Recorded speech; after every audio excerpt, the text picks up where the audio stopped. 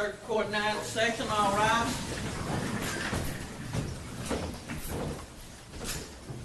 All right, good morning, everyone. You be seated, please.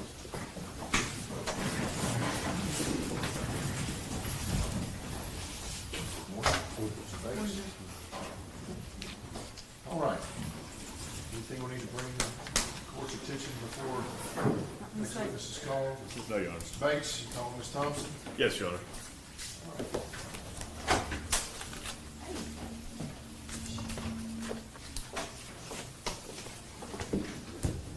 Now, we'll stand right there and be sworn. Here's your start. Do you swear or affirm the testimony you give will be the truth, the whole truth, and nothing but the truth, so help you God? I do. Please have a seat, ma'am.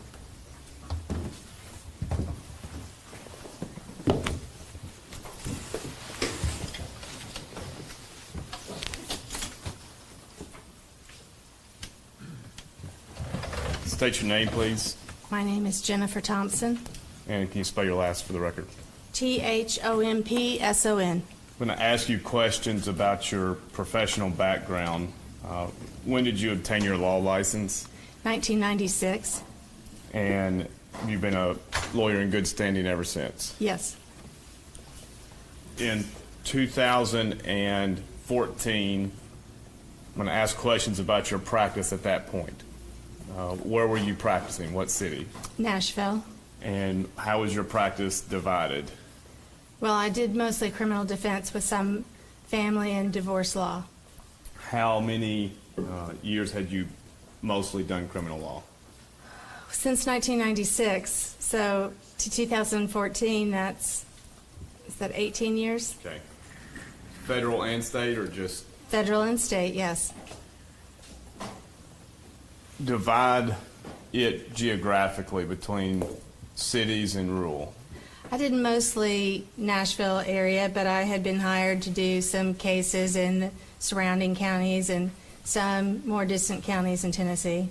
Had you ever had a felon case in West Tennessee? No. How many murder cases had you had? I don't know. Many. Okay. Death penalty? This is my first death penalty case. Okay.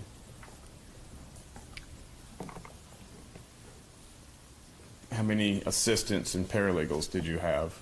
At that time, I had one assistant, a paralegal. Okay. Did you have any more assistants through the case of representing Zach Adams? She was the only assistant that I employed. Okay. Describe the process of being retained by Zach Adams. Well, I was on the board of directors for the National Association of Criminal Defense Lawyers at the time. Was very dedicated to defense and indigent defense. And so I had been going to the national meetings for the National Association of Criminal Defense Lawyers, NACDL, I'll call it. And I had got a call from a cousin of Zach's in Atlanta, and she had gotten my name from an attorney in that organization as someone in Middle Tennessee that did criminal cases. How soon in the process was this? It was after Zach was arrested, but before there had been any court. Okay. And did you charge a fee? Yes, I did. Was he in general sessions case or in circuit court? No, it had been indicted. It was a direct presentment Okay. indictment. What fee did you charge? $50,000. Was that a flat fee? It was a flat fee. Okay. And you were paid that? Yes. At some point you became appointed. Yes. And how does that process work? I think it was about a year in, and I had done work. I had done enough work where if I had been billing at an hourly rate, I would have run through the retainer. And Jim Simmons had already been appointed, and I think that somebody told the judge they needed to appoint me in order for me to keep making a living while I was doing the case. When you charged the $50,000 flat fee, did you have any idea how voluminous discovery would be? I had no idea. Had you charged a fee that much in your past? Yes. When you were retained, was it a death penalty case? No, it wasn't a death penalty case. When it became a death penalty case, were you appointed or still on the flat fee representation? I was appointed, I guess. Maybe Okay. that's what it was. It became a death penalty case about a year after, in May. I think it's May of 2015 that it became a death penalty case. And that's when I think I got appointed. When you came on,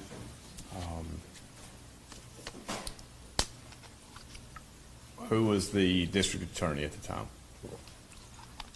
Hansel McAdams Then you were present, and Beth Boswell. you were on the case during the time Matt Stowe was. Yes, so that was a complete crazy happening. Then General Wyrick's office, ADA Nichols and Hagerman prosecuted till the end. Yes. All right. I think that was in the fall of 2014. Take the court through your initial work after being retained in Zach's case. Well, it kept saying that they were going to get me discovery, and they kept saying, we're going to get you discovery, we've got the discovery, we're going to get it. And so I was retained, I guess, in late February, early March Of what year? of 2014. And so then the district attorney, Beth Boswell mostly, said that they were going to have DNA evidence because they had searched Zach's house and they had done all this testing on things. And she said, we're waiting for the DNA evidence. We're going to have DNA evidence. And so that's when I got Jim Simmons to come on board as co-counsel. Jim Simmons does a lot of death penalty cases, and he is excellent at getting a guilty plea out of a case that normally might go to trial and be tried to end.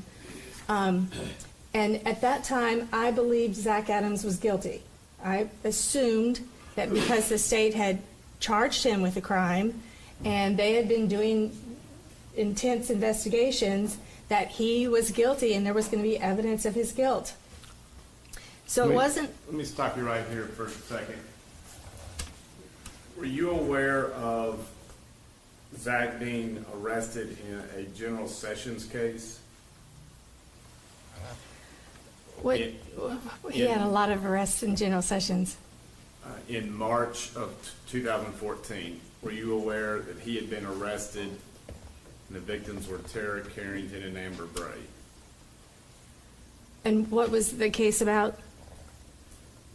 Statements they made. Valerie Trout was the affiant And he was arrested for assault?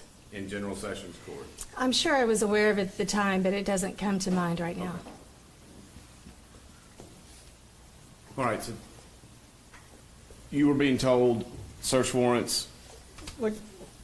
There was going to be DNA evidence. But it wasn't until the fall, after Matt Stowe had come on board, that I think it was after Matt Stowe came on board, that they gave me a hard drive. It was a 4 terabyte hard drive full of discovery, and they just handed it to me, and it was a mess. It had 4 files in it, file folders, and they didn't describe anything. It said binder 1, and then had massive PDF files in binder 1. And I think the binders went up to 10 or 12. It had audio tapes and videotapes. I didn't know whose voices these people were. I didn't know who was talking. I didn't know who was being interviewed. A lot of them were interviews that the Bobo family had done. And so I was lost. So for the first 6 months or so, I was lost in the case because there was they didn't give me the IRs, or they gave me some IRs, but they were mixed in. So there was no narrative that said, this is what happened. Someone came into the yard and took Holly from the carport. There was nothing like that. And I had to figure out, these binders were binders that the TBI had, and they had just scanned them from page 1 to page 500. I guess they were huge binders, page 500, and just scanned them in straight. No naming or labeling what things were, what reports were. And so for the first 6 months, I was lost and didn't even know what had happened. And so I just slowly was eating my way through all this discovery.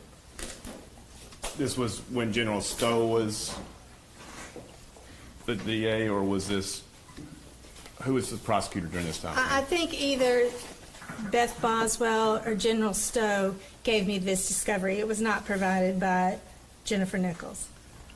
When Mr. Simmons came on board, was there a division of assignments initially?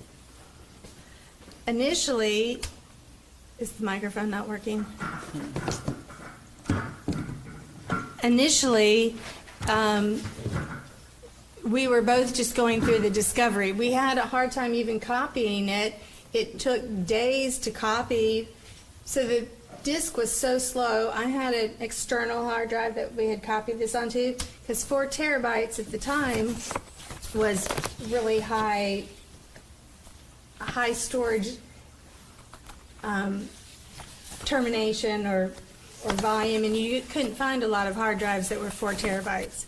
So I had gotten one disk that was 4 terabytes, but I'd gotten it at like Office Max, and it was really, really slow. So if you tried to search on the word, and a lot of these documents were not OCR'd, meaning they had not been converted from just a picture of the page that it was to searchable text. So you had to go in and read each of these documents. You couldn't do a search, but if I were doing a search on something, it would take minutes for the hard drive to come back. So at that point, I did some research, and I ordered online a special hard drive that was about this big, so it's about 10 inches long and about 8 inches high. It had 4 hard drives in it, and it was 6 terabytes, but it was really fast hard drive. And we hired a computer expert to transfer the disk that I got from the state over onto this Pegasus hard drive. And I'm going to hand you your document, if you can please review. All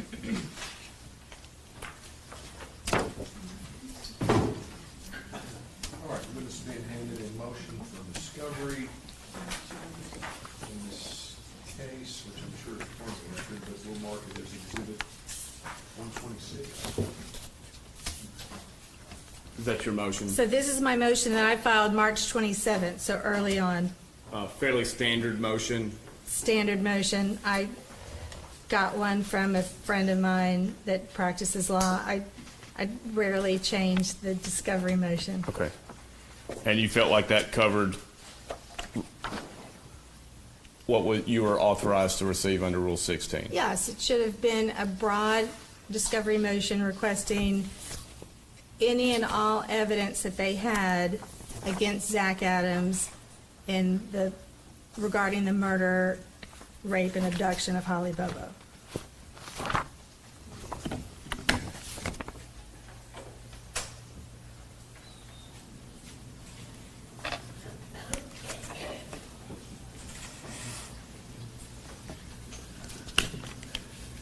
Who were the co-defendants' attorneys? Well, at that time, there were no co-defendants.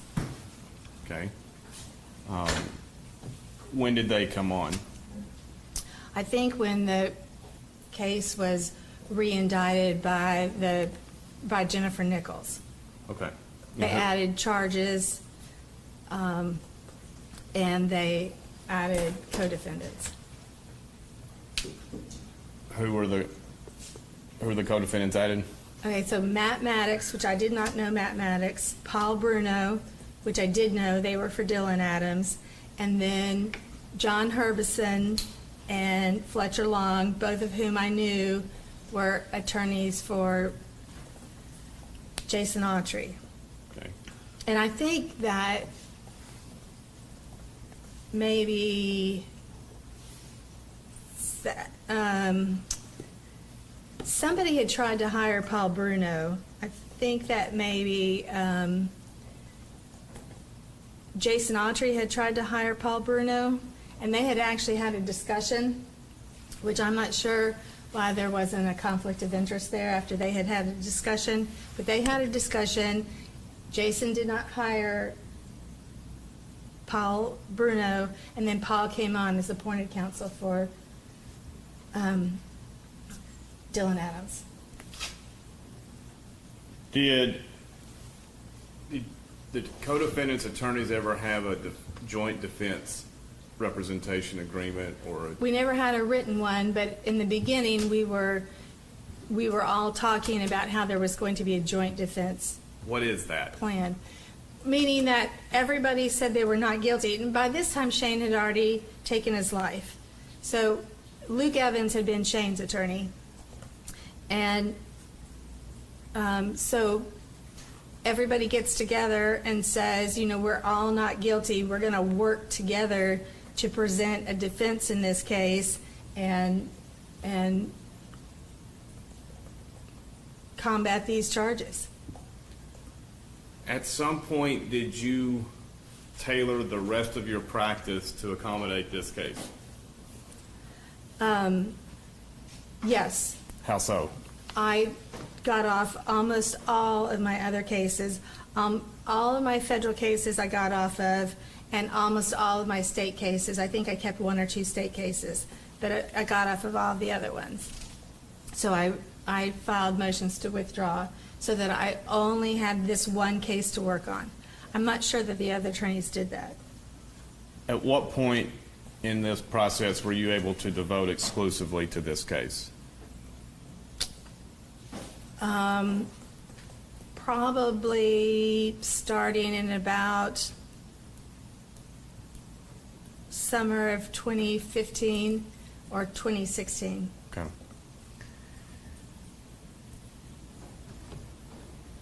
After you got your discovery, what were your thoughts on the case? Well, I just kept looking for the evidence against Zach, and there wasn't any evidence that they had. Zach had talked to people. Zach had made some statements, and there were reports that Zach had made some statements to people that were wild and crazy, like, I'll do you like I did that bitch, but I'll tie you up like I tied up Holly Bobo. But there was no evidence of his involvement. And also at that time, I was not an expert in cell phone records and cell phone towers and which tower was hitting off of which phone. And I studied it, I researched it, and I became a mini expert in cell phone records. Did you understood that there was Terry Dicus and Art Vivros and John Walker?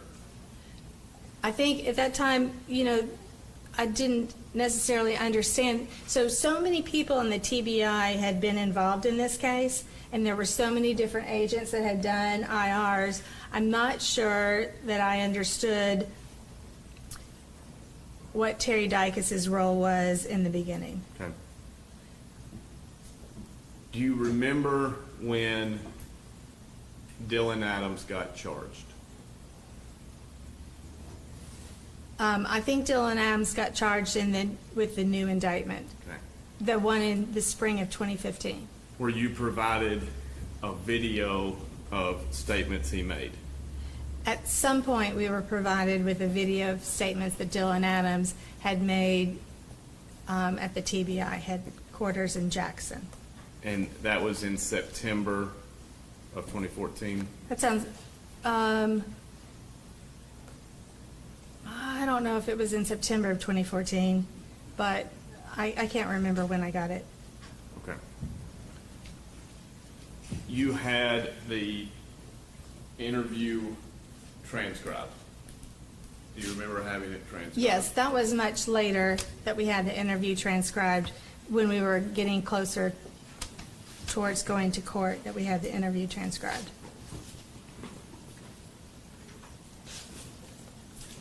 Wow.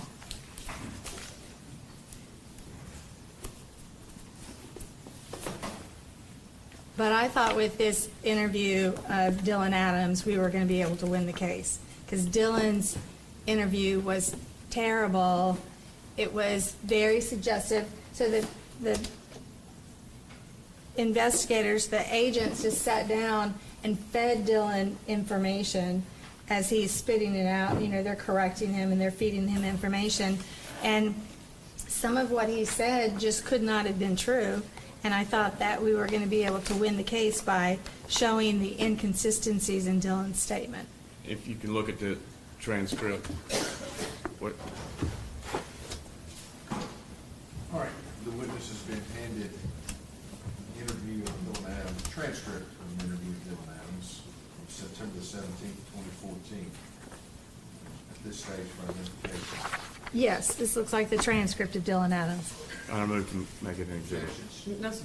Without objections, we make this transcript exhibit 127.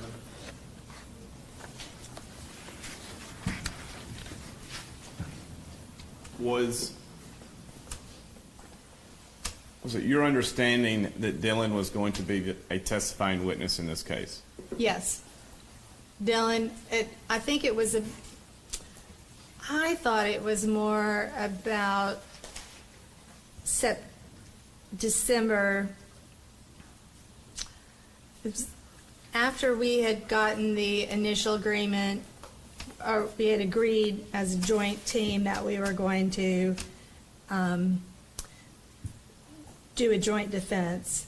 And I remember sitting in the jury room in Decatur County Courthouse discussing this with the other attorneys, because Mike Scholl and Robert Paris were from Memphis. All right, let's pause here, introduce those to the court. When did they come involved? They became involved in spring of 2015, I think. Okay. Why did they come into the picture? Well, Fletcher Long had been tried for crimes and had lost his law license in Clarksville. And I think John Herbison had also lost his law license. And so we had two disbarred attorneys, or if they weren't disbarred, they were on probation and suspended. And so they couldn't represent Dylan. So we had Paul Bruno and Matt Maddox come on that spring. At the same time, they appointed Jason Autry attorneys that were Robert Paris and Mike Scholl. Had you ever worked with either Mr. Scholl or Mr. Paris? No, I did not know them. Was it the still undefined defense agreement when they came on? So Jim Simmons is a very quiet man. He's very subdued and quiet. Mike Scholl is very outspoken, and he's like, every time we would have a court hearing, he would go out and give a press conference. I didn't speak to the press at this time before all the time it was going through trial. I refused to speak to the press. But Mike Scholl would go out and give statements. And so Mike and everybody was like, yes, we're going to all do a joint defense agreement. And then at some point, Paul Bruno and Matt Maddox kind of began to pull away. Even though we were going to do a joint defense agreement, we weren't having a lot of meetings, like team meetings and stuff that you would think that we would have. We were having I don't remember having any team meetings with them where we got down and said, okay, let's look at this discovery. What did you think about this report? What did you think about this report? So we never had any of those type meetings. It was just in the jury room at Decatur County Courthouse. By this time, had you gone to TBI offices to review physical discovery? I think that happened in the spring of, I don't know when that happened. Okay. Matt Maddox and Paul Bruno were still part of the joint defense team when we went to TBI and began to look at the discovery. By this time, I had looked through the evidence enough to recognize that Terry Britt was a really good suspect in this case and seemed like the person that had committed the crime. And so when we went to go look at the discovery, I already had Terry Britt as an alternate defendant in this case. Did the other attorneys curtail their practice? I don't think so. And what was your rate of pay that you billed? I don't know, $60 an hour maybe. I was second chair, and second chair gets paid less than first chair on death penalty cases at the time. And so I think maybe I was making $60 an hour. It was much lower than what I normally would charge. Are you able to bill your assistant's work as well? No. You brought on private detectives. Yes. Well, do you want to talk more about the viewing of the evidence at TBI? We'll come back to it. Okay. Who did you hire for a background investigator? Well, at first, Jim Simmons hired Danny Mulligan, and I think it's Brian Smith, to work on the case. Because Danny, I knew Danny, I'd known Danny for years. He'd worked on other cases for me. Danny and Jim were very close, and Jim always hired Danny. Jim did a lot of death penalty cases, and he always hired Danny to do death penalty, his investigations. Okay. All right, let's go to the TBI physical evidence meetings. Okay. How did they go? It went very badly. So at this point, there were 500 items to view, and I don't know how many of them were about 500 items to view, and I don't know how many of them were at the TBI headquarters, but I, at this time, believing Zach was not guilty, because the evidence didn't show that Zach was guilty. The evidence was showing me that Terry Britt was guilty. And so at that time, I wanted to go in and see all the evidence. I really felt, I was a very enthusiastic attorney, and I really believed that we needed to look at every piece of evidence in a case before you try it. And that was just a given. And the other attorneys did not want to look at every piece of evidence. And Jennifer Nichols, who I think is very astute at figuring out dynamics between teams, Jennifer Nichols insisted that we start with number 1 and go with item number 1 all the way through item 500, and we go in number order. And we were all supposed to look at this. Well, the other 2 teams were getting irritated and frustrated with me. They actually took me, like I'm the child, they took me into one of the other TBI lab rooms, because we were in a giant room bigger than this courtroom with all the physical evidence. So they took me into another room and said, Jennifer, what are you doing? Why are you looking at all this evidence? This is a waste of our time. And I said, no, I want to see every piece of evidence. And they were like, why do we have to sit here and do this? So they were trying to tell me, so this case involved a lot of people trying to tell me how I should do the case and how attorneys would do the case. And it was against what I believed a good defense attorney would do. You complained about this to Judge McGinley at a Well, motion. first I complained to Jennifer Nichols. How'd I that said, go? guys, pick out the items that you would like to look at, and then we'll look at those first, and then you all can go, and I'll stay here for the rest of the week and look at all the 500 items. And Jennifer Nichols said, no, we have to go in number order. And I never had a case where the DA stood over you and looked at the evidence while you looked at the evidence. And she was standing there right next to us. So if I said I wanted to see a pair of pants with a stain on them, then she knows that I think that that's important. So the other reason to not single out different items is because then the DA is going to get a hint as to what you think is important in the case and what you want to look at. So she said no, so we sit there and painfully go through, and the other teams are getting frustrated with me. Can you approximate when in relation to Jason Autry's proffer? This is well before Jason Autry's proffer. Okay. And well before, and this is before Dylan is going to testify and be a testifying witness for the state. Okay, when was Dylan going to be a testifying witness for the state? I don't remember when that happened, but when we were at TBI, we were all still supposed to be on a joint defense. I see. I say it in quotes because we really weren't working jointly. Did you present your problems of discovery to Judge McGinley? Yes, I went to court and presented the problems to Judge McGinley. How'd that motion go? Judge McGinley blew it off and said, well, they have a right to be there. They can be there while you look at the evidence. You know, usually there's a neutral person, somebody from a law enforcement agency that's making sure that you don't spit on the evidence and put your own DNA in it, mess up the evidence, but somebody that's neutral and that is not going to go back and report what you're doing to the other side. Judge McGinley poo-pooed my complaint. Did the defense attorneys take up for you? No. Did they? All right.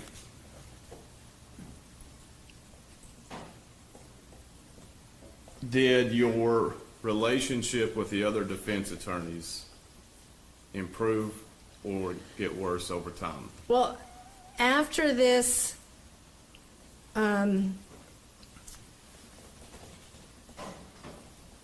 viewing of the evidence, and I've talked with the mitigation expert that we had hired on, a mitigation expert at this point. Who was that? Oh, now I can't remember her last name. Lee. You want to remind me? If the witness could be passed Exhibit 34, she could maybe just keep her binder because she might refer to others. You just trying to recall his name? We're going to Her go through the name. memo also, Your Honor. Well, we included this. You said You 34? are through with the transcript? Yes, Your Honor. I wish they handed Exhibit 34, you said, right, Mr. Smith? Yes, Your Honor.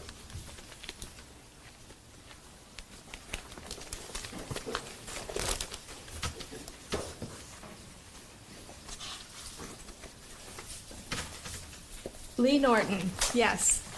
Lee Norton was a mitigating specialist psychologist that Jim always used in his death penalty cases. And Lee gave me some advice that I really held on to throughout this case. First of all, I was complaining to Lee that they didn't stand up, that everyone was attacking me, because when they pulled me aside at the TBI, all the defense attorneys were attacking me. Not so much Matt Maddox and Paul Bruno, but especially Mike Shaw and Robert Paris were treating me like a child and fussing at me for being so picky about everything. And I called Lee Norton, and the first time, this is the first time in all the years that I had practiced law that I really felt that there was sexism going on, that the men in the case were discounting what I had to say and the information I had because I was female. And they were all very masculine, not so much mathematics and Paul Bruno, but Mike Scholl and Robert Parrish were very masculine, man, we're going to do this cowboy type attorneys. Right. As you reflect on your services at this stage in your representation, do you feel you were competent? At this point, I still felt I was competent. You were diligent? I was diligent. I was going to look through every piece of evidence. I was going to make notes and make sure that I knew what it was. And the things that I thought were important, I was trying not to look at extensively. And I was trying to throw them off a little bit by looking at some things that I thought were not important a little longer, just so that they didn't know what I was interested in. So through 2015 through 2016, in a given week, how many hours would you work on the case? I don't know, a lot, 40? maybe. Okay. I'm not sure I billed 40 hours, but I didn't bill a lot of the time that I worked on it. At this point, had you talked with Zach much? I had never talked with Zach much. One of the problems with talking with Zach is Zach he did not commit this crime. And he didn't have any information. You know, usually your client's done something and you'll say, well, tell me what happened. Tell me confidentially what really happened. We're going to sit down and go over this. And then you take their side of the story and you look at the evidence to try to see what proves or disproves this. But Zach didn't do this, and he didn't know anything about this. And so he didn't have much to provide. All right, let's stop here. And there's two types of criminal defense lawyers, those who say, don't tell me anything, or tell me what really happened. Is that a fair? Sure. Which one are you? Don't tell me anything. So usually it's don't tell me anything, because when you get in there and you're talking to your client initially, the first few times, the client will say, oh, I didn't do this, I didn't do this. So now they've told you a lie that's between you and the client.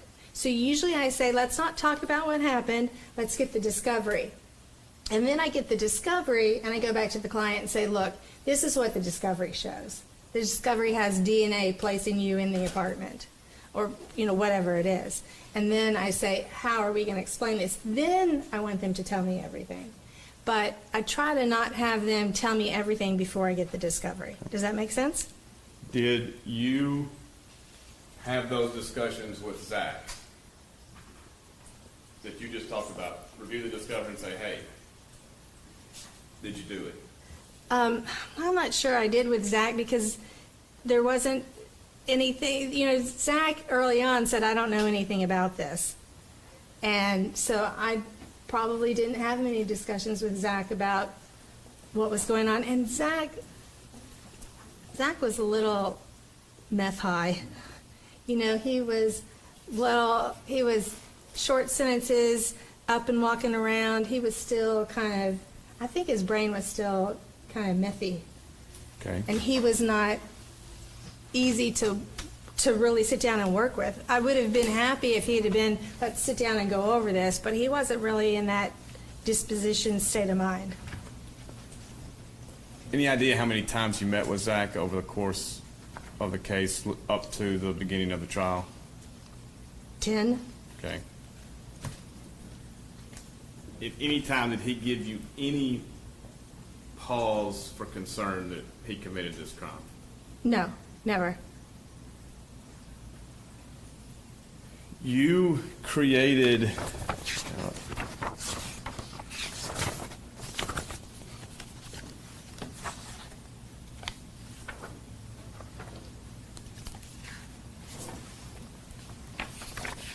or received list of digital evidence.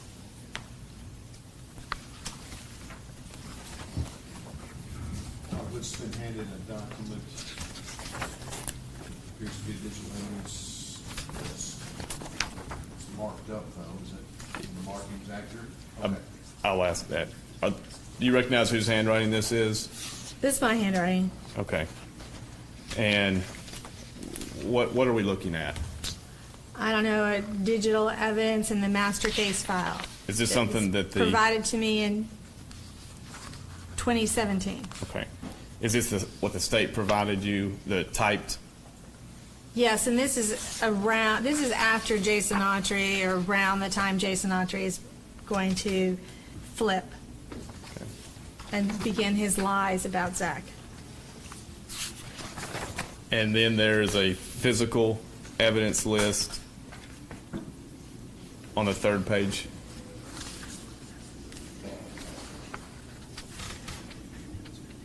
Yes. What is that? This is a list of evidence that we got showing what was where and saying where it was being kept. A lot of this evidence was being kept in West Tennessee, but they brought many, many pieces to Middle Tennessee for us to review. Okay. It's my memory. And the handwriting throughout on that document? It is not all my handwriting. Do you know whose else handwriting it is? It might have been Jim's daughter's handwriting. So my handwriting down at the bottom where it says Kevin, that's my handwriting. My handwriting is not at the top where it says Nash office, 6/15/16. So this must be when we went to go view the evidence at the TBI lab. All right. So 2 years in. Are you, And Simmons, I think that's Simmons' handwriting right there where it says Simmons on the page. and are you confident these are documents that were prepared or worked with in your course of your work representing Mr. Adams? Yes. Your Honor, I move to enter them as the next numbered exhibit. Yes. All right. We're at 128, correct? All right. Ms. Bates, the witness was handed Exhibit 34, and then we never, We're going to go to that now. so we have 34. All right, we're at 128.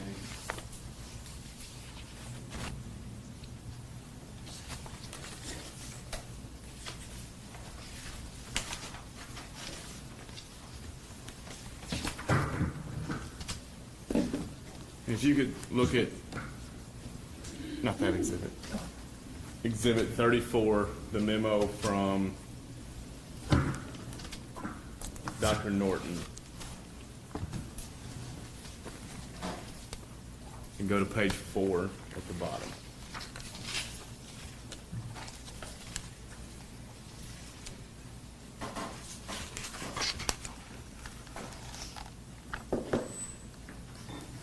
Where it says ATM.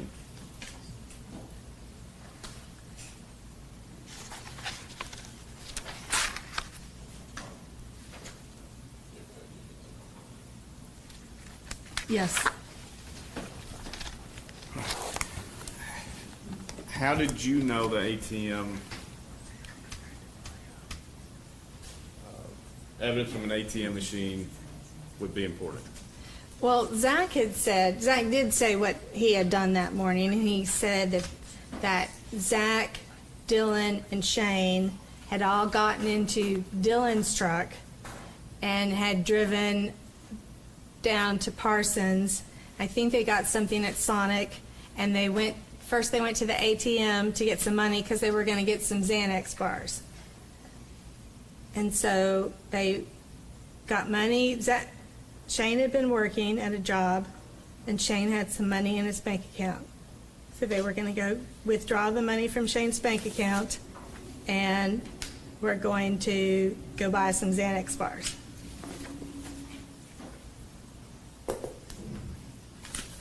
So I knew that this video was going to be very, very important.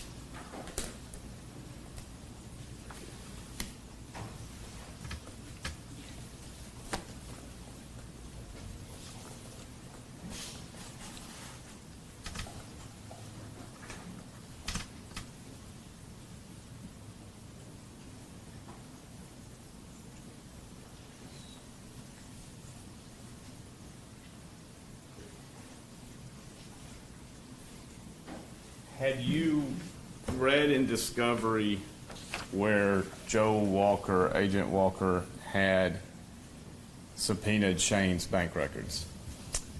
I'm sure I had. Do you remember going over that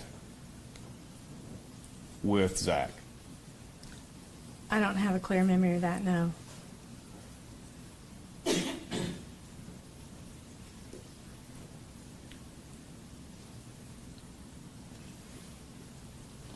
Do you remember issuing a subpoena to CB&S Bank?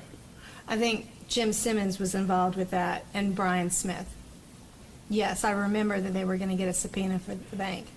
And what came of it? Well, my memory is that the bank had changed ownership, and that when they had done the transition to the new owners, that they had the day that the money was withdrawn, but they didn't have the time of day. And so that information had been lost.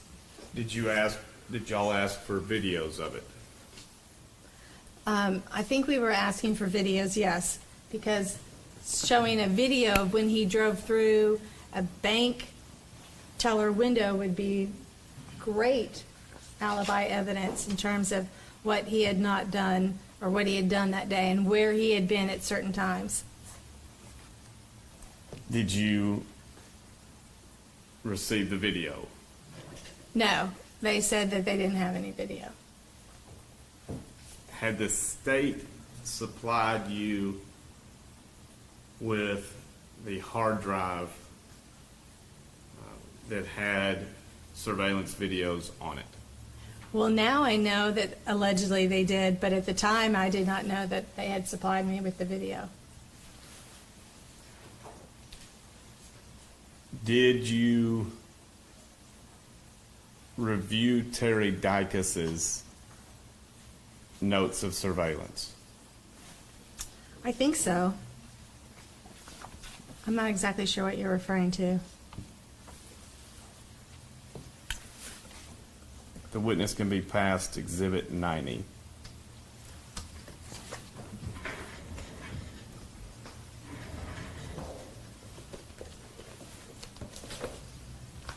Mr. Bates, just for a little clarification, I may have heard this name before. I believe the witness testified that Jim Simmons and Brian Smith were involved in something. I can clarify. Who's Brian Smith? Oh, I was gonna say, do I have his name wrong? So Danny Mulligan had a team that he was employing, and it included Brian Smith was one of the investigators. Okay. And is his name right?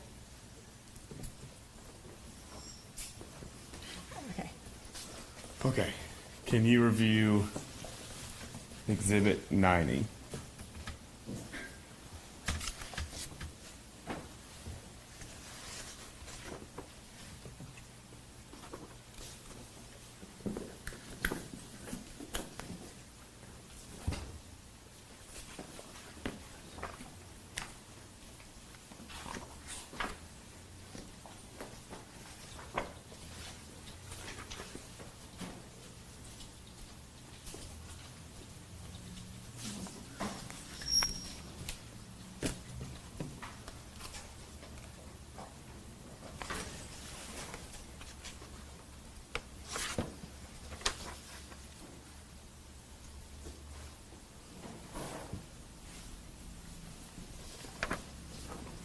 Yes, I see Exhibit 90. And do you remember seeing that in your work? I don't remember it. Okay. If you can now go to Exhibit 23.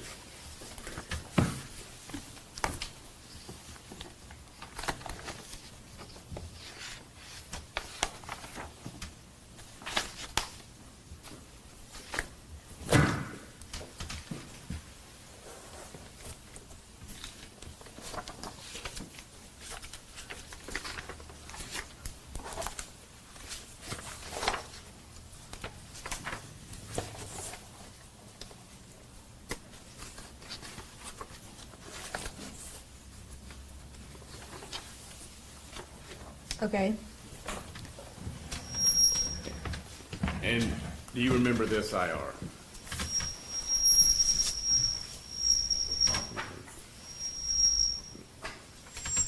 Ms. Thompson, do you have a cell phone on? Do you have a cell phone on possibly that's causing that? I think it was because I was too close to it. Okay.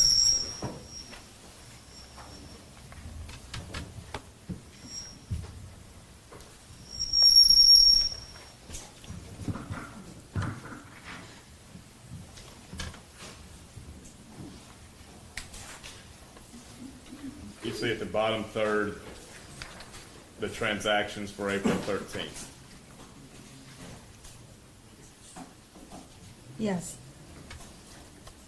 Transactions for April 13th were as follows: $120 from the ATM at Community South Bank, $22 from Shell Service and Holiday, $10 from MAPCO in Parsons, $9.84 Shell Station in Parsons, $6.78 from Sonic in Parsons. A check of video recordings from the date is to be done when a player is obtained for the MAPCO and a BP video from 641. The other places were not covered by our videos. Yes. Do you remember seeing this? I don't have a specific memory of it, but it sounds familiar. Do you think this is important? This is very important. Why? Well, I mean, it's got some potential alibi evidence for Zach. He doesn't list the times here, but I think it's important that he's saying that what Zach said had happened was being backed up by this IR. Do you, on the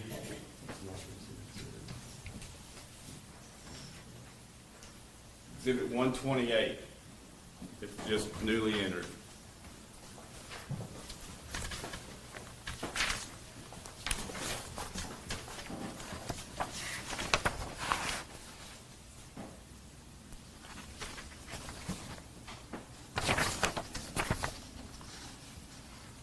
Can you find any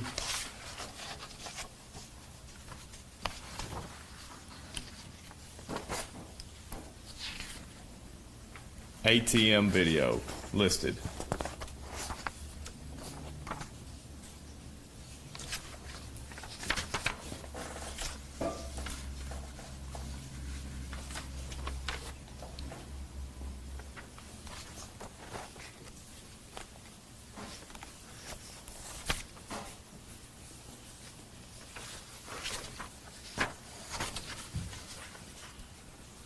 No, I don't see anything that says ATM video.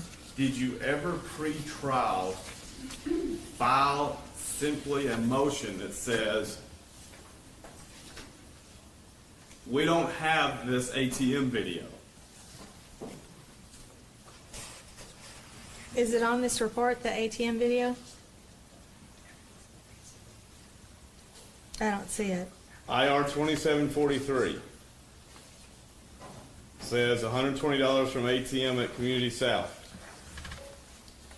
Says the other places were not covered by our videos. How do you interpret that? That there's no video.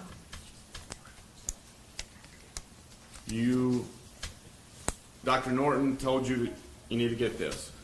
Yes. Did you ever bring it to the court's attention by just a simple motion to compel or bring the bank in to compel them to look a little harder? No. Why not? I don't know. It was very important. It's the best you can do is say, I don't know. Yes. I don't know why not. I guess I thought that it didn't exist. And I thought that we had searched, we had done due diligence. I thought we had done due diligence and it didn't exist.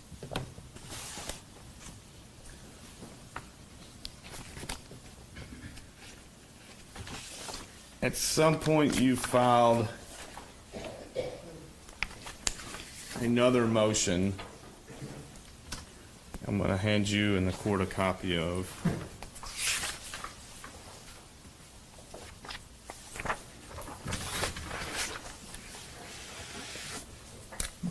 All right, this is in the record, we'll mark it as exhibit 129. It's a motion requesting the court to find certified. And can you review this motion?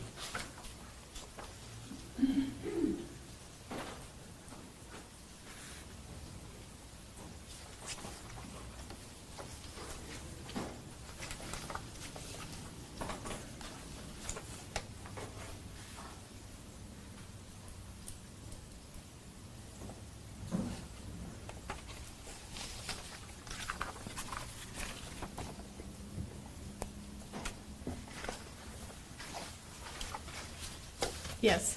All right, and can you go to page 3 of 9?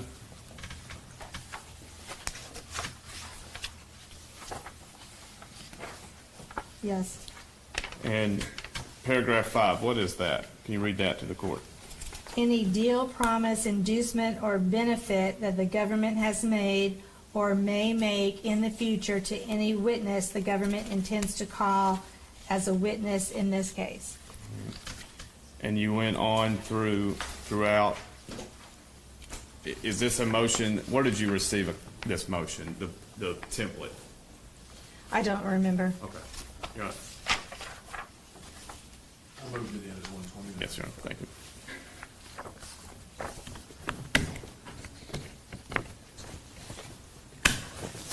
you. You were present in the fall of 2016 when there was a series of motions before the court. Do you remember that? Yes. And there was a motion to continue by Mr. Scholl. Yes. Do you remember what all motions you had before the court? I don't remember. Do you remember when trial was scheduled to start? Easter? Okay. And what was your takeaway from that motion hearing? Well, I think the judge was very negative about everything that we wanted. I think that I just got the feeling that the judge wasn't going to rule in our favor on things. At some point, you attempted to bring in Luke Evans. Yes, When was that? that was in February, I think, of 2017. Okay. That was very disheartening. What took place in between the motion hearing in the fall of 2016 and February of 2017? Well, Jason then had flipped and had made up this whole story about he was with Zach when Zach shot Holly Bobo.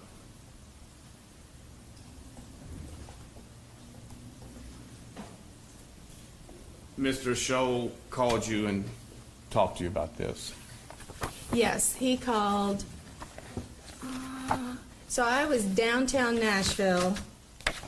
They were having the little rally downtown Nashville for women. And I was in downtown Nashville with my family and my phone. And I got a call, I think I got a call from Jim Simmons. But then Jim, I can't remember how it went, if we did a three-way call, but I was in a Jack's Barbecue down on 2nd Avenue, and I went outside upstairs to a balcony. It was cold, and I went out to the balcony to try to get some quiet so I could hear what they were saying. And Mr. Scholl told you what? That Jason was going to flip. And did he outline? He basically outlined the story. Now let's put a pin right here. At this point in your representation of Mr. Adams, do you believe you are providing constitutionally effective counsel? At this point, yes, but my heart sunk. Okay. Why did your heart sink? Well, because Dylan had already flipped, Jason was going to flip, and these guys were innocent. I just didn't understand why 3 guys or 2 other co-defendants that were innocent and had not committed this crime would flip to say that they did and put themselves somehow in this. It just stirred me to no end. It disturbed me to no end that his attorneys were having him do this. I felt at this point, that the other attorneys did not really know the case. I had quit doing other work, and I was doing this case only and was super absorbed in this case. I came down to Decatur County. I drove the roads that were in maps. I drove different roads. I went by different people's houses. I studied everything. I had been down here trying to get to know some of the people. I'd been involved with the family. I had completely immersed myself in this case. And the other attorneys were still doing other cases and weren't reading the evidence. They kept saying, well, why? I mean, he's guilty. Why doesn't he just plead? And they put in tremendous pressure on me to get Zach to plead guilty. I've never in my life had so much pressure put on me by other attorneys in the defense to have my client plead. This was the worst case that I've ever done, the most pressure that I had ever been under, and it was horrible. But I knew that Zach Adams did not kill that woman. He did not kidnap her, and he did not rape her. And I was going to stay in the case regardless of how they treated me, because I knew that justice needed to come forward. You were in court in Let me ask you a question. You just asked a question of the witness. At this stage, were you providing effective assistance of counsel in essence? Are you alleging that prior to this stage that she was not? No. So from here forward is your IAC claim. From Mr. Autry's proffer and the telephone call from Simmons and Scholl informing Ms. Thompson of the same. Well, let me clarify. There are points prior to this that lead up to trial that are ineffective, as alleged. I'll let you point those out closely.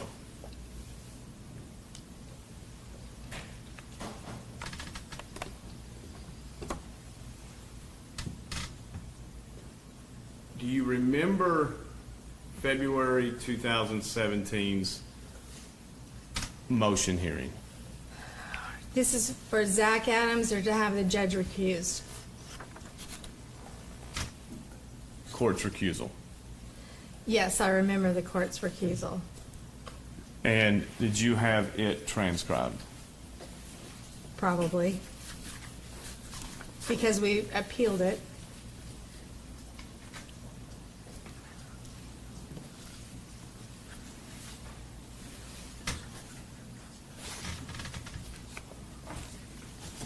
All right, the witness has been handed a transcript. I'll let you go in this one. We'll mark it as Exhibit 130, though. There won't be objection to this transcript.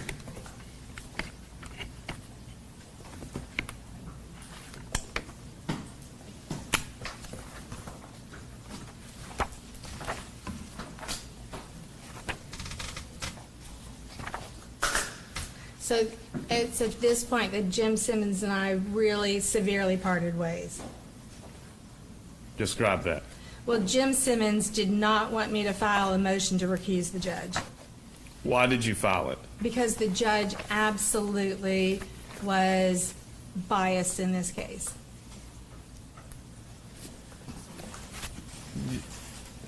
How is the judge treating you?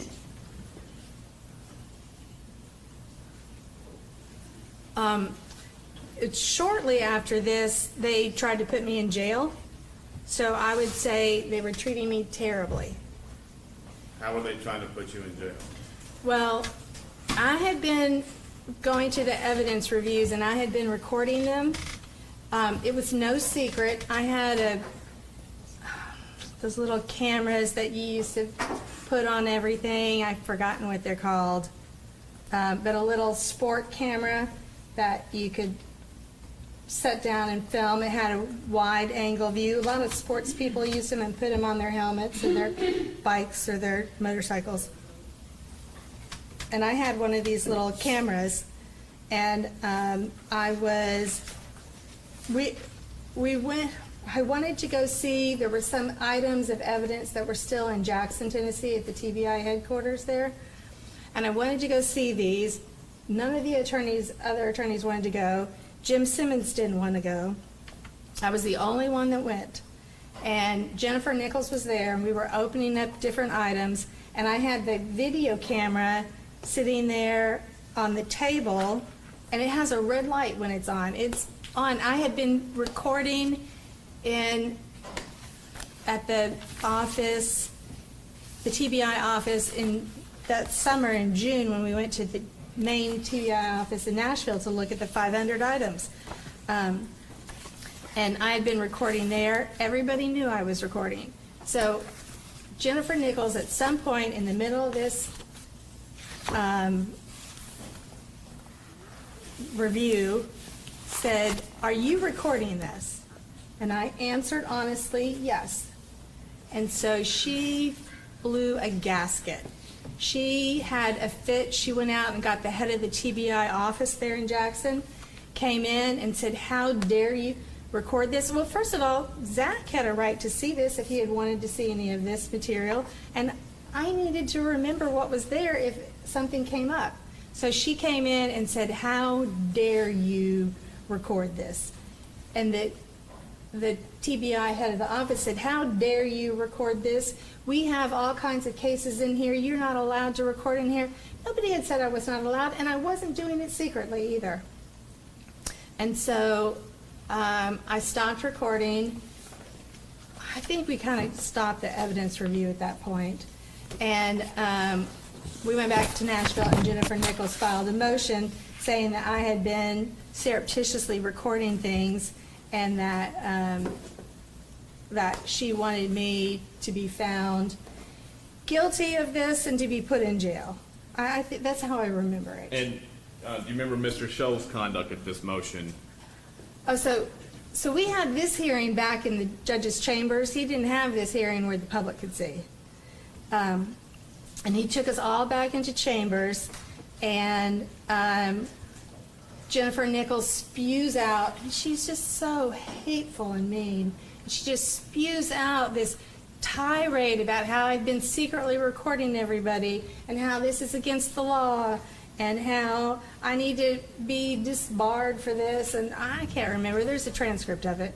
But she's just pouring out this poison. And Mike Scholl and Robert Parrish got really, really upset. And they began to say, Judge, they began to say, "Well, were you recording me? Did you record me?" And Jim Simmons took a step away from me. He was standing next to me. We were all standing up. He was standing next to me, and he took a step away from me and said, "Your Honor, if they're trying to put her in jail, I think she needs counsel." Nobody ever said it's legal. It is legal. What I did was legal. Did you ask them to point to the rule of professional conduct that says you can't record evidence to show your client a death penalty case? Did you say? You know, at this point, I was so beaten down. Now I'm getting beaten down. I was so beaten down. Can you help the court with the timing of this? Well, this is after Jason has flipped, and the case is going to go to trial. Right now we still have an Easter deadline for trial, and everybody is turning on me. At this point, Jim Simmons and I are not working together at all. We are not communicating hardly, and we're not working together. I'm going to ask you some personal questions now about your mental health. Yes, my mental health was declining. When did it start to turn? Well, it started to turn early on when Jennifer Nichols came into the case. Jennifer Nichols is just so aggressive. Usually, even in criminal cases, I can be in the worst criminal case, but you talk to the DAs and they're polite to you outside of court. They're nice to you. You have nice chats, and nobody takes it personally. Jennifer Nichols was hateful to me at all times. And so I had gone to a doctor and said, you know, it's really bothering me. I'm really getting depressed because this case is bothering me. First of all, the TBI had been coercing witnesses, I think. And the state had been doing all kinds of wrong things. I've never in my life had a case where if I put my mind to it and I worked really hard, that I couldn't get a good outcome. And in this case, where I knew the facts were on my side, I could not get a good outcome. And I worked harder and harder and harder, and it just got worse and worse and worse. How was your mental health? I was suffering from depression, and I got some antidepressants, and they weren't enough, and I went back and I got more antidepressants. Now, I was having some anxiety also, but I never got anxiety medication because it can decrease your mental acuity, and I didn't want anything that was going to interfere with my mental acuity. When was this?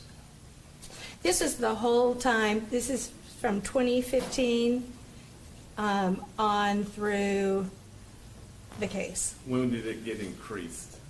It increased every time I saw the doctor. At some point, I was taking Zoloft and Wellbutrin, and I was taking so much Zoloft and Wellbutrin, it was over the FDA recommended dosage. Did you ever tell Zach, my mental health is declining? No, I'd never told him my mental health was declining. Do you agree he was entitled to that information? Probably. Did you tell the court? No. Did you consider withdrawing at, say, when Jason Autry changed his proffer, or provided his proffer, January 2017? I think the real turning point was when the judge didn't let Luke Evans be an attorney. When was that? That was in February, perhaps, of 2017, after Jason had turned. Luke Evans had from the Board of Professional Responsibility an all clear. They said it is not a conflict for you to represent Zach Adams, that Shane Austin had died, that there was nothing further that the state could do against Shane Austin, and there was no way that anything that Luke did in Zach Adams' case was going to affect Shane Austin's criminal outcome. And so they said, you may represent Zach Adams. Why did you ask to bring Luke Evans? Because Luke Evans is a dynamite attorney. He was like me. He fights for everything. He fights for innocence, and he was going to fight this case and make it he was going to help me win this case. And there was a turning point for the judge, because the judge had been saying, I've talked with the AOC, we're going to get you a third attorney, because we had two attorneys. Simmons wasn't doing any work on the guilt-innocence part. He was only doing the mitigation work at that point. I was the only one doing the guilt-innocence. That had not been my choice, but that is something he decided he would do, that it would give the jury more credibility. He would be more credible if he didn't take part in a guilt-innocence trial. And so the state had 4 attorneys that were working on it. And so Creed McGinley had said, the AOC is going to let you have another attorney. This is an extraordinary case. It's out of the ordinary. It's like no other. It's the biggest investigation in TBI history. It has so much information, and we're going to let you have a third attorney. And Creed McGinley had said this to me. And then I brought on Jennifer Nichols, and we had a telephone call. I usually recorded my telephone calls with my recording pen. I had a very nice, I still do have it, pen that will record as you write down. As you write things, it'll record what's being said. And so I almost always turned it on during telephone conferences with the judge, but I didn't on this occasion. And but my assistant, it was a call-in, it was a large conference call, and I was in West Tennessee at a Cracker Barrel with Luke Evans and an investigator or two, one or two investigators. And we'd eaten breakfast, and then the judge said he wanted to have a conference call. And we went out, and the judge said something to the effect of, well, I talked with Jennifer Nichols about this. And so right then, I knew something was wrong. He had been talking to Jennifer Nichols about this, and what they had decided is that Luke Evans, if he came onto this team, this case was never going to settle. I fully believe that she said, if you bring Luke Objection, Evans Your on. Honor, to what Ms. Thompson fully believes might have been said. This is total speculation. This is speculation, Mr. It Baker. is, Your Honor. Objection is sustained. So the judge said, I talked with Jennifer Nichols, and I'm not going to let Luke Evans come on. There's a conflict. And so at that point, we had a big hearing about it, about the conflict. The Board of Professional Responsibility, which is the board that decides whether or not there's a conflict, said there's no conflict. And the judge still refused to let Luke Evans come on to the case. Did you feel you needed another attorney? I needed another attorney. I tried to find other attorneys that would come on to this case and try this case with me. How many other attorneys did you try to find? Multiple. What did you do? I called people that I knew were death penalty qualified, and I called people that I knew were good, hard fighters and could try a case, take a case to trial, try it to the end, and get a good outcome. And so 2 attorneys that I know that I called that spring or that winter, I called Jody Bell, who's an excellent attorney in Nashville, who's just been appointed judge. And I cried on the phone with Jody, and I begged her to please come do this case with me and replace Jim Simmons. Why were you crying? Because I was so exhausted and so worn out from all this. And she said no. She said, Jennifer, I've gotten out of death penalty, and I cannot do another death penalty case. And I called Kim Hottie, who is an excellent attorney in Nashville, and she does excellent work. And I said, will you please come on this case with me? And then I talked to several other attorneys, and I think word got back to Jim that I was talking to attorneys trying to get people to come onto the case. But nobody would come, nobody of quality attorney skills that I thought could really try a case would come onto the case with me.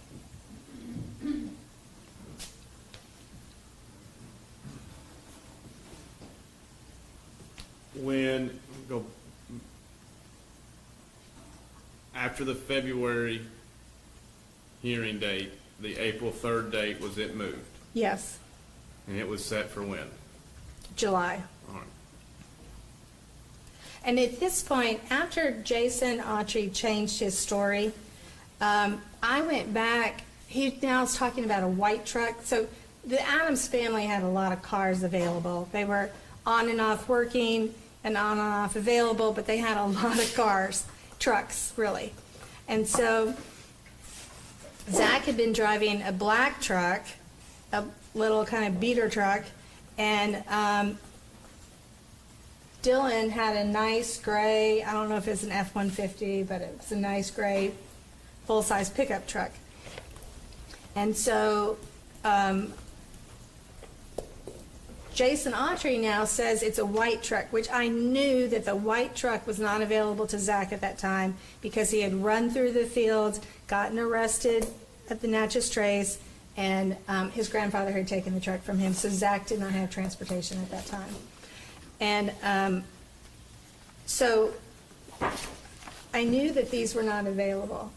And so when Jason Autry says it's a white truck, I start from beginning then. He has a whole new story. Dylan Adams' story was that they raped her at the house and he walked in and they were raping her and they forced him to anally rape her. And Dylan's story was so incredible, it was unbelievable. Jason now has a story that starts at the Tennessee River. Jason has seen the discovery and he has crafted a I'm story. going to object to her speculating about what people have seen. She has absolutely no proof of that. I do have proof of that. Do He you have- testified. I would, The objection is sustained to the way the witness is answering, so I'll let you rephrase or ask some more specific Yes. questions. what makes you say Jason Autry had the discovery? Well, because he was giving Rita Austin and Jimmy Austin he was showing them pieces of his discovery, printed material that he had. How does she know this, John? Is it based on hearsay? Did she witness it? Again, it's speculation. I did research. Still speculation at this stage, Mr. Davis. Objection sustained. Jason Autry testified at trial that he had some of the discovery in his cell. Did you see Mr. Scholl's motion to continue in August of 2016? Yes, I'm sure I did.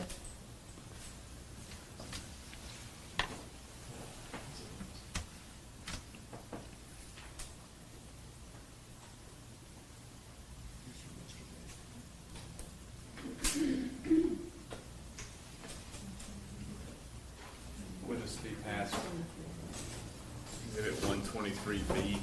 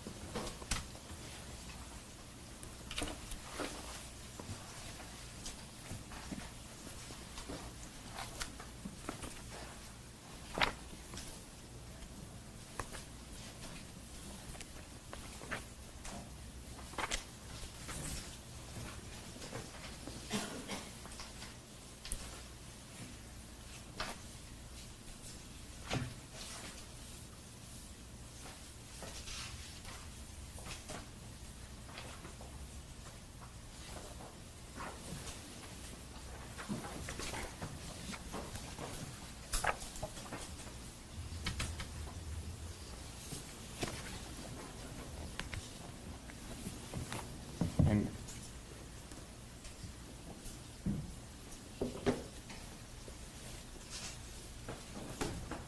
can you review this motion?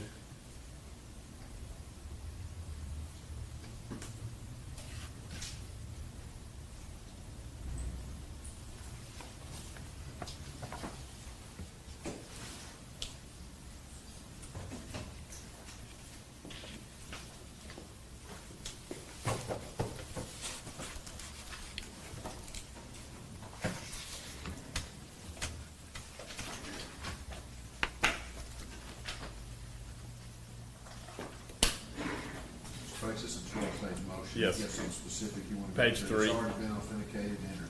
Can you read page 3, Ms. Thompson?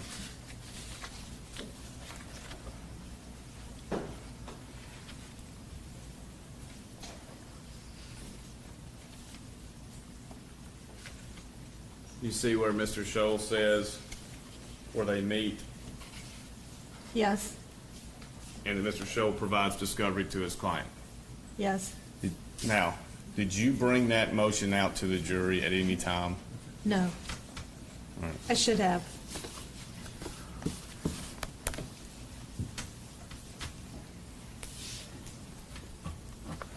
after Mr. Autry's plea, and you said that you were talking about the truck, the white truck. The white truck. You then received in discovery a recorded conversation between Brent Booth and Victor Dinsmore. Much later. Okay. And you had it transcribed. Yes, Why did you have it transcribed? because it was so significant. What made it significant in your opinion? Brent Booth was absolutely telling Victor Dinsmore how to testify. Victor Dinsmore had denied that the white truck was parked in his garage, his shop. And throughout the interview then, Brent Booth continually says, this is what Jason's going to testify to at trial. And so Victor Dinsmore then changes his story and says, yes, now he remembers it. It was a terrible example. It was a perfect example. Your Honor, I'm going to object to her characterization of what witnesses intended. The jury heard all of this proof, and Ms. Thompson has not been offered as an expert before the Okay, court. you made your objection. Thank you.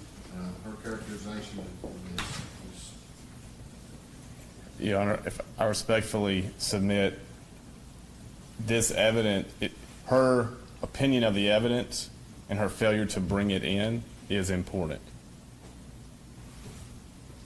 failure to bring it in, I understand. Significance, okay, but not her continued I understand that. characterization of. I understand that. Okay.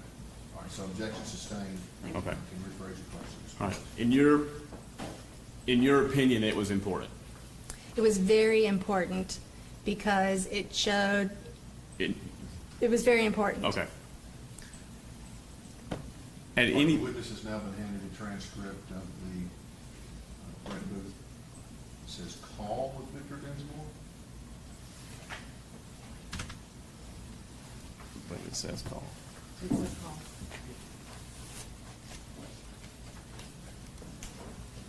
We'll mark for identification at this stage. 31.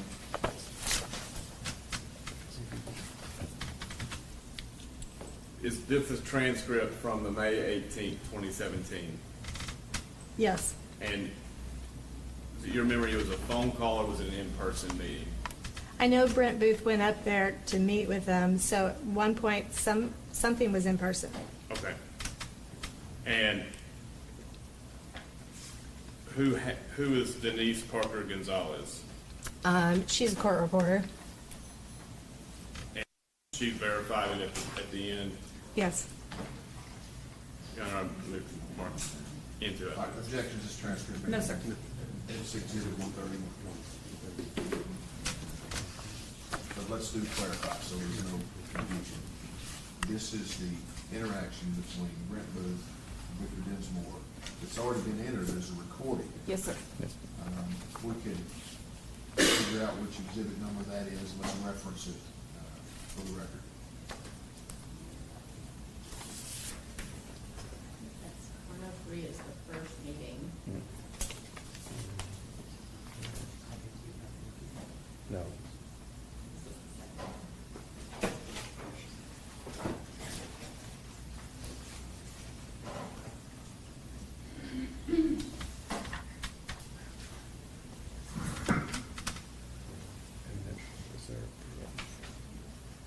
Exhibit 58, Your Honor, is the May 18th recording.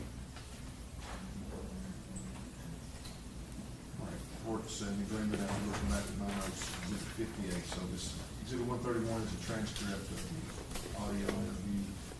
It's marked as Exhibit 58. All right, thank you, Mr. Bates. All right.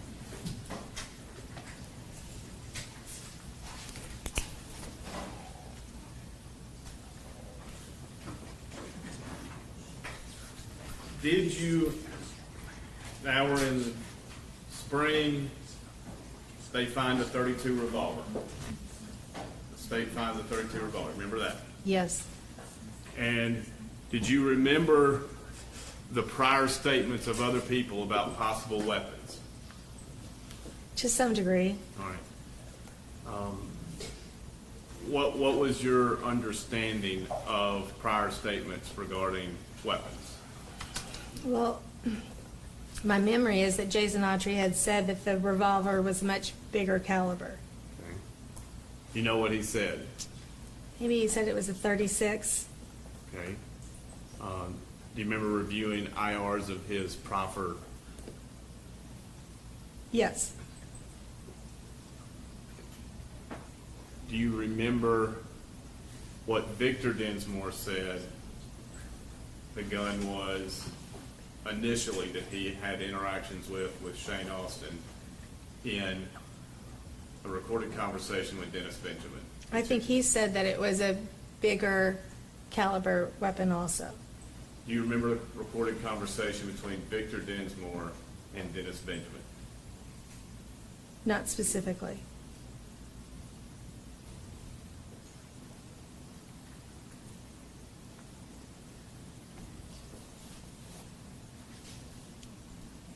Do you remember if Mr. Dinsmore referencing a .32 revolver? No, he didn't reference a 32 revolver. Maybe he said that he had thrown one in a pond. Okay. At some point, I know that Victor Dinsmore said that he had had a 32 revolver that did not shoot, that would not fire right, and so he threw it into a pond at his cousin's house, I think. Do you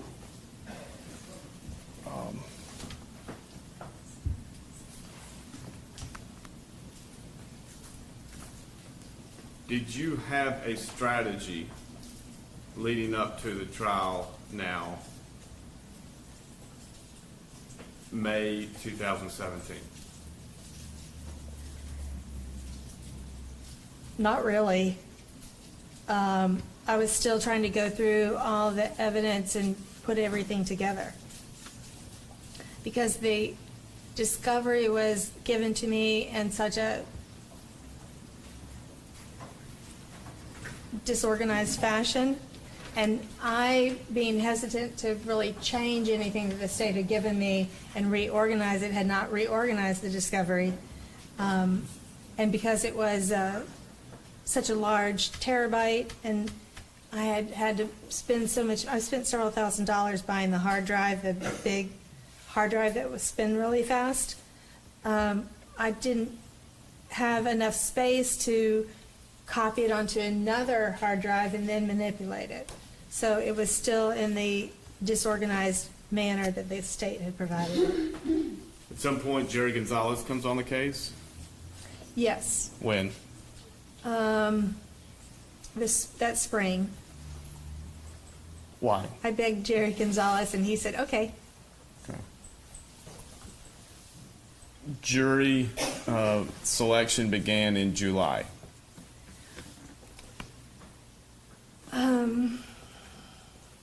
Was it July or April? I can't remember, but jury selection began well before trial. And who performed voir dire? I did most of the voir dire. I did most of the beginning voir dire, and then at some point the judge had yelled at me so much, I refused to get up and do anymore, and I made Jim get up and do it. The judge, one of the witnesses was crying, and I said I'd like the record, one of the potential jurors was crying. She was on the stand, and she was so bothered by the taking of Holly Bobo, she began to cry. And I said, I'd like the record to reflect that the juror is crying. And the judge snapped at me and said, I'm sitting right here next to her. Her voice is cracking. Something like her voice is cracking, but she is not crying. She was crying. And he snapped at me so much, I just at that point, I gave up. And I didn't want to do any more voir dire. How would you assess your mental health at this point? And at one point, Jim Simmons wasn't even there for part of the voir dire. He had another case in another county, and the judge insisted we go on without him. So at some point, Zach had only one attorney present. My mental health was declining. Did you consider withdrawing at this point? I didn't, because I felt that because of the mess with Luke Evans, and Luke being so eager to try the case and to really work on the case tough, I felt that if I withdrew, that the judge was just going to appoint somebody that he knew that was gonna just take this case and plead it out. Because Jim Simmons had tried very hard to get Zach Adams to plead guilty. And he had come to me and said, on one occasion, he said, I've talked with Zach, he's ready to plead guilty. Was Jim working on guilt innocence? No, he was not working on guilt innocence. And did Mr. Simmons file a motion to withdraw? Well, Zach, after that, Zach told him he wanted him to withdraw. And Jim Simmons filed a motion to withdraw under seal where he said something to the effect that he believed the client was guilty and that withdrawing in the case would be detrimental. I couldn't believe that his affidavit said he thought that the client, something about the client's guilt, or that the evidence was overwhelming and that it would be detrimental to the client under the ABA standards to withdraw as attorney of record, something like that. And the judge didn't let him withdraw.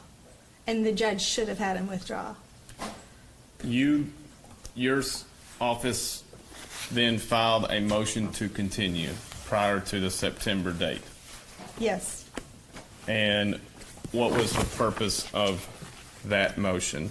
I was not ready to go to trial. The state had given us all the IRs, so I can't remember at what point the state gave us all the IRs, but they'd never given us all the IRs with the materials attached to them. And the state had dumped on me all these hundreds of IRs and the materials attached to them.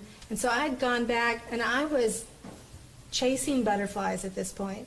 I had gone back and I was reading the IRs. They'd given us a witness list of 200-something witnesses that they said would testify. And these people had names I didn't even recognize. And I could sit down and search in the discovery and not find their names because it was not OCR. And so we were desperately trying to figure out who these witnesses were going to be. So instead of doing my witness prep like I should have done, and sat down and thought about each witness and what I was going to bring in and what evidence I was going to put in, how I was going to get it in, how I was going to cross-examine them, I was out looking at these new materials. They gave us lab reports shortly before trial. So all these materials were fresh to me, and I was desperately trying to digest them. And I've handed you the motion to continue. Is this your motion? It looks like it. And who argued this motion? I don't remember. And you attached the various complaints you had about discovery in an affidavit. It looks like it. Your Honor, I'd like to make this the next numbered exhibit. Objection. No. All right, this is Zachary Adams' motion to continue the trial. Is that August the 8th of 17? Yes, Your Honor. And marked as exhibit 132. And the motion was denied. Yes. Were you ready for the trial? No. I still thought, up until the day of trial, I still thought we were going to ask for another continuance, and I was hoping we were going to be granted an additional continuance. At this time, had you communicated to Zach that you did not feel prepared? No. Did you communicate to him that your mental health was declining? No. Did you communicate to the court there still are these videos of an ATM that nobody has seemed to have found? Probably not, because at that point I thought that the videos didn't exist. They had converted to a new company and that the system had been wiped out.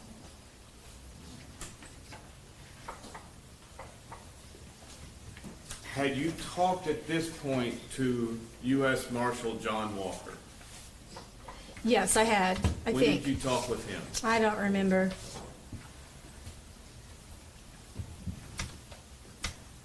Do Do you remember meeting with him during the trial? Yes. Well, I have a vague memory of it. Okay. Had you met with him before trial began? I'm not sure I had met with him before trial began.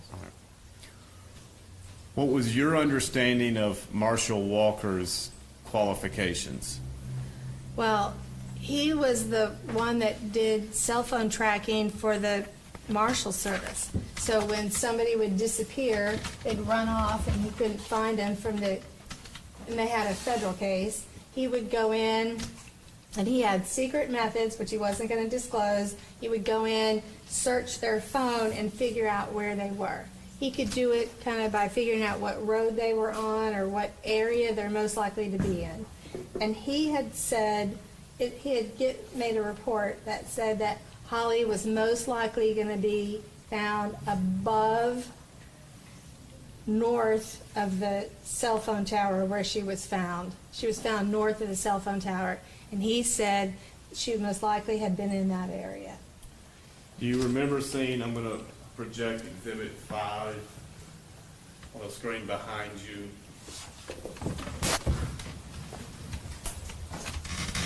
Do you remember seeing this map of John Walker's? I think so. All right. Do you remember discussing it with John Walker before his testimony? I don't have a clear memory of it, no. Were you drinking alcohol when you met with Marshall Walker? I don't think so, but I can't say for sure. Did you drink alcohol the nights after court?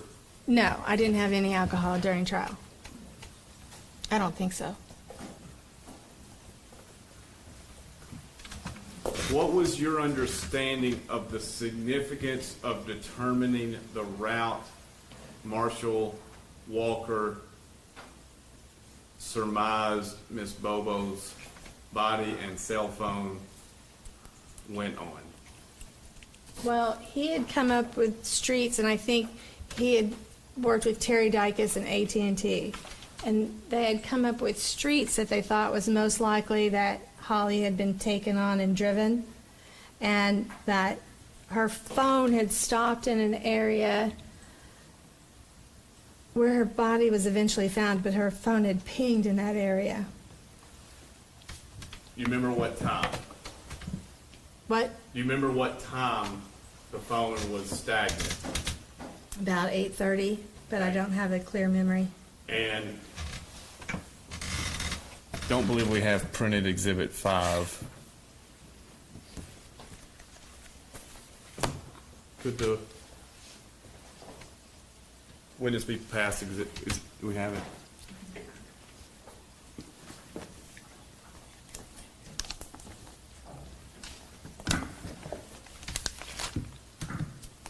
Four.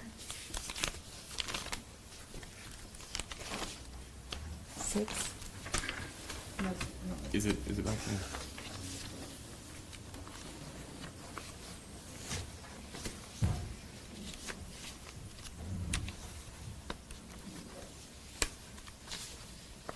Oh, You see it? yes. Okay. Now, Ms. Thompson, do you understand the significance of the direction of travel from the Swan Johnson Road being clockwise up to the no activity where her remains were found? I think I did. What was it? Well, that she was traveling north and a little west of her home, and that, and I drove those roads myself, and that she was not where Zach Adams' phone was. Do you remember, did you believe there was significance in her death occurring between 8:26 and 8:56 where her remains were found? Yes, I believe there was significance there. In your opinion, what was the significance? That she had been taken there, whatever happened to her had happened there, and that she was killed there and left there. And that then the person that took her, Terry Britt, as he was driving back, he was throwing things out of his car window. He drove back a different way, and he was throwing things out of his car window that had belonged to Holly. And the last ping of Holly's phone was at 9:25, where the lunchbox and other things were found. Do you remember that? Yes. Did you understand the importance of qualifying Mr. Walker, Marshall Walker, as an expert? Yes, I mean, I thought it was important that he testified to that. And what were the words you attempted to qualify him as? I don't remember. Remember attempting to qualify him? Objection, Your Honor, to deleting. Okay. All right, objection sustained. I remember we tried to get him, All right, hold on. The question that was asked was objected to and sustained, so you can Okay. ask another question, Mr. Wade. I remember trying to ask him, You can, I'm you sorry. can ask your question. Actually, the question that was asked, the objection was sustained. What do you You're not remember? allowed to answer that question. You can ask another question. What do you remember? I remember trying to have him testify about these cell phone records and not being able to get his testimony in. Did you ask Judge McGinley to tender him as a tracking 2G expert? Probably not. Objection, Your Honor, to deleting. All right, I'm gonna allow this question. Objection overruled. Did you? Probably not. Why not? I don't know. Maybe I didn't understand that that's what his expertise was in, is tracking 2G phones. Did you go over with Marshall Walker his qualifications? I think I did. Did you make a proffer of evidence? Probably did not.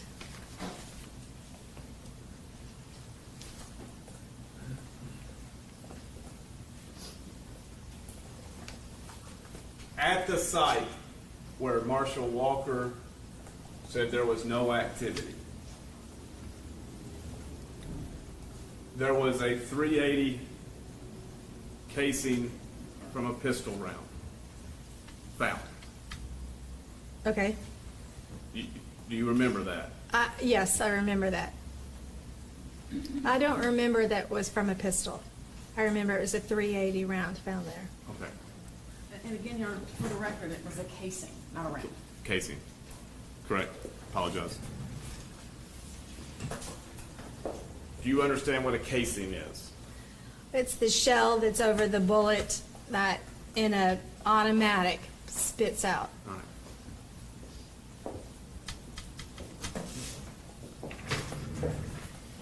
Did you, at the time of trial, understand what the diameter of a .380 bullet is? No. Did you think it was important? Yes. What did you do to find the diameter? Well, I had some other people on the case with me. David Hopkins knew a lot about guns, and I was listening to what David said. Did anybody in your team suggest scientific ways to measure these rounds? Yes, well, we had some discussion about whether or not a .32 could make the hole in Holly's head. And I think we looked for an expert. We're not able to find somebody that would say a .32 would not make a hole that big in Holly's head. And you remember Dr. Ross's testimony? Vaguely. Okay. Says that anything, you remember .36 or below? Yes. All right. Were you aware that the .380 was below in size .36? No.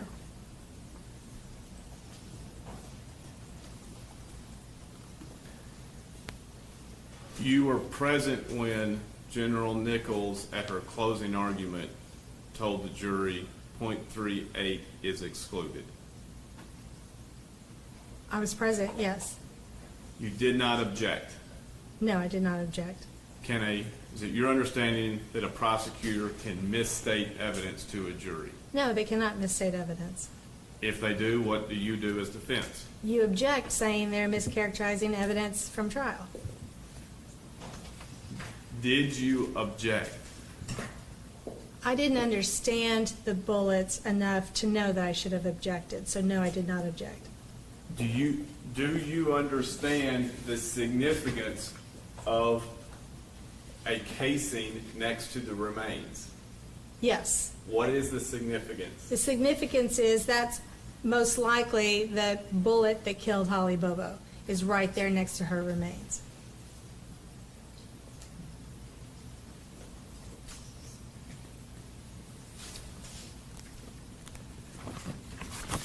You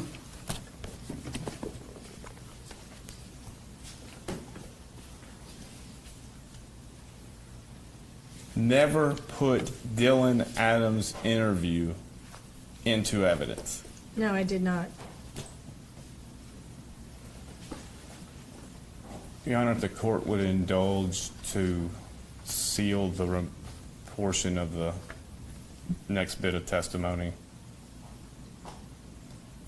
All right, it's a good time to take a break then. Okay.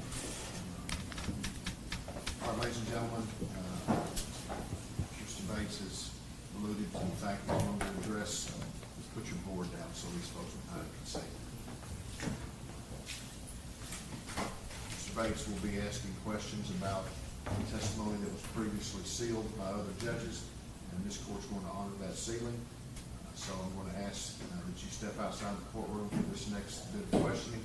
When that is completed, I'll let you back in the courtroom. So we're going to recess for 15 minutes. Also, the cameras will have to be off, as well as the microphones during this session. We're going to recess for 15 minutes. All rise. All right, thank you. You can be seated.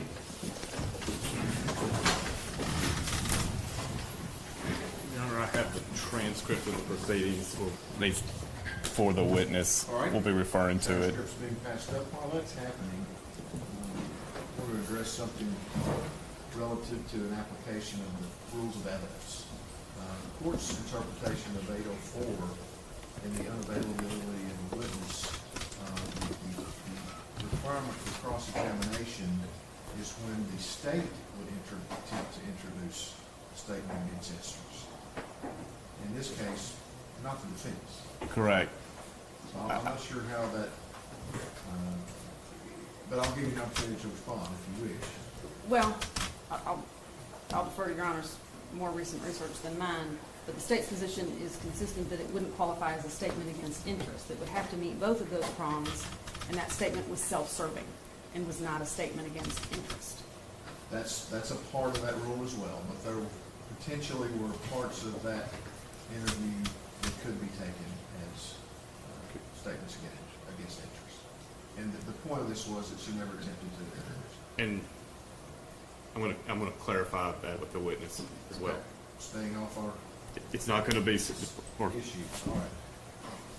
Ms. Thompson, do you believe any part of Dylan Adams' September 2014 statements were true regarding who raped, abducted, and killed Holly Bobo? Well, they weren't made in September 2014, right? The recorded statement. The recorded statement was made back in early January or February or so of 2014. Jeff Jackson, Brent Booth interview. Yes. Do I believe it was what? True. No, none of it was true. Could you have asserted a video if the statements were not asserted for the truth of the matter? Yes, because I'm not putting it in to prove that what he saw was true and that Holly was at Zach's house. I would be putting it in to show that he said the words. Was there a connection to The future proof in this case. Yes, because now Jason Autry was saying words that we're going to get Jason out of trouble. Did you ever cross-examine the TBI officers and ask this question? When did you realize Dylan Adams' statement was not true? No. Did you ask the jury how they would feel awaiting the death penalty on a statement that wasn't true? No. Do you think it was relevant for why Mr. Autry engaged his proffer in 2017? Yes. I think Mr. Autry decided he could come up with a better story than Dylan. Transcript, page 1624, and it's small print. Hopefully you can. Oh, my.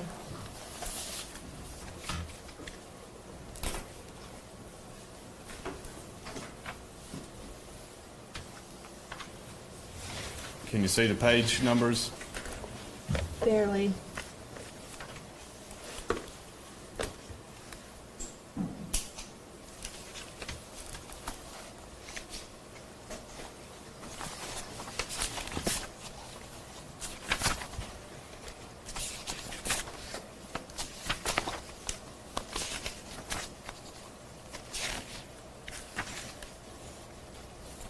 Okay, which page did you say?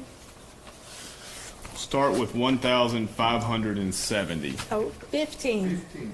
1,570. Okay. 1570. Hang on.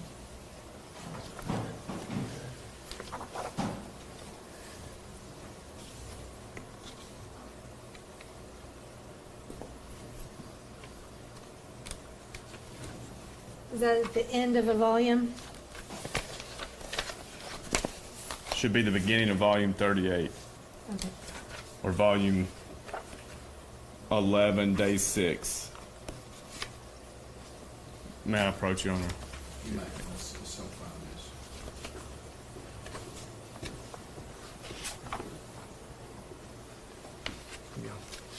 I think I'm here. 1570. Yes. Okay. And who is being the examined witness? Brent Booth.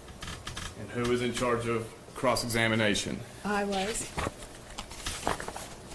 And now, can you go to the end of his direct on page 1,624?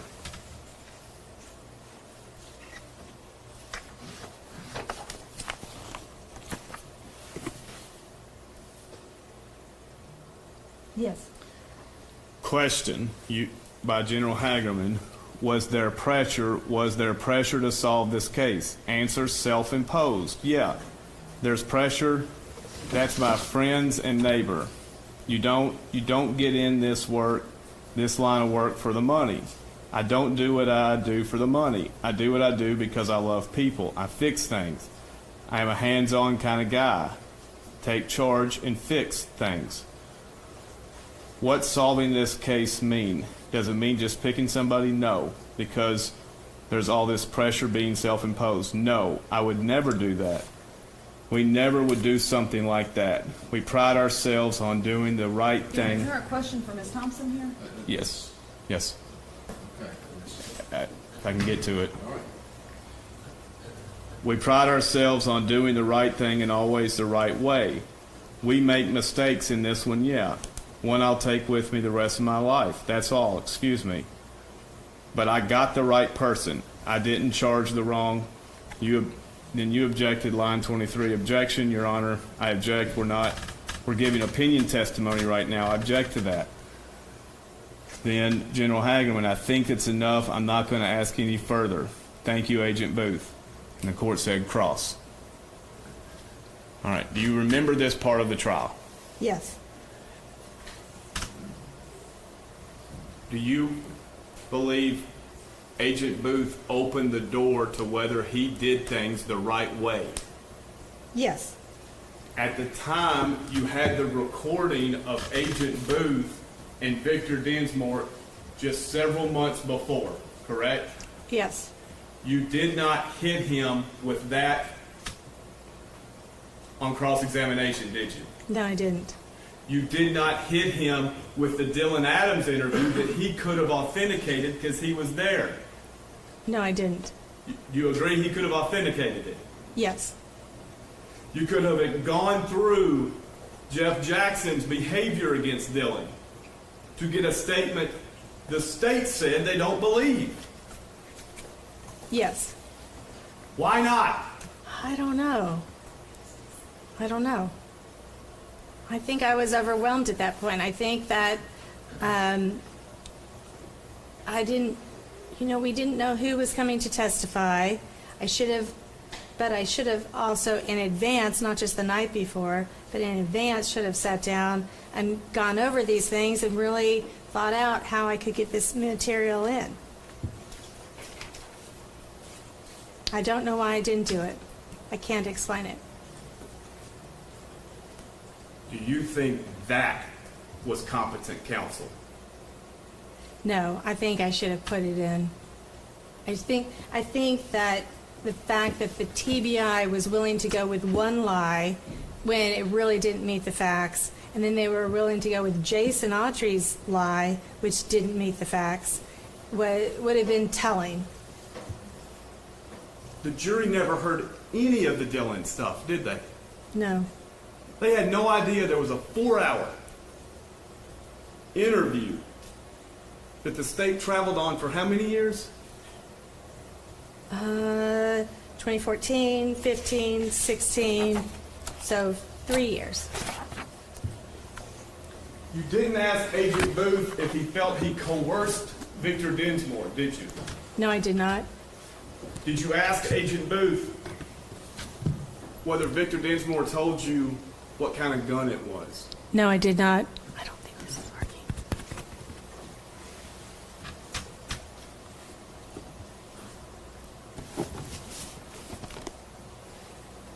Do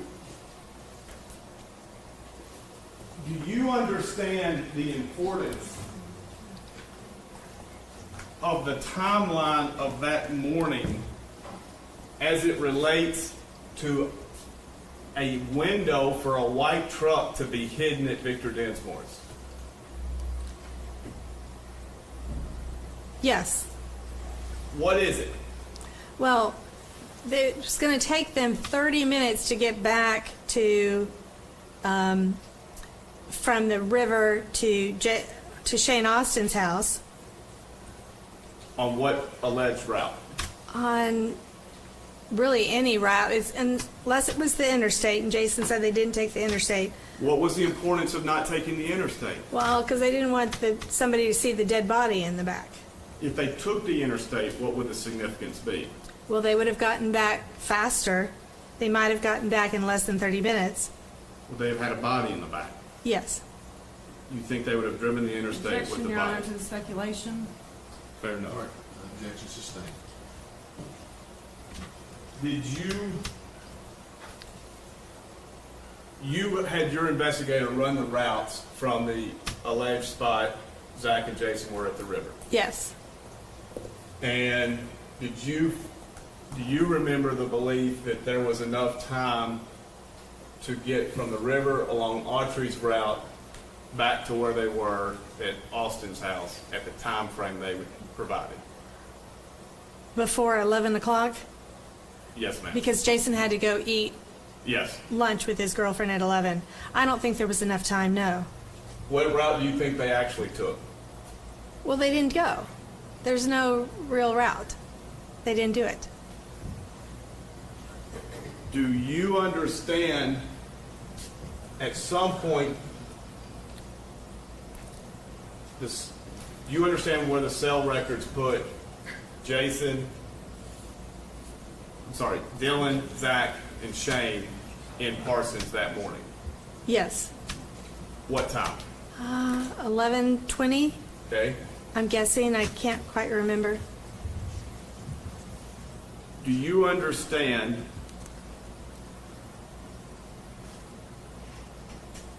what was your understanding of the state's timeline when a truck was hidden at Victor Dinsmore's? I don't know what the state's timeline was. I'm guessing from Victor Dinsmore's trial testimony, the state saying they did it before they went to Parsons. Did you explore when there was time to do that? No, I didn't. I should have. Did you discuss with the jury this timeline that the state was bound by? No, Why not? I don't know. Do you remember having discussions with your internal team, Mr. Simmons, your background investigators? Simmons didn't discuss any of it at all with me during the trial, I don't think. The investigators, I don't remember specifically. I remember showing that they couldn't get there within the 30 minutes that Jason said, or it would take them over 30 minutes. And so that Jason's timeline was off.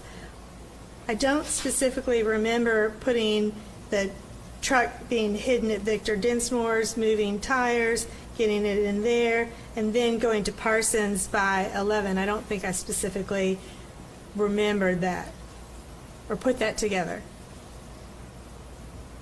Did you emphasize to the jury the cell records from 10:49 beyond? No, Why not? I don't know.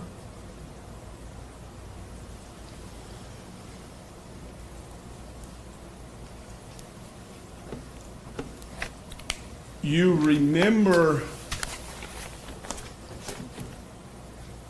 remember Jennifer Nichols's examination of Victor Dinsmore? I've recently reviewed it.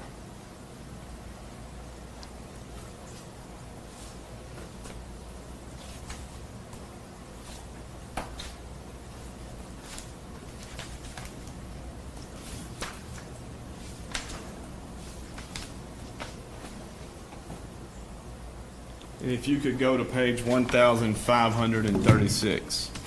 1,536? I apologize. It's going to be sooner than that. 1,490. 1,505. Final answer.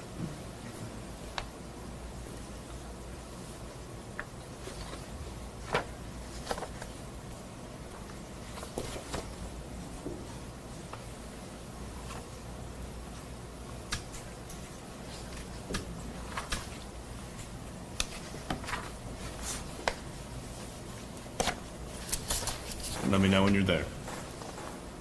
I'm there. I haven't right. reviewed it yet.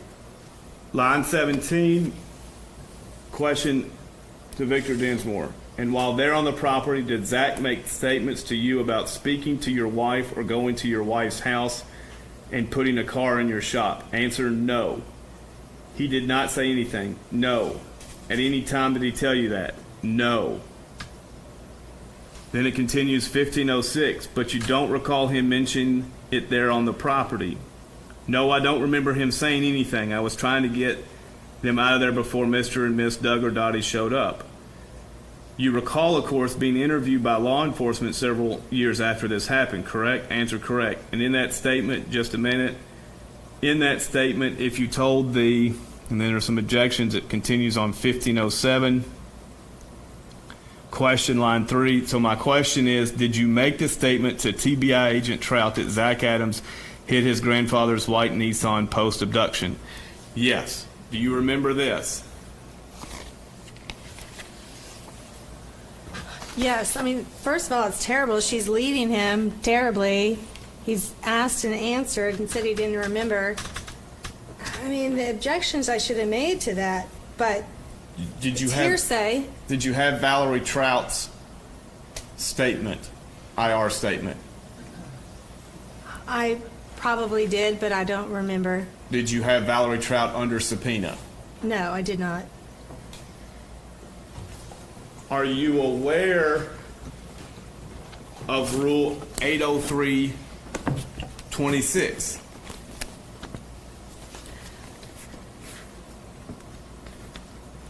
that prior inconsistent statement? Yes. Yes, I reviewed it last night. Okay. A statement otherwise admissible under 613B if all the following conditions are met. The declarant must testify at the trial or hearing and be subject to cross-examination concerning the statement. You know, if she's testified, she's familiar with it. All right. Was that met? Yes, Were the other conditions met? yes. Why did you not then go to your computer and show the jury the Brent Booth, Victor Dinsmore conversation at that point? I don't know. Was there any strategy involved in not showing that to the jury?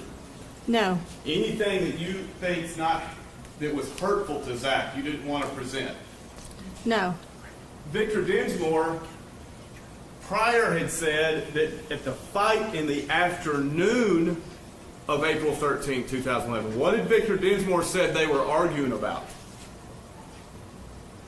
Do you remember? I get confused. Did he say that they were arguing about who was going to hit that, or he'd let Shane hit that? Was it your understanding Mr. Dinsmore was referring to a future event against Miss Bobo? Yes, In this recorded statement, do you remember what Brent Booth said Miss Holly's condition was at the time they were arrived that afternoon? I think he said she was dead. Does In that the- make Victor's talk- statement make sense? No. Why didn't you present it to the jury? Gosh, I don't know, Mr. Bates. I think, at the time, I should have had this all prepared out in the beginning.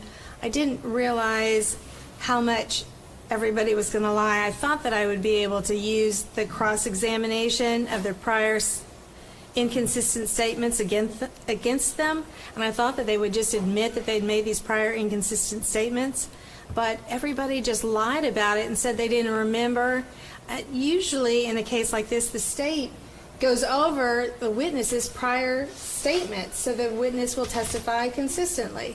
But in this case, witness after witness was saying, no, I didn't review my prior statements. So the state hadn't gone over it with them to review their statements, and they came in not remembering, some of them not even remembering they had given statements.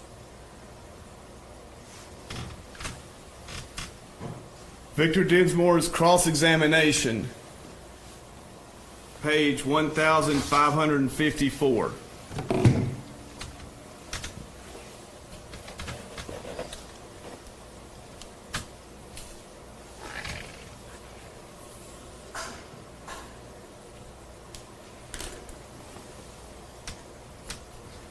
Line 16.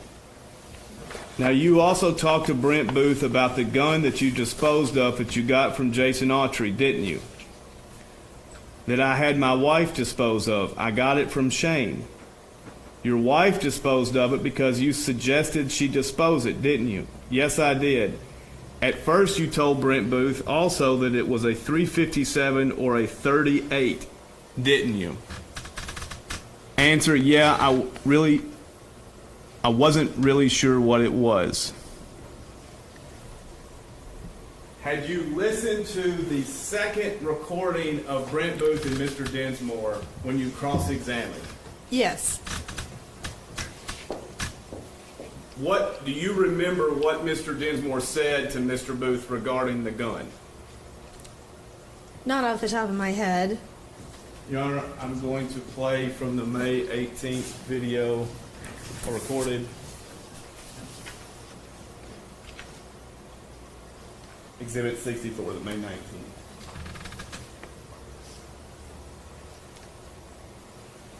No, I'm smoking.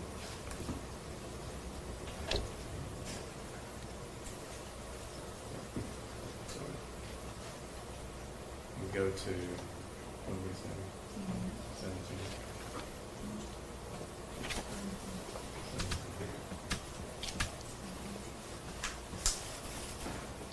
Your question on page 1554 was a 357 or a 38.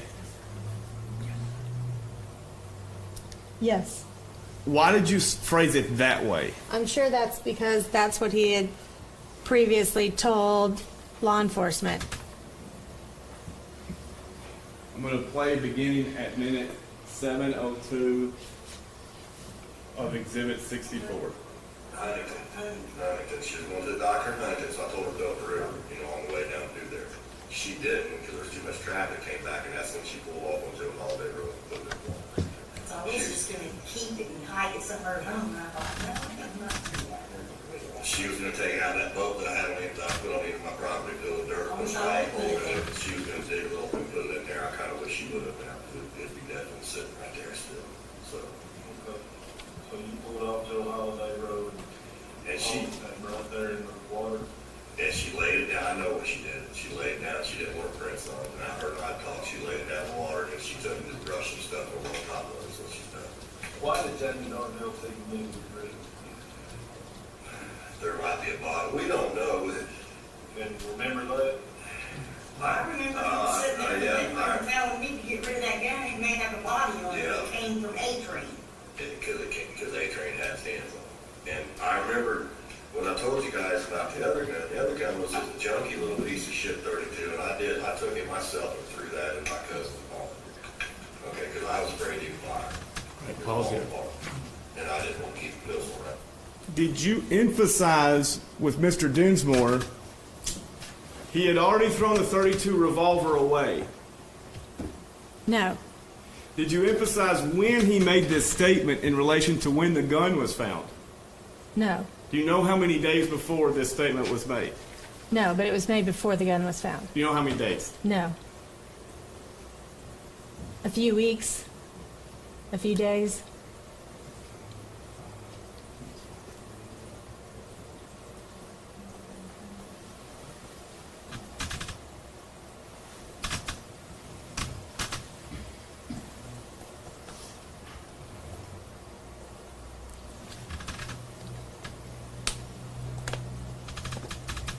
We're now going to go to minute 6:04 of this same exhibit. Revolver or Shane and A-Train or Shane traded you a revolver? I remember Shane, I remember now that Shane traded me a black 38 revolver. And it was a regular revolver, but it was one he could switch the cylinder back 357. He came to me and wanted to get some pills for it, and I said, how many? I can't remember how many I gave him. I think I gave him some one time, the next time I got some, I paid him off, for the pistol. But then we started talking, and we remember when Jamie Darnell moved in, was when mom and dad threw him out.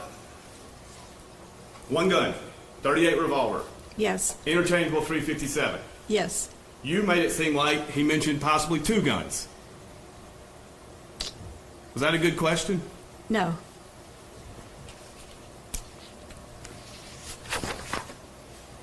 Did you ever ask how is it that at one point Autry and Dinsmore both gave a 357 as the murder weapon, and then they both said at trial it was a .32 revolver?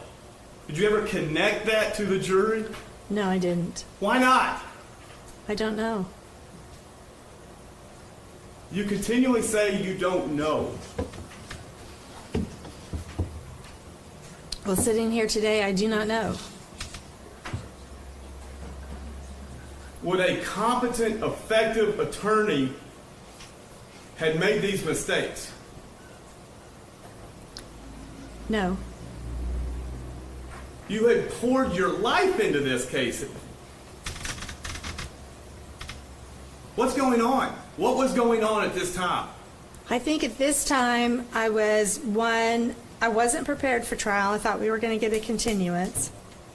I even thought when we showed up for trial on the day of trial in September that the other attorneys were going to ask for a continuance.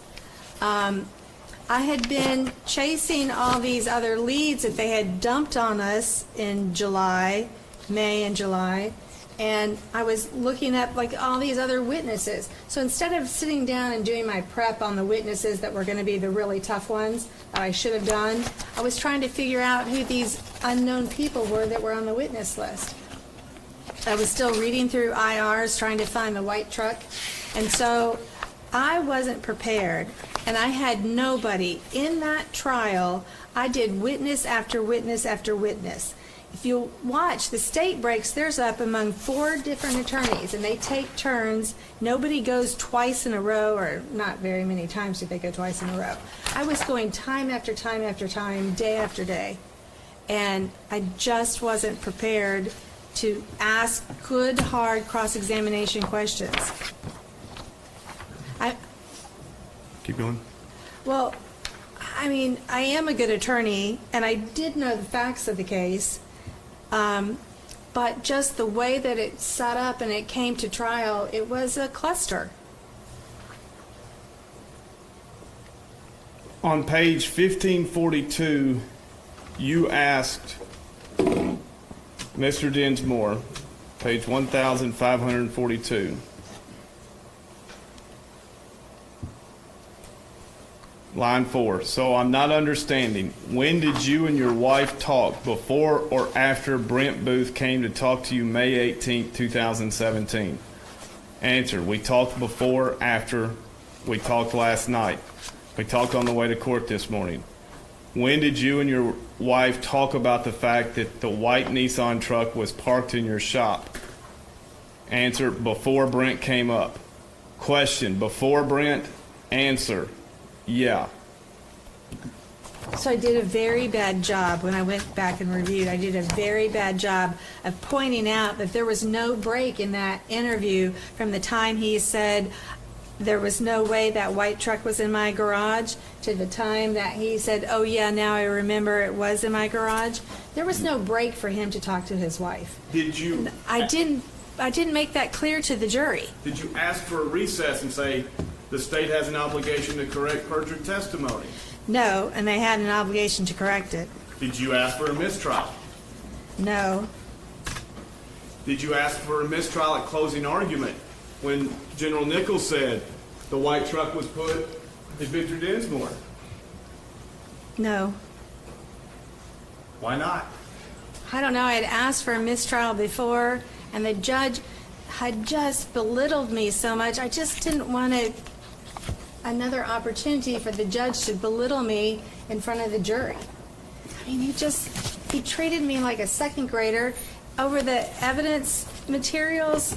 When I said it was hearsay and the state said it's not hearsay, they're not offering it for the truth, and I asked for corrective instruction to the jury. He gave the jury a little mini lesson about hearsay, and he said every law student knows this. So every time I objected to things, he was so belittling to me that I thought I just got punished enough that I stopped making as many objections as I should have, and all kinds of hearsay came in, and all kinds of irrelevant material came in, and I should have objected to it. When Brent Booth says, we got it right, you objected to his opinion. Yes. At the time of your objection, did you know that he had sworn to the Judge McGinley there was probable cause that Terry Britt committed the crime? Yes, I knew that. You had search warrants. Yes, I knew that. Why didn't you say, okay, you want to give your opinion, here's your prior opinion? Gosh, I should have. I don't know why I didn't say that. You had Terry Britt on a wiretap being told there might be a wire in this house. So with the search warrants, I mean, I did bring up the fact that he had done hundreds of search warrants, and I did ask Brent Booth about that.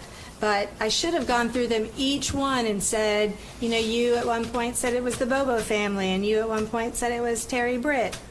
And all the different search warrants he had done for all the different people that he had sworn on oath that they were guilty.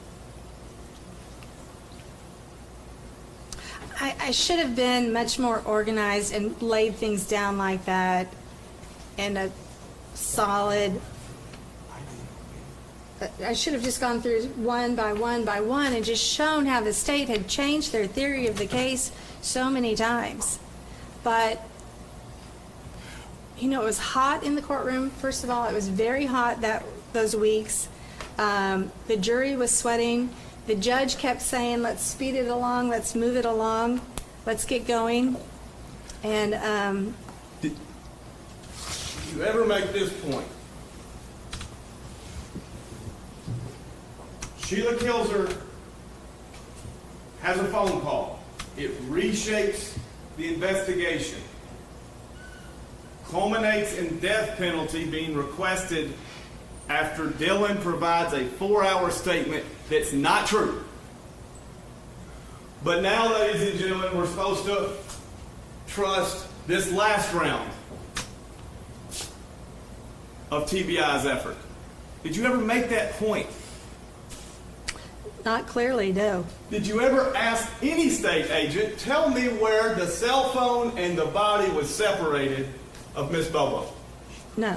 Did you ever do the timeline of Jason Autry showing up at Shane Austin's house 20 to 30 minutes after the phone call at 8:52 and ask if Dylan's there with his shirt off the entire time, how is he taking the cell phone along the route that ends at Gooch Creek? You know, I thought our cell phone expert was going to make that point, but clearly the expert didn't make those points to the jury, clear enough for the jury to believe it. Did you have a demonstrative aid, however crudely designed? No. The expert doesn't get to just pontificate. You got to ask questions, right? Yes. Did you ask questions to go through the rest of the morning to say, the state wants you to believe at 8:52 they have no idea what to do with the body after pulling off a crime that has escaped investigation. So they have to bring in Autry to drive to the river only to just come back, and at that point they say, well, that didn't work, let's go to Sonic. Leave the body at Shane's house knowing the satellite installer's coming. Did you ever work through this with the jury? No. Did you ever say for years TBI thought Holly was alive for several days? No. Did you subpoena the prosecutors and say, what are you going to give Jason Autry for this testimony? No. You asked for it in your Brady motion, didn't you? Yes. Mike Scholl had told me what Jason expected to get. What was it? Little or no additional time past his federal sentence, which is what he got. Did you ask Mr. Autry how many years are you willing to receive for your testimony? No.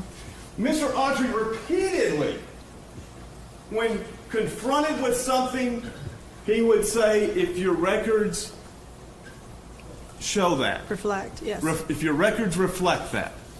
Did you ever ask, who told you to say that? No.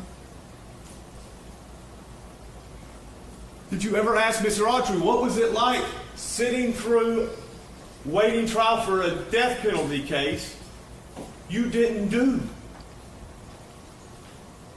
No, I didn't ask him that on trial.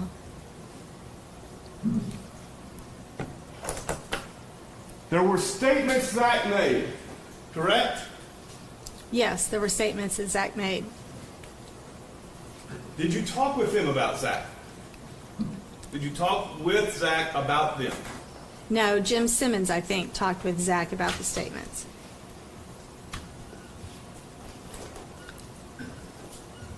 Did Zach tell you he wanted to testify? I don't remember that.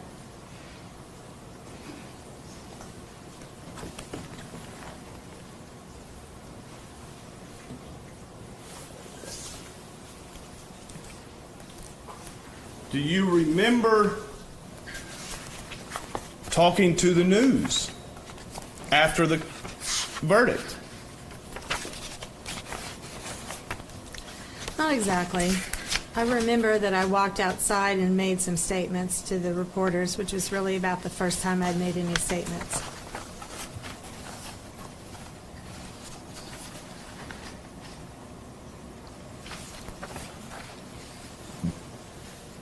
Did you ever prepare Zach to testify? No. Why not? Well, because there were some accusations that Zach had tried to rape his stepsister, and I thought if we got him on the stand, those accusations were going to come in. Did you discuss it with Zach? No. Do you ever allow your clients to testify? Not usually. How many clients have you allowed to testify? Oh, maybe just one. How many trials? Many. How can you make a decision as to the wisdom of the client testifying if you don't see how he does in preparing him? Well, I guess I made the decision based on the fact that these accusations, which I did not believe, were out there, and I didn't want them to come in.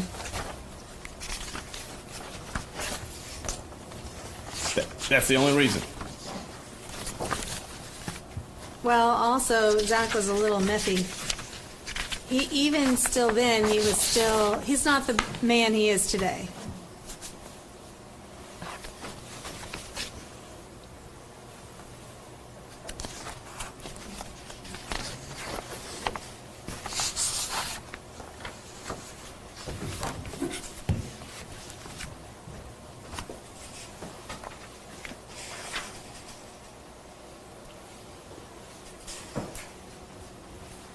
You had been advised in these proceedings that there was shared in discovery a video from the ATM machine No. in the post-conviction proceeding. Oh, yes, I've now know that the state knew that there was a video of the ATM machine. And did I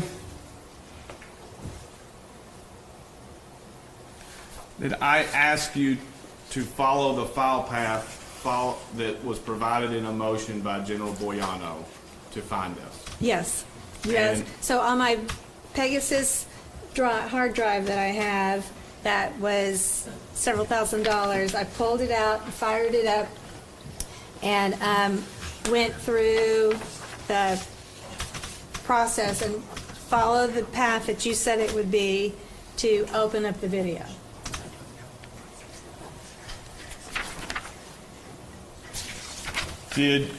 Were you able to open the file path from BP 413? No, I could not get it open. And did you take a screenshot of what your computer had? You can look at the document been passed.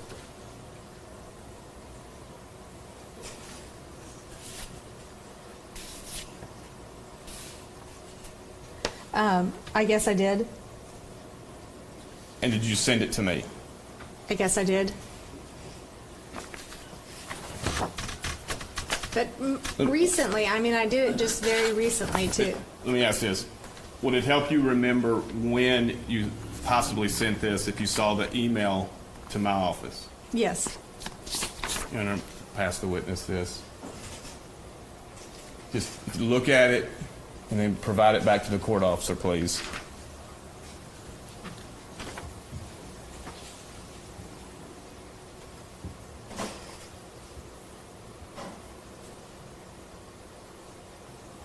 Yes. All right, provide it back to the court officer.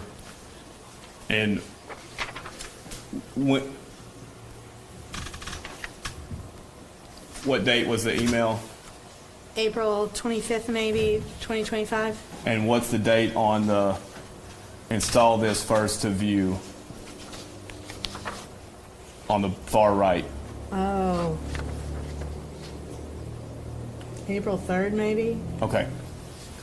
And is this what you, Yes, this is the screenshot of it. Your Honor, I move to enter this next numbered exhibit. Objections? No. 134, But I recently also got, 133, hold on a second.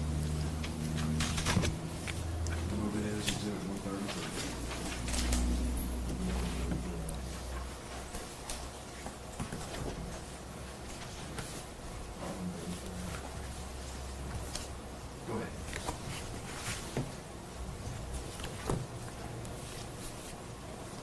Yeah, you recently what?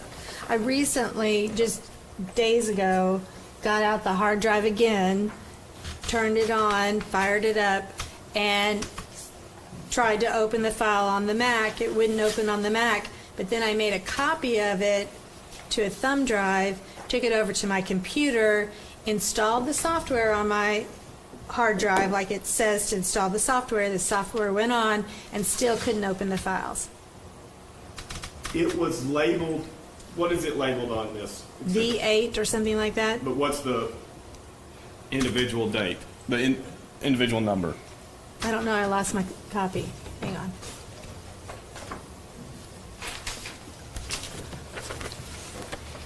Oh gosh, this is not a good copy. What are the letters by the number?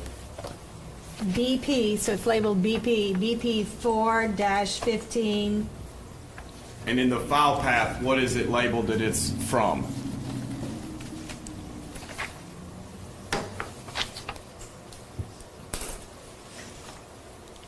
I can't tell. Okay. But I think it looked like it was video from the BP store. If it was, did you ever, I mean, it's like that. Did you ever see the file path ATM? No. There was some bank footage that they provided, and I did go through the bank footage and try to watch it and see if I could see Zach coming through an ATM. But I didn't, it didn't clearly show the ATM, and I didn't see Zach come through. What?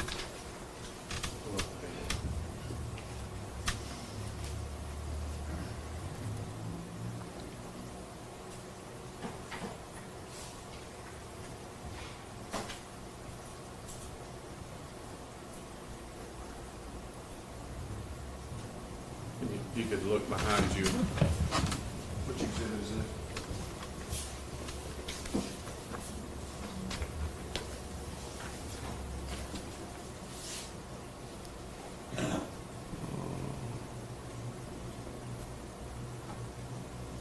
Exhibit 8, Your Honor.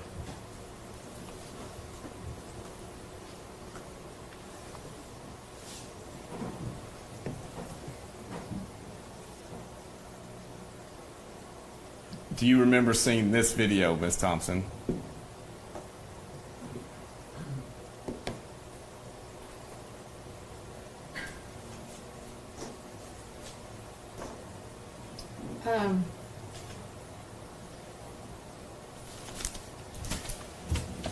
This video right here doesn't seem to show anything.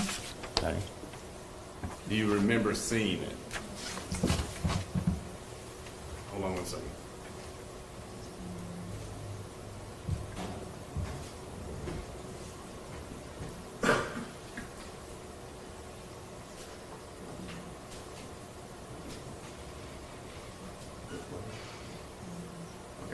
Do you remember watching this video? Not specifically. Okay. Is it the video from the bank?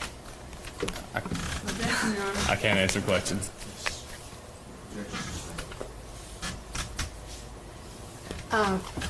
It seems like it's a video from the bank where it's showing the road and showing cars driving up to the bank teller window.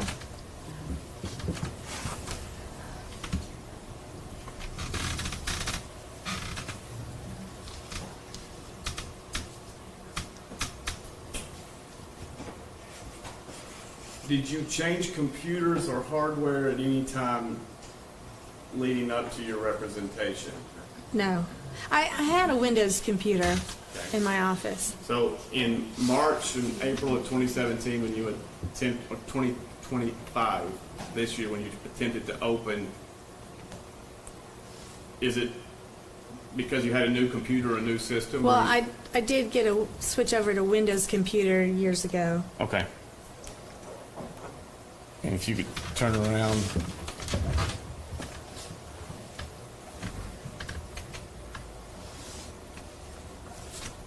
Do you ever remember seeing, prior to these post-conviction proceedings, this photo? No. Do you, Which is a still shot of that exhibit, we marked it as a long exhibit what? 101. 101. if you had the timestamp of 11/12 of that photo, would you have used it in a jury trial regarding the timeline the state sought the jury to believe? Yes, that's an alibi, partial alibi for the time that the state says he was committing the murders. Did you have photos of that Silverado from being impounded by the state? Yes.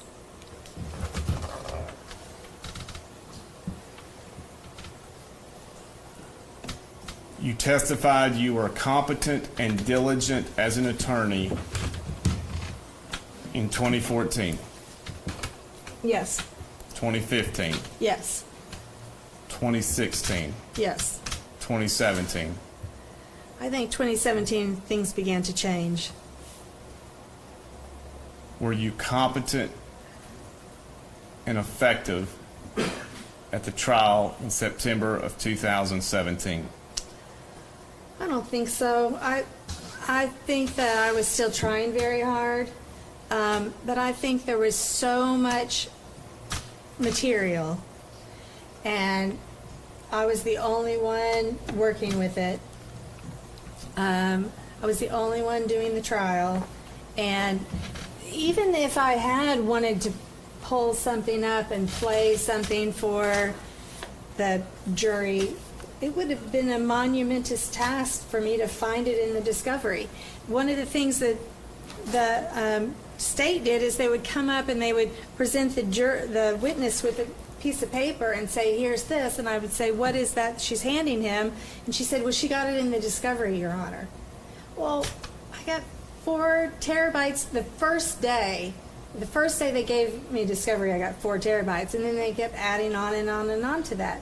So I wasn't able to pull things in trial and show them. I was barely able to cross-examine witnesses. And it's not because I wasn't trying or I wasn't a good attorney. It was because the situation that I was plopped down into, and with the judge being so rough on me and the state being so ugly to me, it just made it impossible for me to be my normal, zealous self. Ms. Thompson, do you agree that a competent attorney has to get past sometimes the state's mean to you? Right, that sounds kind of babyish, but the state was so ugly when I would make objections, and so ugly in front of the jury, I was worried that they were poisoning the jury against me. You knew this was a voluminous case in 24, or when you received discovery. Sure. You knew you were going to a dense trial. Yes. You knew the important witnesses, did you not? I did. One of the, Jason Autry testified that he remembered in 2017 driving and seeing a man mow his yard. Remember that? Yes. Did you remember you had an IR? I knew we'd had an IR to that effect. Did you bring it to the jury's attention? No. Why not? I don't know. You knew Victor Dinsmore was an important witness. Yes. You knew Rebecca Earp. Yes. Did you remember Rebecca Earp was threatened with prosecution? Yes, and they threatened that they would take her baby away from her if she didn't tell the truth. Did you ever tell the judge right before the continuance, Judge, I'm upping my dosage of antidepressants. No. And when I said the state was mean to me, I mean, that's not, people being mean to me is not a reason, but over time, just the continuous, when they threatened to put me in jail is really when things kind of changed. Why did you withdraw then? Well, Judge, they're trying to put me in jail. because I thought if I withdrew, judge was just going to put on some other attorney that would come in and plead Zach guilty, and I knew Zach was not guilty. You thought you were the only attorney that could help Zach. I thought Judge McGinley was not going to appoint a fiery attorney to represent Zach, and I believe that's true. Were you a fiery attorney to the jury? Not at that point. In hindsight, do you think this should have been your first death penalty case? Well, I think the death penalty didn't come into it much. You don't think it impacted jury selection? I think Jim Simmons had so much experience in death penalty that he was able to handle the death penalty part, and death penalty really didn't play into it much. Jim was doing the mitigation and the sentencing.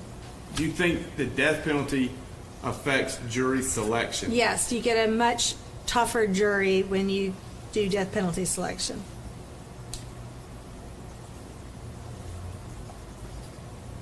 It's been alleged that nobody looked through the discovery as much as you did.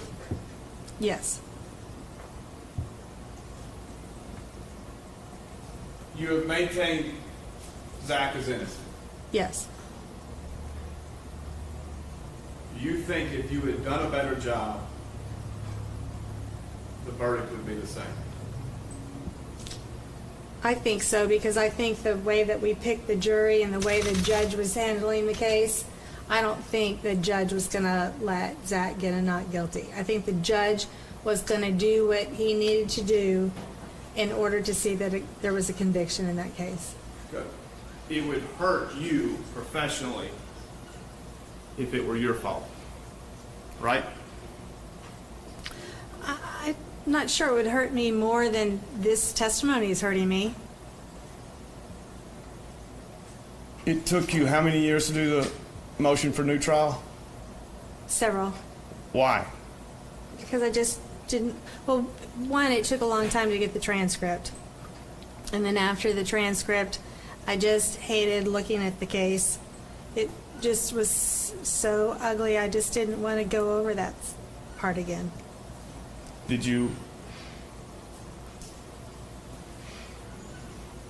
have gone through and watched your trial from 2017? Yes. How was your cross-examination of important witnesses? Well, Victor Dinsmore and Jason Autry was poor. In the past, when somebody lies and makes up stories, I've been able to go through their story very slowly and show all the lies. I mean, they get twisted up in their story. But Jason didn't get twisted up. He stuck with it, and so what I ended up doing was just nailing down, just confirming and reaffirming Jason's story instead of showing that he was lying. He was lying. Did it ever cross your mind to call Mr. Scholl as an attorney or somebody from the state to discuss their plans for Mr. Autry? No.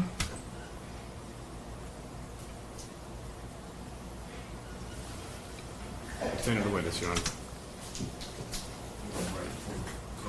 Yes, sir. Are you asking me if I need a break? Well, no, Are you I'm telling me? saying I was going to. Yes, break sir. Unless, I think it's going to be disputed. It will not. So I didn't think so. Fine.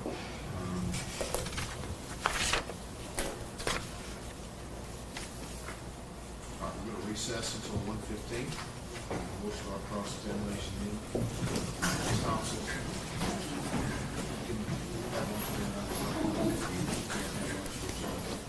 Folks involved in the case, we're discussing it. Okay. We're recessed. All rise.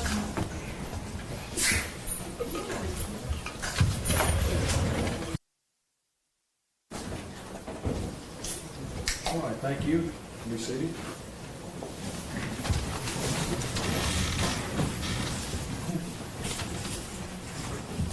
Thank you. Yes, sir. Ms. Wyrick, you may cross-examine the witness. Thank you.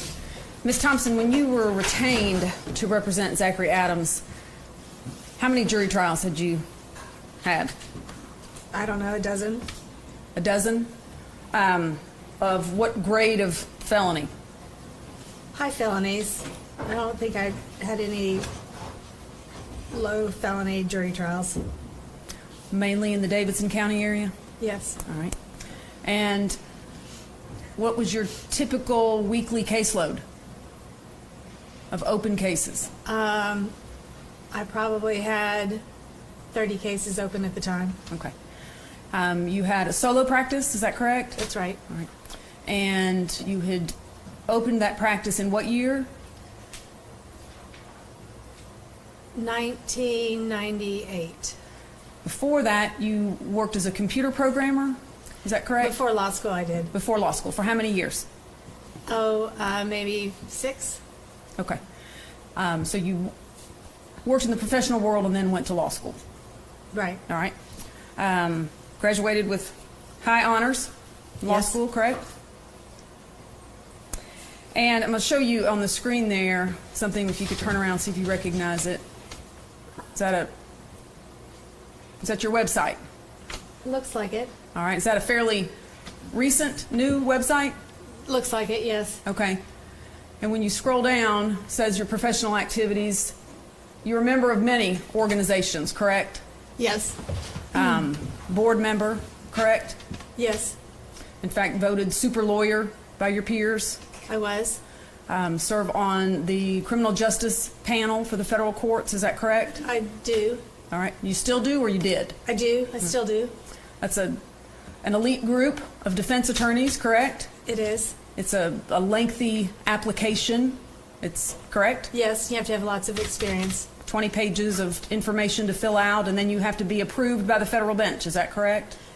Yes. All right. And how long have you served on the CJA panel? Over 20 years. And you were named member of the year of the CJA panel, right? Panel Attorney of the Year. Yes, I was. You clerked for criminal court Judge Gary Wade, Yes, I did. tactile board member, correct? Yes, I was. On your website, under notable cases, there's 3 listed. The first one being State of Tennessee versus Zachary Adams. Correct? Yes. Those other 2 cases, are they criminal cases as well? Yes, it's 4 cases. Oh, I'm sorry. All right, 4 cases, and they're all criminal cases. Yes. All right. When did you create that website or have it created? Probably 2024. Okay. I'm going to ask the document be passed to you. Well, actually 2. I'll save some time here. A 1-pager and a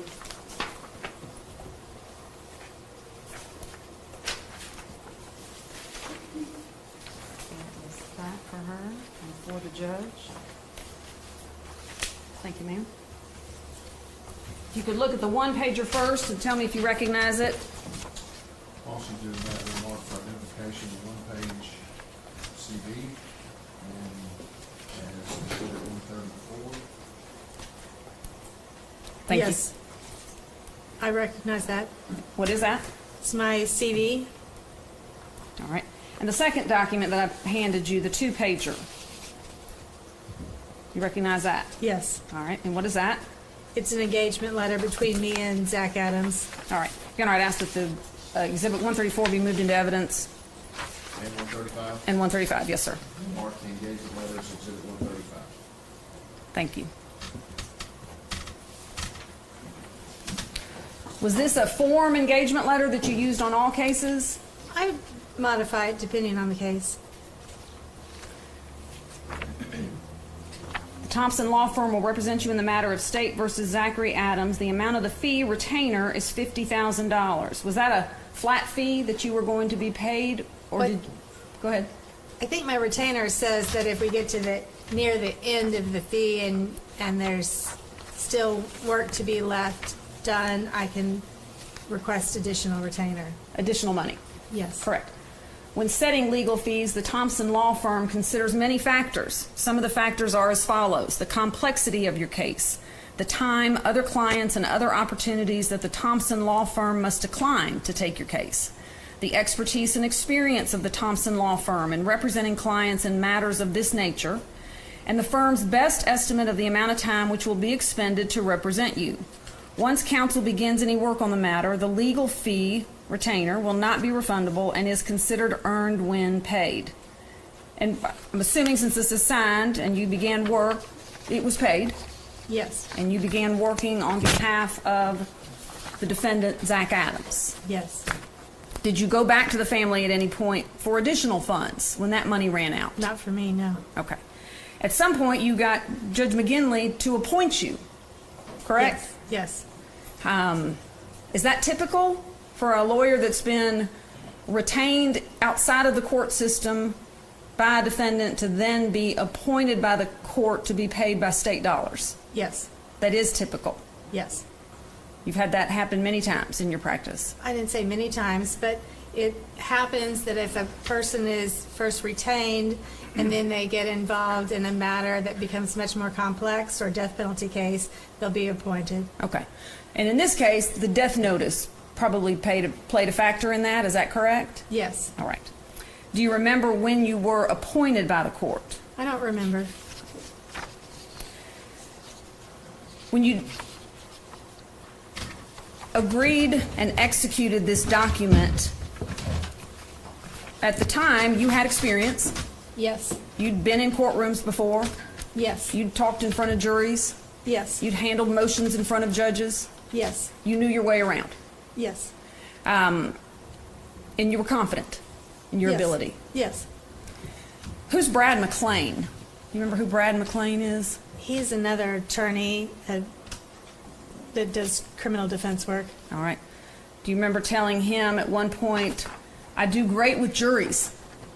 I can win this case. I will tear his ass up on cross-examination. Excuse my language. No, I don't remember saying that. Okay. Did you talk to him about this case? Yes, at some point I did. Was he one of the lawyers that you tried to recruit to help you? Yes. Do you remember telling him you've tried lots of cases with Jim Simmons? I love him. Yes. You do remember saying that? Yeah, I love Jim Simmons. Okay. All right. And you all had tried cases together. We had tried several cases together. I don't know what a lot is. We had tried several cases together, yes. And if I said a lot, I didn't mean to, but you had tried cases together. Correct. All right. How many? Do you have any idea? 2 or 3. All right. What were they? Murder cases? Probably child sex offense cases. Sex offense cases, probably. Okay. You testified on direct examination that around 2017 you started to question your, I guess, ability. Is that fair?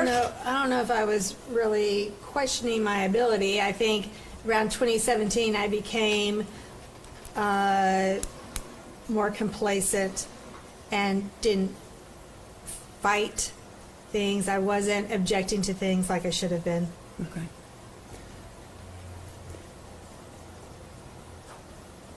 When Mike Scholl shared with you that Jason Autry was going to testify for the state of Tennessee, you all had a conversation about that, right? He called you. Yes. He told you, he called the other attorneys. Yes. Do you remember asking Mike Scholl, when I walk my client out of the courtroom, will your client have any time to serve? Remember asking him that? No, not specifically, no. Okay. That sounds pretty confident, doesn't it? Sounds pretty confident. Do you always have that level of confidence when you go into trial? I wouldn't say on every case. It depends on the facts of the case. Okay. You billed, once you got appointed by Judge McGinley to be paid by the state of Tennessee, explain to the court how that works. You do the work and then you submit the billing, correct? Right, you do the work and then you have to submit the billing within 180 days from the day of the work. And did you do that in this case? Yes. All right. Did you have a system set up in which you did that on a fairly regular basis? Yes. All right. And I think you testified earlier that you did work that you didn't even bother submitting to the state. Yes. All right. And then at some point, you started growing the team. Is that a fair characterization? Yes. Brought on Jim Simmons. Yes. You brought on Jerry Gonzalez. Yes, he came on in late spring, early summer. All right. You brought on experts. Yes. You attempted to reach out to other defense attorneys to help you, correct? Yes. Some of the experts that you had a computer expert, correct? Yes. A neuropharmacologist expert. Yes. Dr. Pam Auble. Yes. An instinctual trauma response expert. What is that? I don't remember. But you had one of those. I guess. I don't You- remember that. You had a cell phone expert. Yes. You had a gun expert. Yes. You had a mitigation expert. Yes. You had a memory expert. Yes. A confession expert. Now, these are people that we may have talked to. I'm not sure that they were ever fully engaged and paid money to, but these are people that we were talking to. That you worked with. That you shared information with. Yes.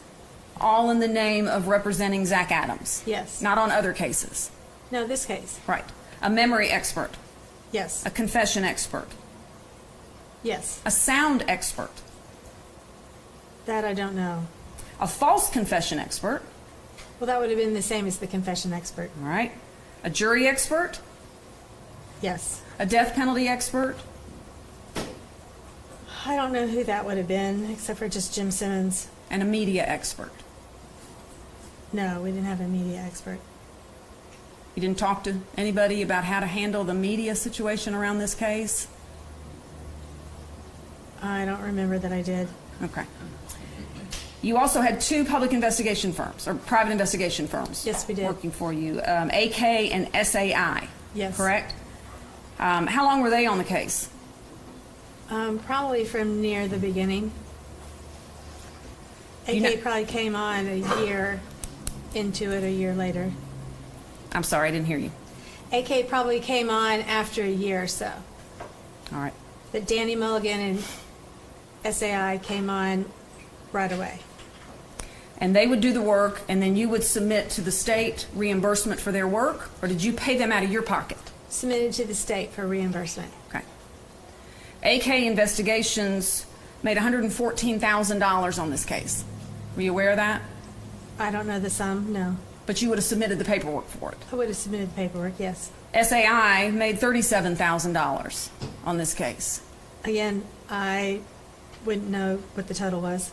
but you would have submitted it. No, Simmons submitted the paperwork for Okay. SAI. But through the same system and in the name of the representation of Zach Adams? Yes. Okay. And you billed the state for $210,000. I don't remember the final number. Okay?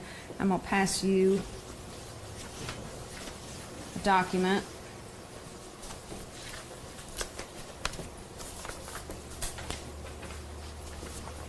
One for the judge and one for you. Thank you.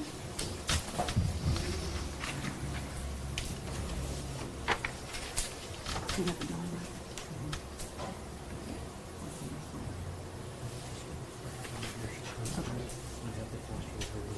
You may or may not recognize what I've just handed you.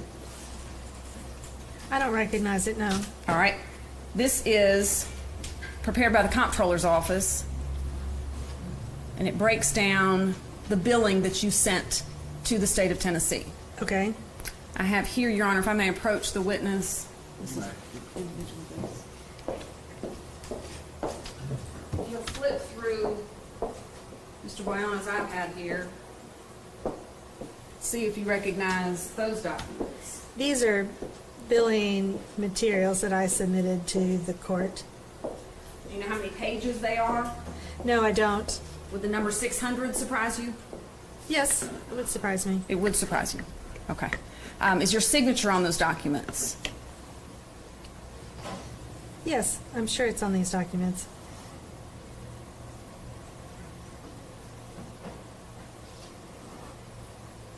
So anytime you did work, it got reflected in a bill and submitted to the state. Is that correct? Yes. All right. Your Honor, at this time, I'd ask that the comptroller document be marked for ID only purposes. All right, this will be marked for ID only, Exhibit 136. And here, take this. Take this. Yeah. And then we have a flash drive for the billing records, if those could be the next numbered exhibit. Exhibit 137 will be the billing records of Ms. Thompson for her representation, Mr. Adams.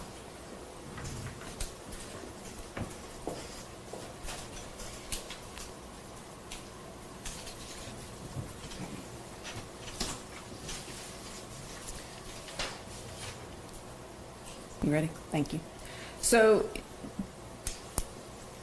you testified, I believe, earlier that you as a team did not meet regularly. You and Mr. Simmons and Mr. Gonzalez and these 14 consultants and experts that I've just listed, you didn't meet regularly? Is that your testimony? No, I think I was testifying that all the defense attorney teams didn't meet regularly.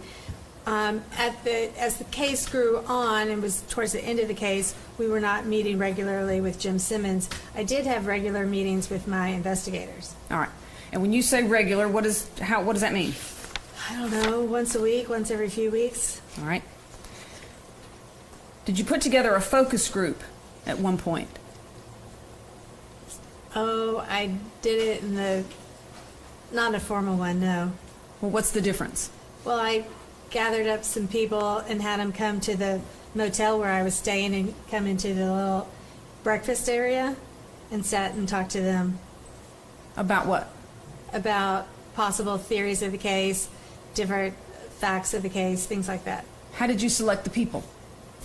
I just kind of went out and asked people that I knew or people that knew people that I knew and asked them if they'd be willing to come over to the motel. The motel here in town? Yes. Okay. And did you do this on one of your trips here on a court hearing? Yes. This wasn't during trial? No. This was, how far in advance of trial did you do this? I don't know. Maybe that summer sometime. And which of the other attorneys or team did you have with you? I think Paul Bruno might have been there, but I can't remember now. What did you share with them? I can't remember now. Well, I mean, you gather these people, it sounds like just off the street, you bring them into a hotel lobby, and they're doing you a favor, they're giving you their time. Was this on a Saturday, on a Sunday? I can't remember. Okay. How long did you spend with them? Oh, maybe an hour or so. Had they all heard of the case? I think so. Okay. What did you tell them? I don't remember now. I honestly just don't remember what I said to them. I told them about the case. Had the body been found when you did Yes, this? the body was found early on before I got the discovery. Okay. Had Jason Autry decided to join Team America when you did this? Team America. Had he gone to the dark side? Is that what you're asking? I asked you if Jason Autry had decided to testify for the state of Tennessee when you put together the focus group. Yes, I think he had already decided to testify. Okay. And so had you talked to Mike Scholl when you put together the focus group and knew what Jason Autry was going to say? Yes. Had you talked with Matt Maddox and knew that Dylan Adams, you knew Dylan Adams had given a statement, right? Yes. You had it. Yes. Had you interviewed any witnesses? Yes. How many witnesses do you think you interviewed throughout the course of your representation of the defendant? Me and the investigators, or just me personally? You and anybody who would gather information and report it back to you. I think we talked to lots and lots of witnesses. 50, hundreds? Probably 30 or 40. 30 or 40? Okay. So you gather this focus group in the hotel lobby. What do you say to them? You say, I'm Jennifer Thompson, I represent Zach Adams, and I'm going to throw out a scenario for you. I don't know. What did you do? I don't remember. You really have no memory of this? I really have no memory of it. It was just a very casual thing. They came over. I said, will you come by on this night or whatever night it was? They came by, and I talked to them about different facts and said, does this fact What make you think? facts? What facts? I don't remember the specific facts of the case. I remember I would say, you know, does this fact make you think he's more or less guilty? Does this fact make you think he's more or less guilty? How much does this fact bother you? Didn't they all sign non-disclosure agreements? Probably. Did you take information that the defendant had shared with you and share it with that group? No. Well, then, were you reading IRs to them? You know, I don't really remember. I was just talking about the facts of the case. Zach Adams didn't have much to share with me about the case because he didn't know anything about it. Right. Why did you do that? What were you trying to accomplish in putting together the focus group? Trying to figure out what kind of theme and theory we could go with for the trial. What kind of theme and theory? So did you talk about Terry Britt? Yes.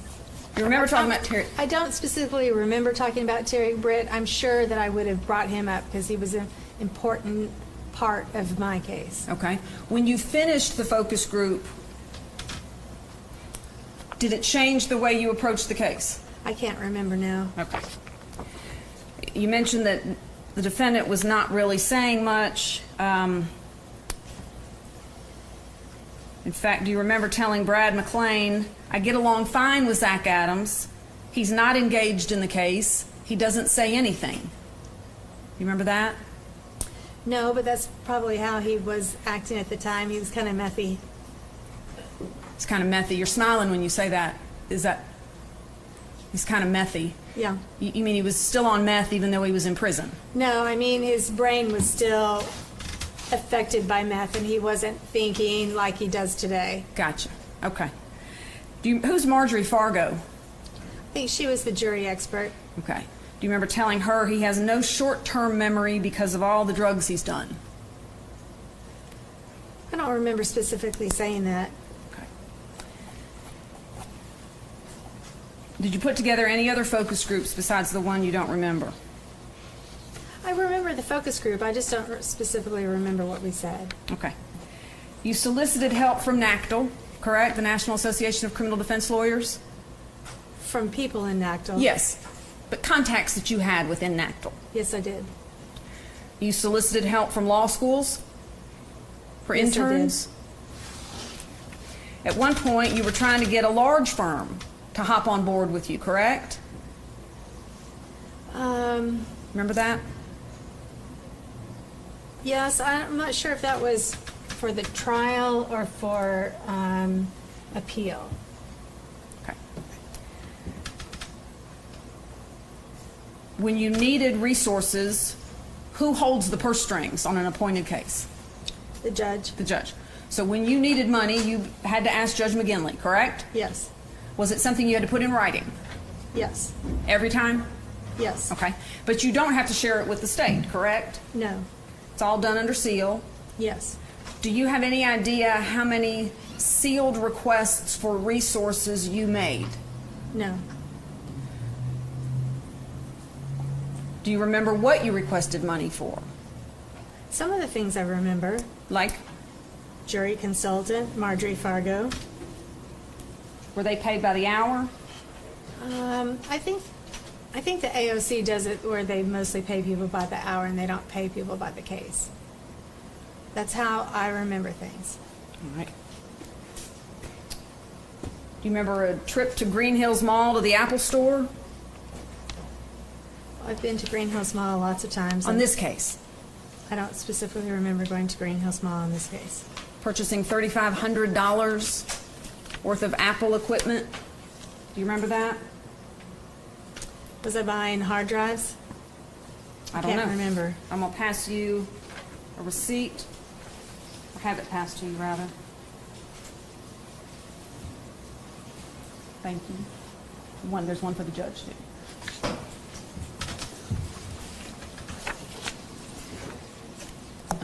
Do you recognize this? I don't recognize it, but I can see what it is. Did you purchase those things for the Zach Adams defense on December 31st of 2016? Yes, I guess I did. And what were they?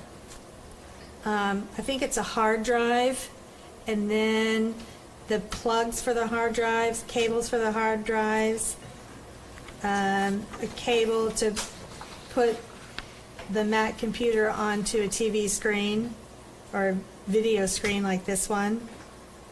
I think ways to hook a printer up to a USB cable, so these are adapters for that. Did you know how to use all this equipment that you were buying? Or Yes. did you? You did? Yes. Okay. You're gonna have this asked at Exhibit the, 137. thank you. Judge, the flash drive, I think is 137. My apologies, 138.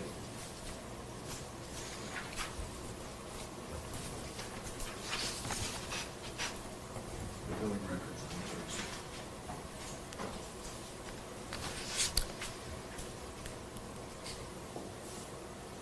Did Judge McGinley ever deny a monetary resource request that you made? Now, I think Jim Simmons made most of those requests, but I'm not aware that he did. All right. Did you file motions in the representation of Zach Adams? I did. You know how many? No. And again, you filed motions that we can see that are public record, and then you filed motions that were under seal, correct? I think most of the motions that were under seal were for funds. Okay. All right. Do you recognize what's just been handed to you? No. Take a moment, look through it.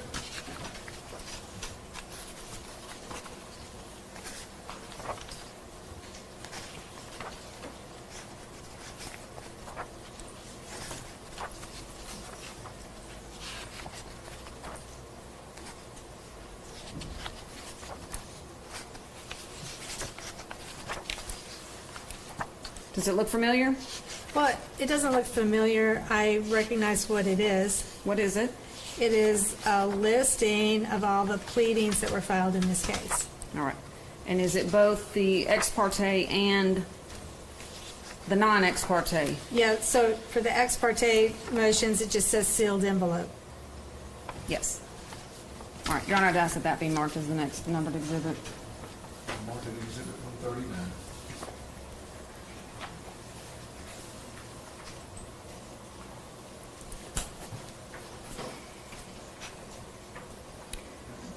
How many discovery review sessions did you have? You've talked about the one where Jennifer Nichols wanted you to look through everything. You didn't want to look through everything. Then you did want to. That, I guess that was the first one. Is that correct? No, I don't. I think you're mischaracterizing what I said about the discovery examination in the Middle District of Tennessee.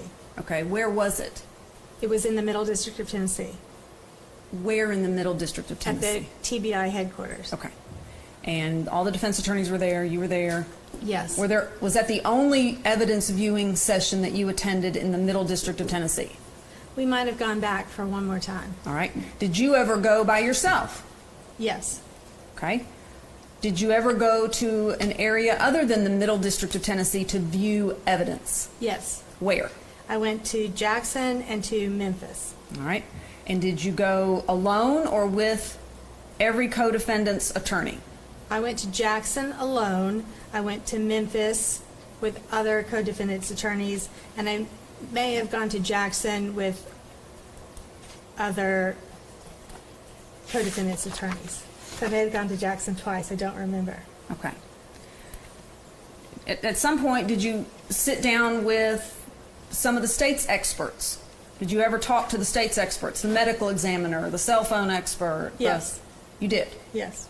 And you talked with them? Was the state there? I'm not sure if the state was there when we talked to the medical examiner. I don't think the state was there. All right. I think I can't remember if the state was present or nearby when we talked to the cell phone expert. All right. Then the cell phone expert offered to help you, didn't he? I don't think he offered to help me. He offered to explain things to me, explain his report to me. And let you ask him questions? Yes. And in fact, you asked him some questions about Terry Britt's cell phone. Remember that? I don't remember that specifically. Okay. these motions that are part of the exhibit we just handed in, were all of those heard? Do you know? I don't remember any motions not being heard. Okay. Did you attend all of those motion hearings, or were there times that you couldn't get there and Jim Simmons handled it? No, well, some of the motions for funding I didn't go, Okay. but I attended all the motions of substance for the case. The substantive motions, okay.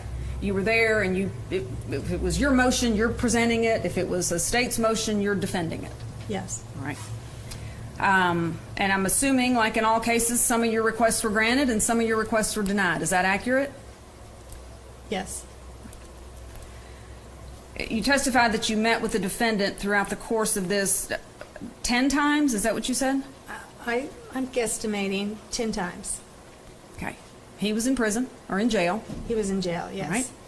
And so you would travel there, right? Yes. Did you ever have access to him over the phone? I didn't have access to him that the phone calls weren't being recorded, no. Right. And when you met with him, did you talk about the facts? Sometimes, yes. All right. Sometimes what did you talk about? You know, I don't have specific memories of what I talked about when I met with Zach Adams. Okay. We talked about the case. Well, let me talk then maybe just in general terms. He was not the first client of yours that you talked to in a jail setting. No. Okay. What does that look like? Do you go in? You're in a private room. They take you to a room usually. Usually it's got an old table and a couple of old chairs in it, and you sit down. Maybe it has a plug so you can plug in your computer and you can go over things. All right. And did you plug in your computer and go over things with the defendant in this case? I think so. I don't have specific memory of that. Did you plug in your computer and go over facts of this case with other witnesses? Which witness would you be referring to? I don't know. What other witnesses did you talk to? You know, right now I can't exactly remember what witnesses I talked to. I talked to Lisa Autry. Okay. Did you No, I go talked over to- things with her? I didn't plug in my computer. I sat and talked to her and tried to see what she would tell me. Did you take notes?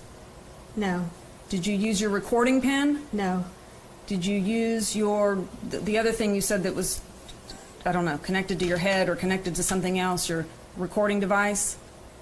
no. Okay. It's a GoPro. That's the name of the camera. Okay. Did you use your GoPro? I didn't use my GoPro. The investigator was there, and the investigator, I think, was taking notes.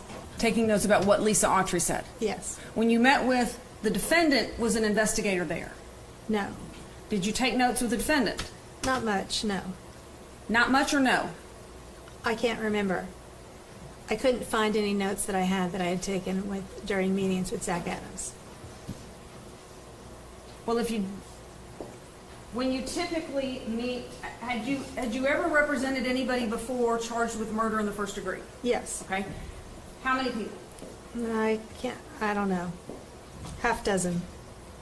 6 people. Okay. Were they incarcerated when you represented them? Yes.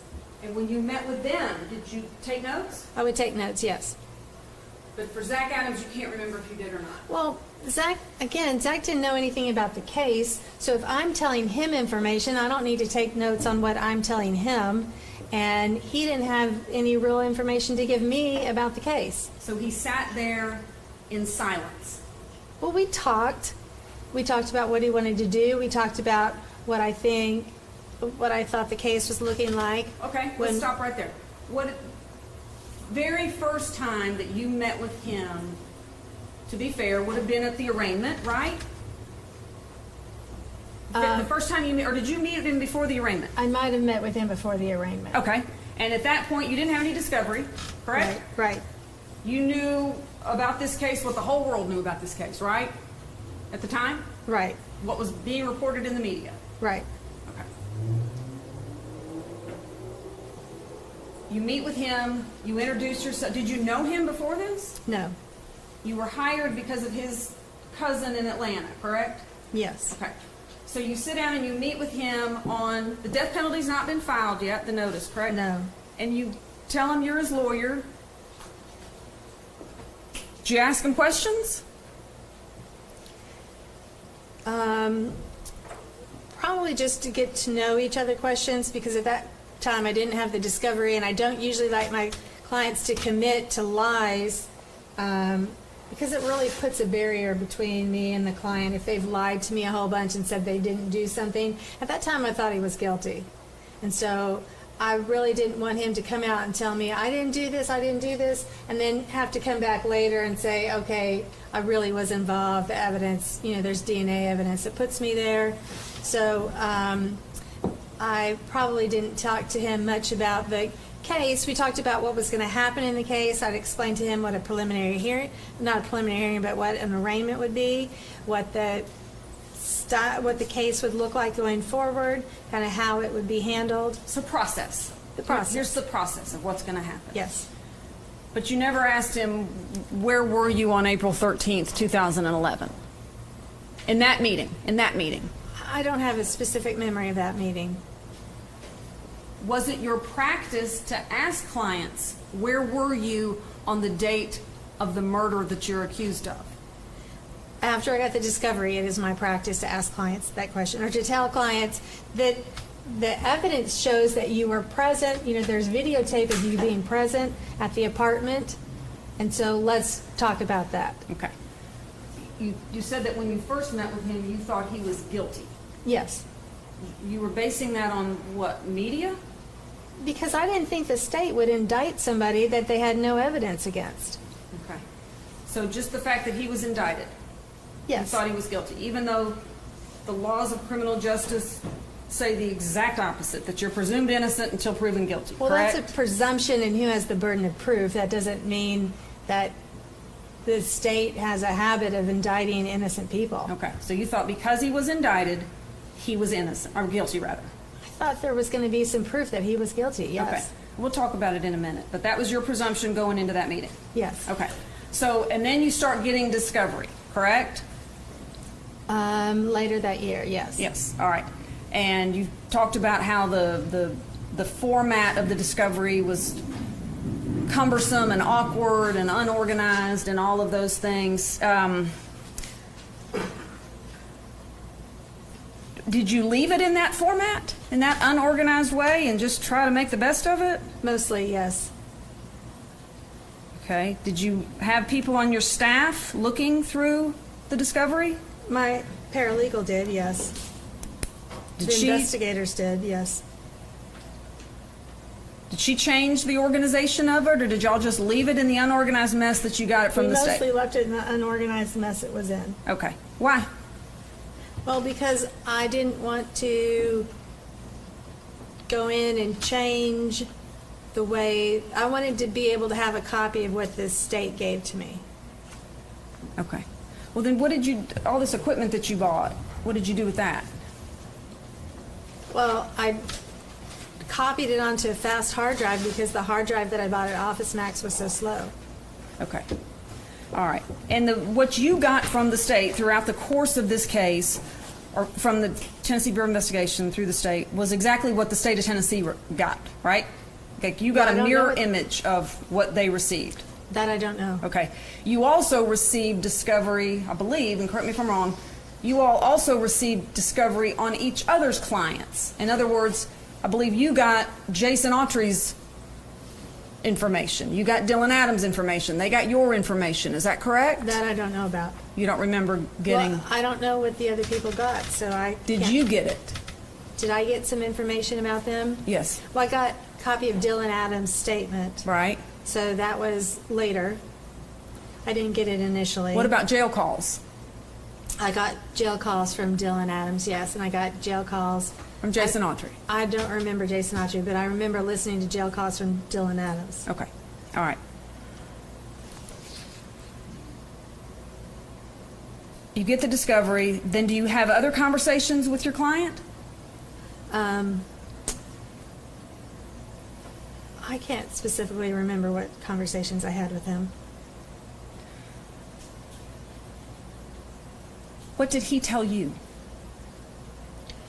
Well, he told me that he didn't do this, and that he wasn't there on that day. He didn't go near Holly's house on that day. He didn't go take her, he didn't rape her, and then he didn't even know the girl. He'd never seen her.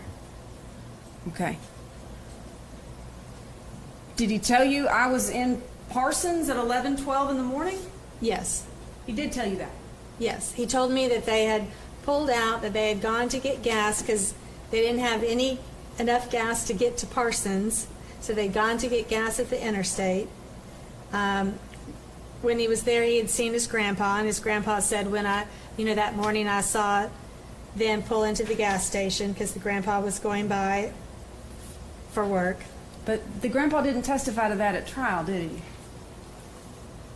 I think he did. Continue. That the grandpa had seen them that morning and had written it down in his date book that he had seen Zach. No. Okay. No, that was not a question. I'm sorry. Please continue. This is what Zach's telling you, correct? But then they were going to go get some Xanax bars. He'd gone by to pick up Shane. They were going to go get some Xanax bars from Shane's drug dealer. Mm-hmm. They had all piled into the truck. They'd gone into Parsons. They had gone to the ATM to get money to pay the drug dealer from Shane's bank account. He said there should be a video of me. Okay, stop right there. When did he tell you that? Early on. Okay, what's your definition of early on? 2014? Yes. 2014, he tells you there should be video of me at the ATM. Yes. Okay. And he said he'd also seen Tony Weber at the gas station at the BP. I think it was the BP. And that he had seen him there, and there should be proof that Tony Weber was at the gas station. And There wasn't, was there? not that I could find. Right. Okay, go ahead. Then they had gotten Xanax bars and gotten high. Okay. Do you remember what time Holly was abducted? She was abducted between about 7:45 and 7:50 on the morning of July 13th. In the morning. Not July 13th, April 13th. April 13th, Yes. 2011.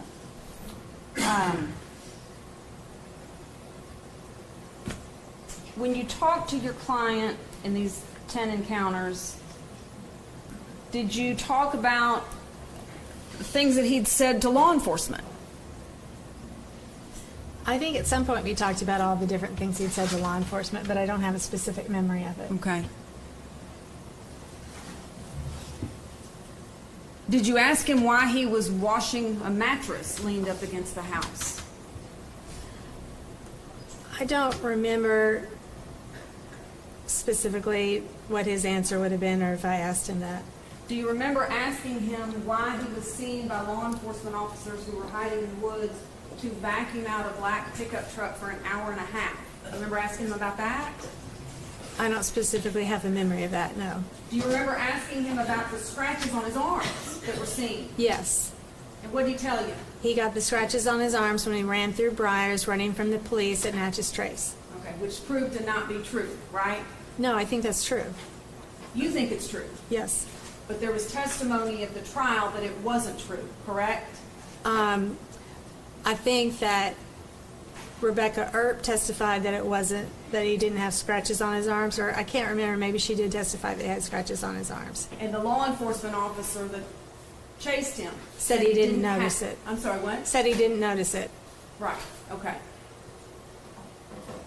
And then months after, he told law enforcement officers two different versions of where those scratches came from. One version was he got them from moving all of his marijuana plants. Do you remember that statement? No, So you didn't ask him about that? I don't remember that statement. Okay.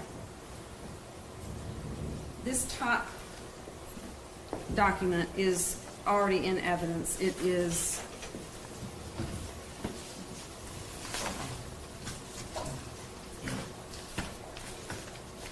sorry, Your Honor. 118. Who was Brian Smith? He's the investigator for SAI. Okay. I'm going to pass pass you this on top, and then behind it are about a 3-inch stack of IRs. Do you recognize what's on top, what's been previously marked as exhibit, what did I just say, 118? I don't recognize it, no. You've never seen that? Well, I'm not saying I've never seen it. I don't recognize it at this point. Okay, well, take a minute, look at it.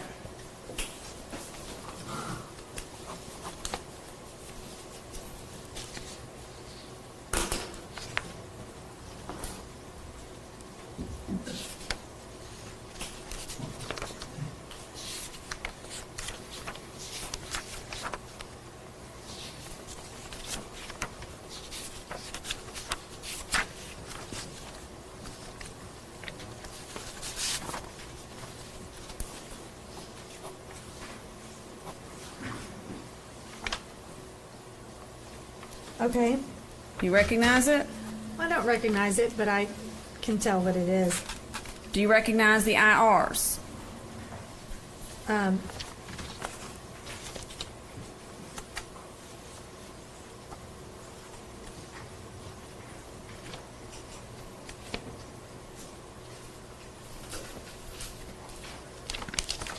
don't recognize the IR specifically. I recognize that they are IRs and they are labeled from this case.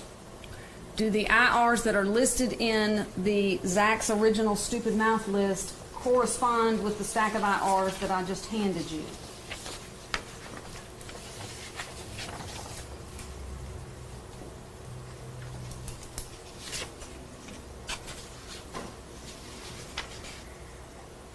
They seem to. All The right. first two correspond. Wait a minute.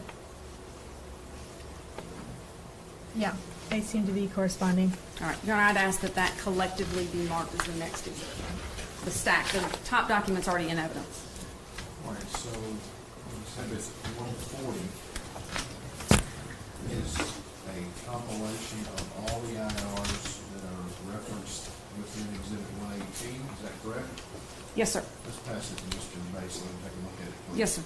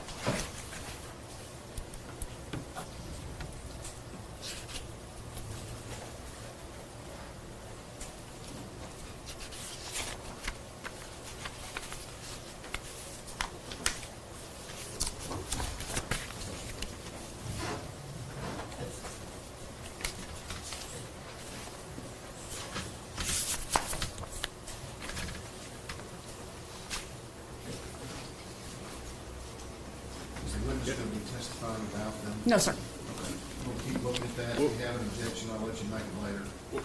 That's fine, Your Honor. Under Rule 1006, if it's a summary, the contents of the item summarized need not be introduced. So it seems like it's, Judge McGinley carrying the coals to Newcastle, it's unnecessary. Well, how's the court going to reference it in this case? I certainly don't have any. That's the point of the 1006 summary. If it's accurate, if they say it's accurate, you don't need the originals. That's not a summary, though. That's a checklist. Exhibit 118 is just a listing. It I doesn't see. summarize what the statements are. I see.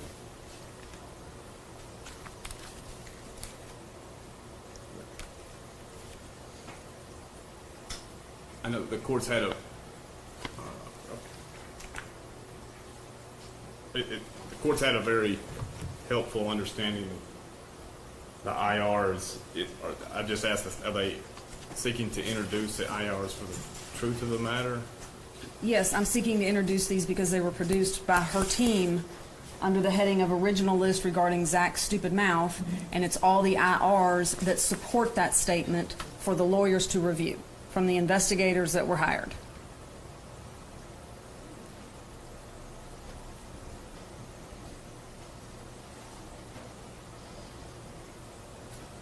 Bates? And that, Every IR that's been presented has been admitted. correct. I'm confused as to why we wouldn't want these IRs. Investigative reports includes a That- term. Yes, sir. That's correct.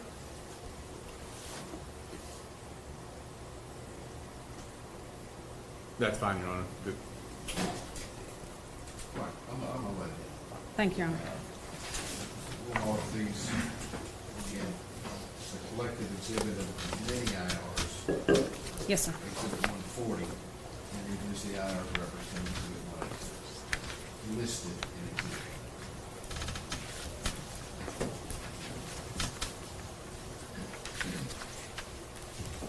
Did you have at your disposal the IRs in which your client interacted with law enforcement in the early days, weeks, and months of this investigation? I think so. Did you review those with him? I don't specifically have a memory of that, no. Did you review the IRs? Yes. Okay. I ask that 1, 2, 3, 4, 5, 6, 7 IRs.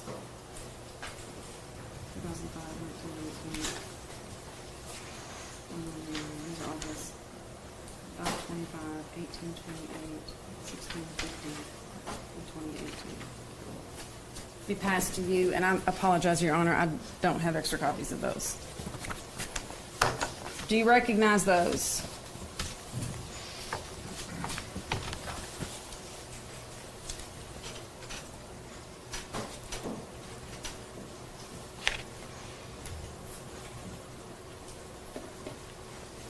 Yes. Did you review those? I'm sure I did. I don't have independent memory of it. All right. Your Honor, I'd ask that those be marked as the next numbered collective exhibit.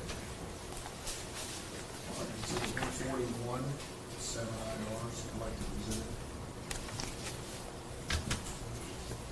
Give me some sort of descriptive, what are these about? These are the defendant's interactions with law, IRs reflecting the defendant's interaction with law enforcement. You saying Mr. Bates? Yes, Your Honor. Okay. And if this could be passed back to the witness, I'm sorry.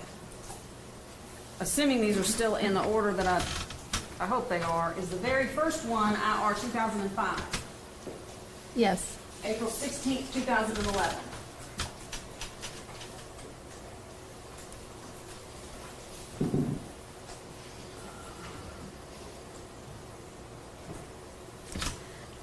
I don't see April 16th, 2011 on here Why do I anywhere. have the date wrong? But is that the right IR number? It's 2005. All right, is it Warren Rainey? Yes. Okay. Is the next numbered IR 1919 from April 23rd, 2011? Yes. And is it from Matt Ross with the FBI?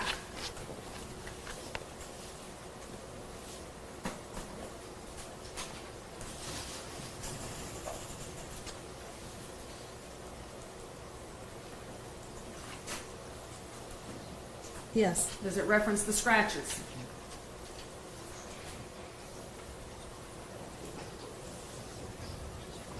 Yes. Okay. And then IR 199, 525, 1650, 1828, and 2018. Is that correct? Those all the different IR numbers? Yes, sir. I know about that one IR. Those are all the different numbers that she's holding. Give me all 7 again so I can list. Yes, sir. You've got the first two, 2005, 1919. then IR 199, All right? 525, 1650, 1828, 2018. Okay, I don't have 2018. Hang on. They're not in the right order. Okay. You don't have it? I found it. Okay.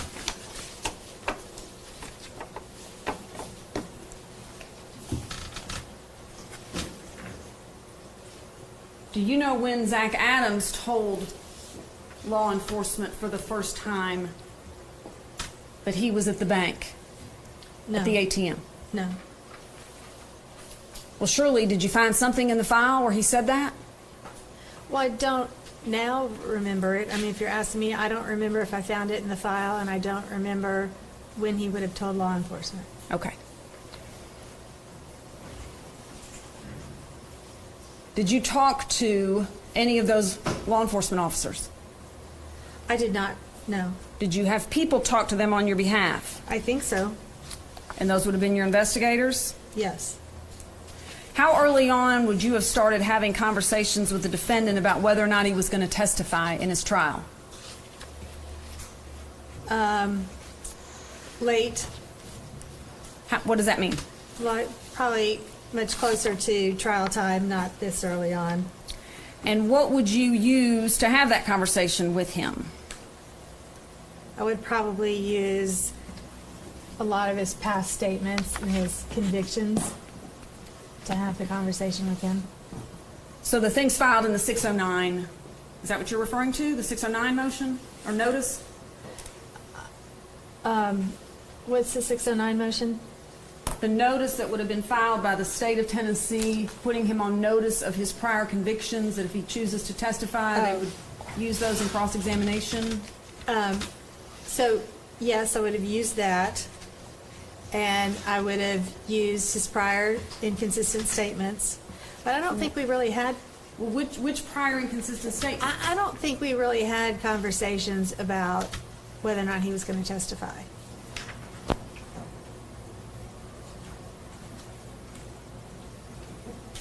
So you just wait for him to answer Judge McGinley's question? You're as surprised as everybody else in the courtroom? No, Did you talk to your client about whether or not he was going to testify? yes, but I think I talked to him about it in a negative form, like, I don't think you should testify. I don't think we sat down and had a discussion about what would it be like if you testify. And surely he said to you, oh, no, I'm testifying. I don't remember that. He didn't tell you that? I don't have any memory of that.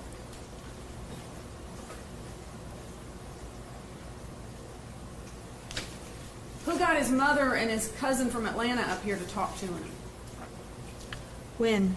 about testifying? I don't know. Did they talk to him about testifying? I don't know. I don't have any memory of that. So when Judge McGinley, at the end of the state's proof, when Judge McGinley turns to you and says, will there be any defense proof, what did you do? Well, yes, we had defense proof. You had witnesses you'd subpoenaed, right? Yes. How many? I don't remember now. What category did they fall into? You subpoenaed expert witnesses, right? Yes. You had a cell phone expert. Yes. I believe you had a gun expert. Yes. You put on Mr. Bell, didn't you, to say that white truck was parked at my property. Yes. That white truck could not have been used to move the dead body of Holly Bobo because it was parked on my land. You put him on, didn't you? Yes. He said all that. The jury heard it, right? Yes. You had him subpoenaed. You subpoenaed Terry Britt, Yes. but the state put him on. Yes. You subpoenaed Terry Dykus, a TBI agent. Yes. You subpoenaed a host of people, Yes. okay? So at the end of all of your proof, you put them all on, right? Except for Terry Britt, Right. okay? I think so. What other experts did you put on? Cell phone expert, the gun expert. I don't remember any other experts. Okay. And did you put on alibi? No. Your defense was, my client couldn't have done this because he was in Parsons. You didn't put on alibi? I don't remember, Amy. I don't have a specific memory of that. Well, who would the alibi have been? Well, it would have, it wouldn't have been Shane, and it wouldn't have been Dylan. But you listed them as alibi witnesses in your response to the request for an alibi. If we filed a response for request for alibi, then we filed it. I have no independent memory of that. You listed his co-defendants, Shane Austin and Dylan Adams. You listed Rebecca Earp, and you listed his grandfather, Dick Adams. Okay. Did his grandfather testify to the jury that between 8 a.m. and 10 a.m. on April 13th, 2011, Zach was helping me clean out the shed? No, Did his grandfather say that between 8 a.m. and 10 a.m. on April 13th, 2011, Zach was at work? no, Did his grandfather say anything about his whereabouts between 8 and 10 a.m. on April 13th, 2011? at some point, I think his grandfather had seen him in a car. What time? It was after 10, I think. Okay. Who testified and said, well, let me rephrase that. I was jumping around and I apologize for that. So,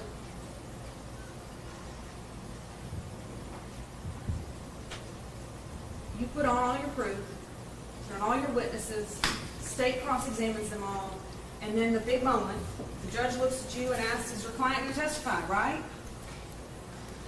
And what did you say? I don't know, Judge, we haven't talked about it. No, we had talked about it.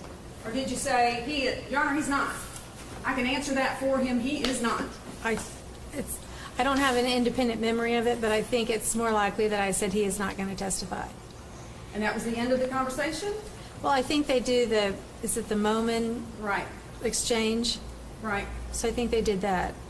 They did that. And by that you mean Judge McGinley put him under oath, right? I don't have an independent memory of whether or not he put him on the stand. Amy, I just don't remember. Well, you sat through Moman hearings before, correct? Yes. Okay. Yes.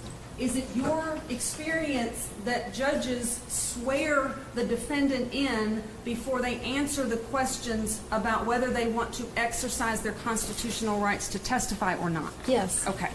Do you have any reason to believe that Judge McGinley did not do that in this case? No, I'm not trying to imply that, no, he didn't do that. I'm just saying I don't have an independent memory of that particular time. Okay. And Judge McGinley asked him questions, correct? I'm sure he did. Did you at any time, did you believe he was answering those questions truthfully? Yes. That he did not want to testify? I think he did not want to testify because I told him he shouldn't testify. Well, did he say that to Judge McGinley? Your Honor, I'm being railroaded by my lawyer. I really want to take the stand, and she's telling me it's a bad idea. Did he ever say that? No. Did you ever say to the judge, Your Honor, I do things a little differently. I like to tell my clients, you really don't want to testify. Did you say that to Judge McGinley? No. He questioned him, and he answered the questions, correct? Yes. At any time did he say, stop these proceedings, I want to testify? No. At any time during the course of your representation of him, did he argue with you when you said, I don't think it's a good idea for you to testify? I don't think so, no. I mean, he didn't ever argue with me, no. About anything? Not really, no. Okay.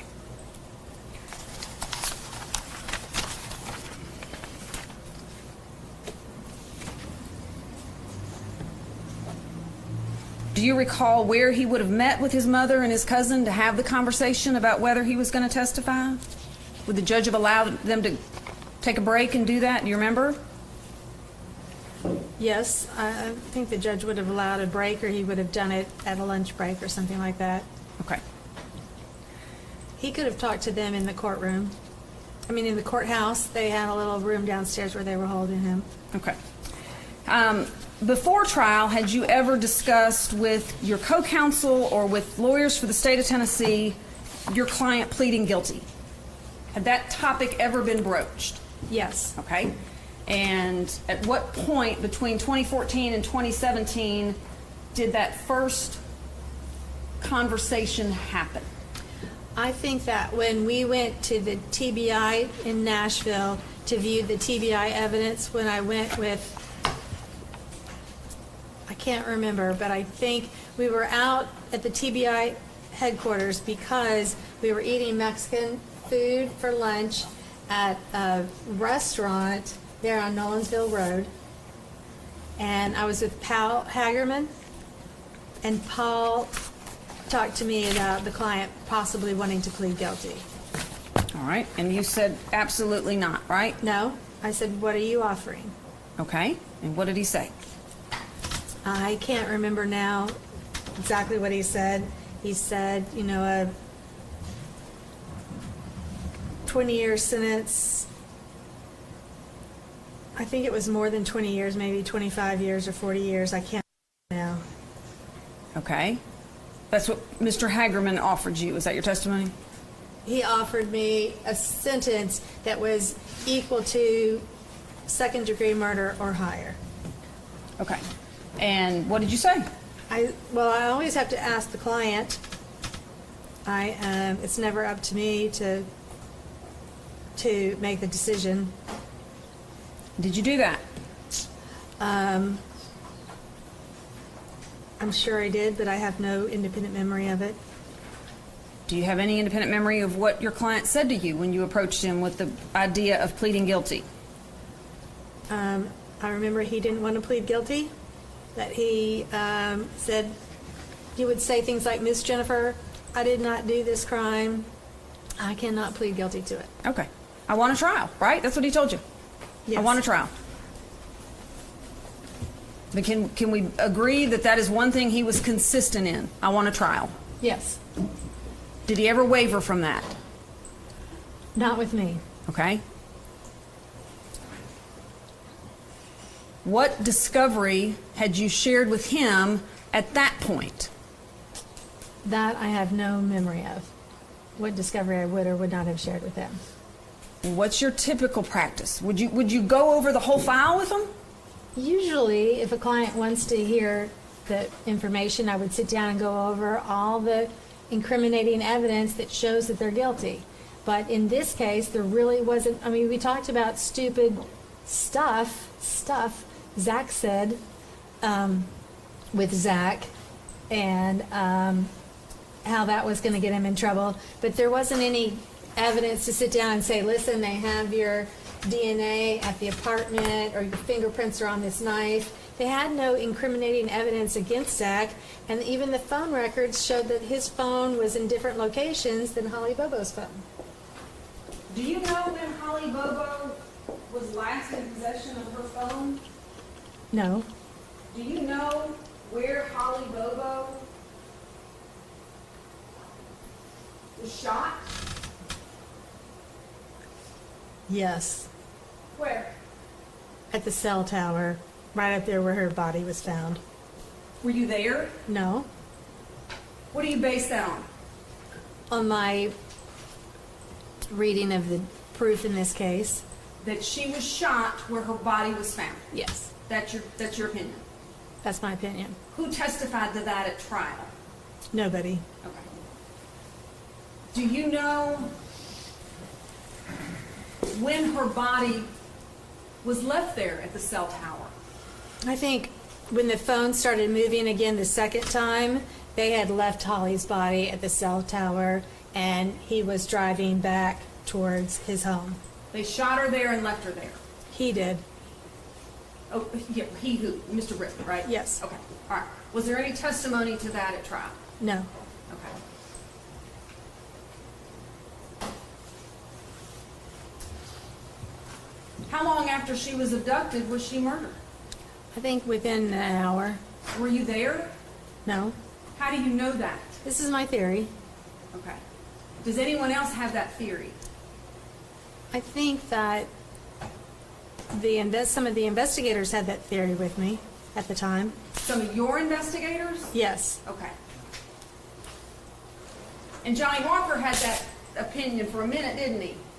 Yes. That she was, he made some statement, didn't he, that she was killed within the first hour of being abducted, right? Yes. And then he was asked about that by Mark Lewis and some others with TBI to say, where's this coming from? Do you remember this? Well, I don't specifically remember. And he admitted, you're right, I don't know that. Nobody knows that. He admitted that. You remember that? I wasn't there during this conversation with... There's IRs about it. Okay. Well, I don't have specific memories of those. Okay. Okay. Do you know when her phone was thrown out? I don't know for sure. Do you know when her SIM card was thrown out? No. Lunchbox? I don't know for sure. Okay. But you know she was shot at the cell tower. My theory is she was shot at the cell tower, then he began to drive back by a different route than he came, and that's the point when he started throwing stuff that was left in the car out the windows. Okay. And you shared this theory with your client. Probably. Okay. And you would have gone over with your client incriminating statements that he made. Yes. Okay.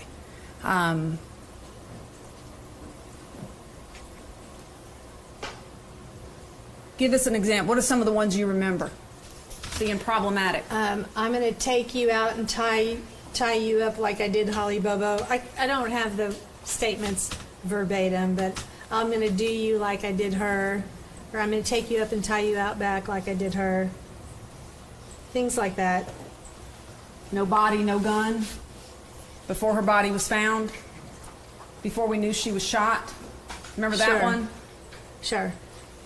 Couldn't have picked a prettier bitch. Remember that one? Yes. Do you remember him threatening to kill his brother? No. You don't remember there being information, evidence. You don't remember him being indicted Oh, for trying to kill his brother. for what happened at the courthouse, the O'Brien, or the courthouse where he said, you tell him if he doesn't, he told a guy that was sitting there allegedly, you tell him that if he doesn't straighten up, I'm going to put him in a hole next to her. Yeah, that one. I remember that. But that didn't happen? I think people had a lot of motivation to make up things that Zach said. Okay. Did Judge McGinley instruct the jury on witness credibility? I'm sure he did. I don't have independent memory of what jury instructions he read.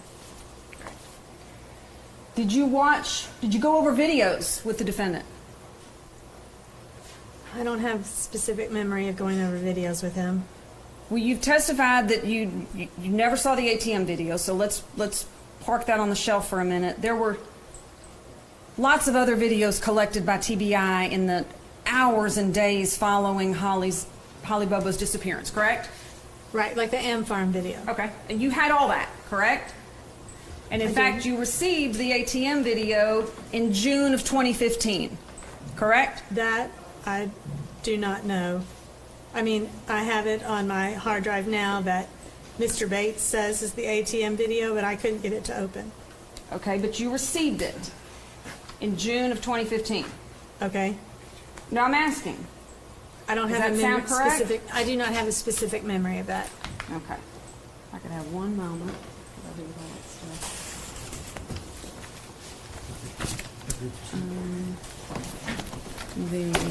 Yeah. How'd I do it?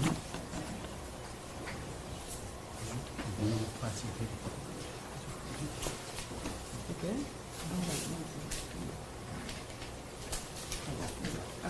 Thank you for remembering the plastic paper for that. I'm gonna.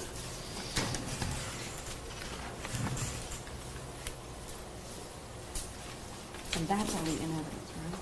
Yes. Okay. Can you find the exhibit number for me? Mr. Bates handed you a document earlier that was marked into evidence.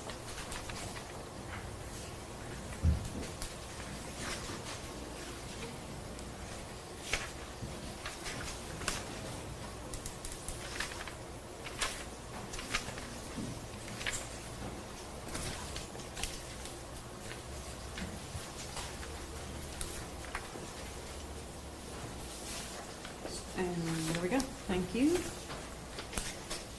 What number is it?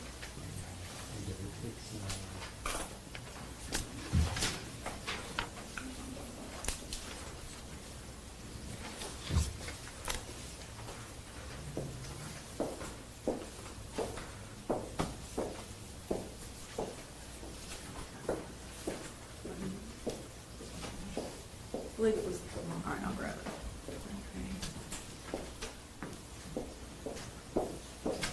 What was it about? Exhibit 128.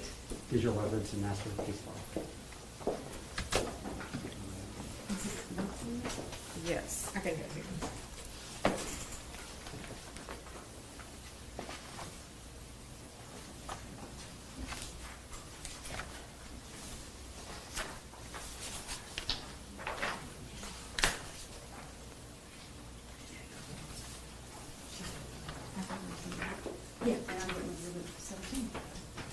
May I ask that these be passed, may I pass these to the witness, Your Honor? Exhibit 128?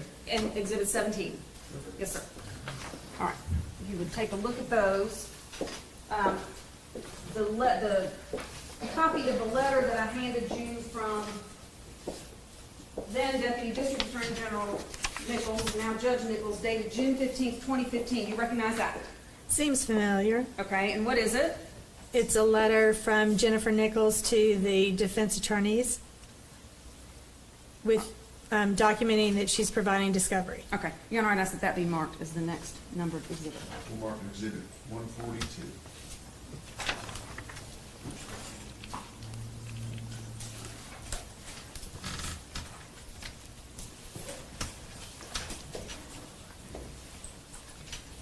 What's the date of it?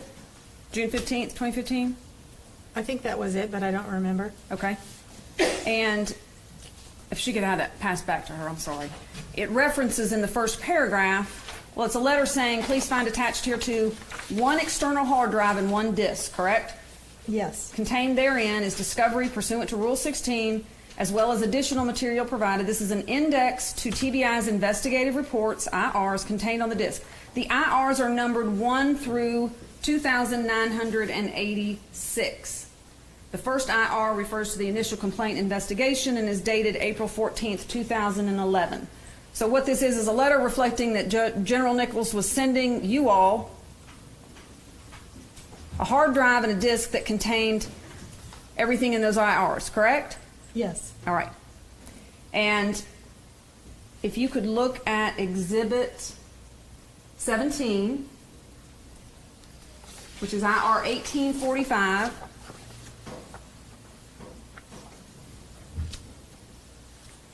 See it? Yes. You recognize it? I don't specifically recognize it, but I can see what it is. What is it? It is an IR listing. The following is a list of CDs, DVDs, and flash drives containing digital media obtained during the course of this investigation. Okay. And contained in there is the ATM video, correct? And I understand you said you didn't see it. But that's one of the things it's referencing, correct? Well, I still don't see it. You don't see what? Where it says there's an ATM video. Okay, I see now 48V8 BP/Com South Bank ATM, April 2011. Okay, thank you. And a minute ago, or before the lunch break, you were shown Exhibit 128, which was a compilation of digital evidence sent to you, I believe. Do you have that, Madam? Yes, I have it. You got that. All right. Exhibit 128, you would agree with me, is not a comprehensive list of all of the video evidence you received in this case. I don't know that. Well, take a moment and look at it.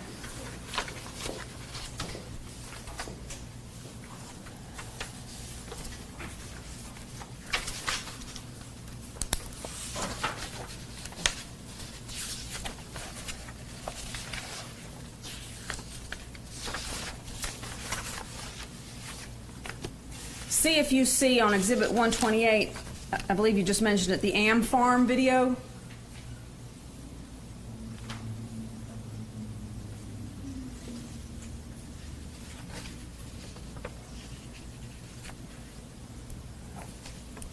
I don't see the Am Farm video in here. Right, but you had the Am Farm video, correct? Yes. So that exhibit can't be a comprehensive list of all of the video evidence that you were provided by the state of Tennessee in this case, correct? So it would seem. Okay, thank you. And I believe, have all of those documents been appropriately marked into evidence? I believe they have. All right, very good. And we're done with those for the time being.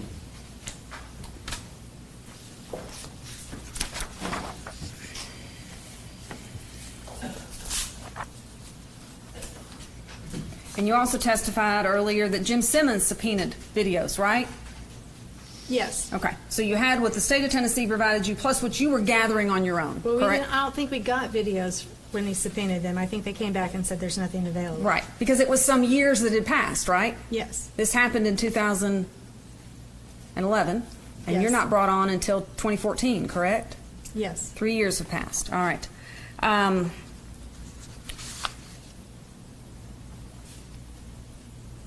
If we could have put on the screen the ATM video that you were looking at before we broke for lunch. This is still.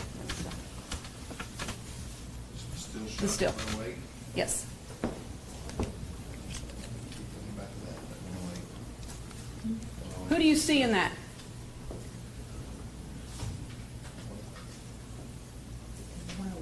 Put on one. All right, the witness is being shown exhibit 101. Who's in there? I can't tell. Thank you.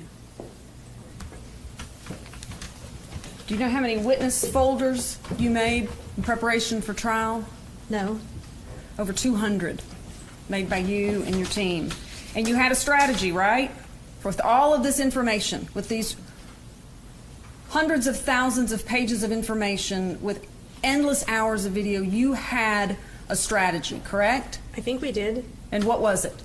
Our strategy was to show that Terry Britt had committed the crime and not Zach Adams. Right. Terry Britt did it. Some other dude did it, and his name is Terry Britt, right? Sudi defense. Some other Right. dude did it. And if that's, and you also had the alternate defense of, and our client didn't do it, correct? Right? Was mitigation information being gathered as well while you're also investigating the facts of the case? Yes. All right. And who was there a point person on that? Yes. Who was that? AK Investigations came on as mitigation when Lee Norton withdrew. Okay. Why did Lee Norton withdraw? I don't know. She said she couldn't take it. Couldn't take it? Yeah, I don't know why she withdrew. I think she didn't like the case anymore and she withdrew. Could it be because she knew, as she put in a memo, that your client was going to be found guilty and it was going to be very hard to keep him off death row? I don't Do you know. remember that? No. And that she said she would have to no longer work on this case because that bothered her so. Do you remember that? No. Did they put together mitigation reports for you? Your team? Yes. But I think Jim looked at that more than I did. Were you familiar with it? No. You never looked at it? I can't say I never looked at it. I have no memory of looking at it now. Well, do you have memory of there being concerns about mitigation proof? No. No memory of anybody bringing to your attention issues with mitigation proof? No. Do you remember your client shot his mother? Yes. Okay. Do you remember that being something that they pointed out? No, but I see that that's a very bad, factor. Okay. Do you remember them having concerns about the mitigation because of his criminal history? I don't have any specific memories about concerns about the mitigation. It's not that I didn't know it at the time, but at this point I have no specific memory of it. Okay. Because I guess your role was different. Your role was guilt innocence and Mr. Simmons' role was the mitigation? Is that Yes. a fair assessment? Fair. Okay. Who's Crystal? Crystal and Danny. Danny is one of the investigators. I'm going to ask that this packet be passed to you, and there's a copy for the judge. See if you recognize this, Ms. Thompson.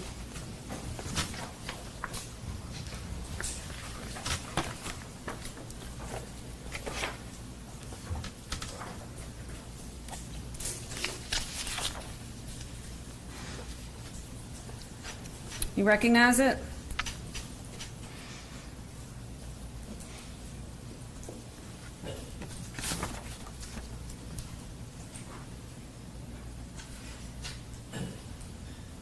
No. Who's JST? It might have been Jim's daughter. You've never seen this? I don't have any memory of it. We'll take a minute and look through it. Does it look like anything having to do with this case?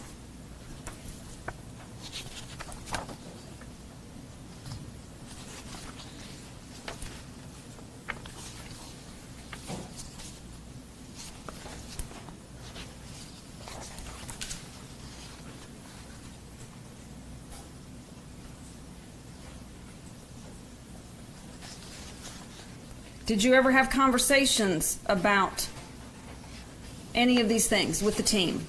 Spoke with Joe Walker, stated Zach shot Cindy because she wouldn't give him money. Dick Adams, Frankie Cecil Adams. I mean, are any of these names ringing a bell? I think Frankie Adams was Zach Adams' uncle. Is the information in this document ringing a bell with you? Some of it is, some of it's not. Do you question the veracity of this document that I passed you? No. Was Jim Simmons' daughter, I believe her name is Miss Tarkington, right? Yes. She was on the team. Yes. Did she gather information? I'm sure she did. Did she bring that information back to the team? I'm sure she did. Well, you were on the team, correct? Right. Okay. So did you ever have any conversations with her? I don't remember having a conversation with her about this. About anything? Yes, I had conversations with her about Okay. things. And Crystal is who? I don't know who Crystal is. Who's Danny? Danny's the investigator. Okay. All right. Your Honor, I'd ask that this be marked for identification at this time. Bates. No objection for identification. For identification, we'll mark it Exhibit 143.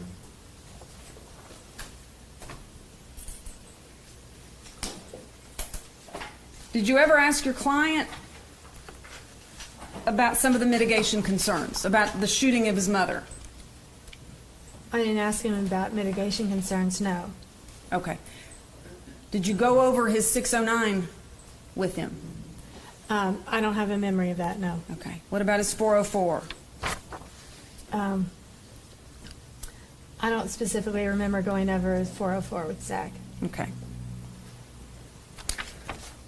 You testified earlier that pretty early on you had a plan regarding Terry Britt, right? Yes.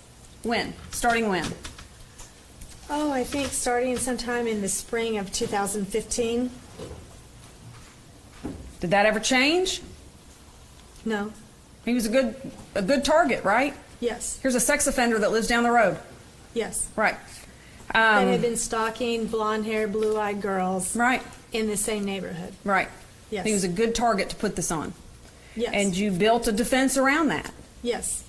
with the added layer of our client didn't do it either. Correct? Right. Okay.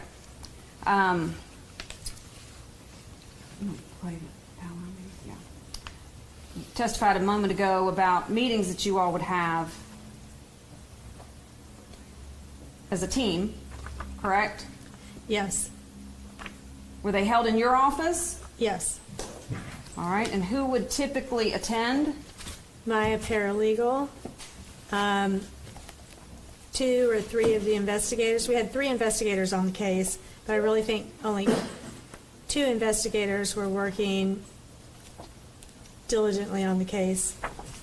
Okay. I think the 3rd one, she was more the owner of the business, and I don't think she was really working on it. And sometimes Jim Simmons would come. Okay. And did you all work from, did you just sit around and spitball, or did you have kind of an organized format to these meetings? What set the stage for us? Well, I think it depended, and I don't have any specific memory of the meetings at this point. Okay.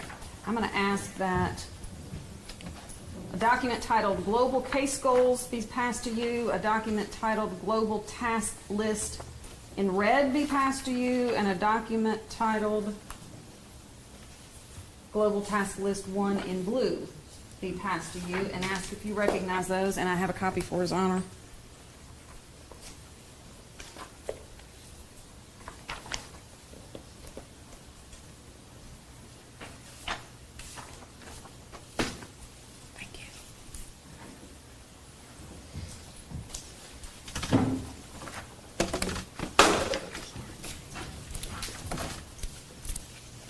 Do you recognize those? They look familiar.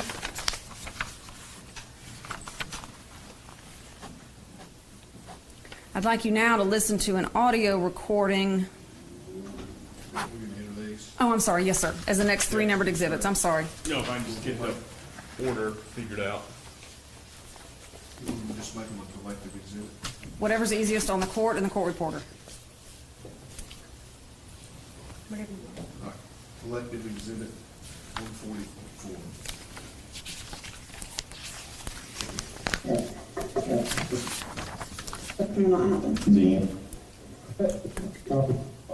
Just short. Judge, for the record, I'm going to start this audio at 13 minutes and 48 seconds. All right. Do you recognize? Okay. Do you recognize your voice yet, or is it I not? do. Okay. Who else is there? Do you know? Sounds like Jim Simmons. Okay. So all of that's been incorporated in what you're doing. Right. So, okay, let's just, I want to make sure we all agree as to what we're going to focus on because we have such a short time frame. I think, Lee's also really made this impression and she had a lot of influence on me. Is that Lee Norton? We need to finish the Terry Britt investigation. I'm sorry. That's Lee Norton that you're referencing? Yes. Okay. I know that under almost all circumstances, you don't try to prove who did it. You try to just create doubt. But in this case, because this is such, it is a different case altogether. It's got so much notoriety. Zach is hated. Everybody in the whole area knows about this case. They've all been keeping track of it on topics. That we really need to show that somebody else did it. Just to show that Zach couldn't have done it, I don't think it's going to be enough. I think that the jury's not going to have a trial and not convict somebody. Somebody's going down for this. And they're not going to walk out of the courtroom unless they're confident they know who did this. Just a whole bunch of mystery and reasonable doubt is they've got to solve this case for the family. I really, really think there is good evidence that Terry Britt did do this. And Zach did not do this because he has alibi evidence that shows he was in another place at the time. Stop it right there. First, the thing on Facebook. What evidence? I can't remember now. I'm sure what we had talked about. His cell phone he was on Facebook at 8:30 in the morning. Who testified to that? Nobody I did not put that proof in at trial. Okay. Did the state put on Facebook proof? They put on some Facebook proof, but not Facebook proof that he had been modifying his wall at 8:30 in the morning. But there was records in the discovery that I received that at 8:30 in the morning he had modified his wall and said something like, "That bitch ain't all that," referring to Rebecca Earp, and it had been done from a landline telephone number at Zach's grandmother's house. There was also evidence that he had been on his phone before 8:30 in the morning with Jason Autry, right? Yes. Okay. Hit play. Hey, Aaron, here's your paper. Their office over there. First, the thing on Facebook and his phone records, plus they have receipts from what they were doing that morning. So we know. Where are those receipts? I think that we have the ATM records from things that they were doing That show what? that show that they had been to Sonic and to the ATM. But they weren't timestamped, They right? weren't timestamped, no. So that's not really an alibi, is it? No. That it didn't go down this way. And so I just think in this case, we've got to finish the Terry Britt investigation. And the more we dig into this, the more we are going to find.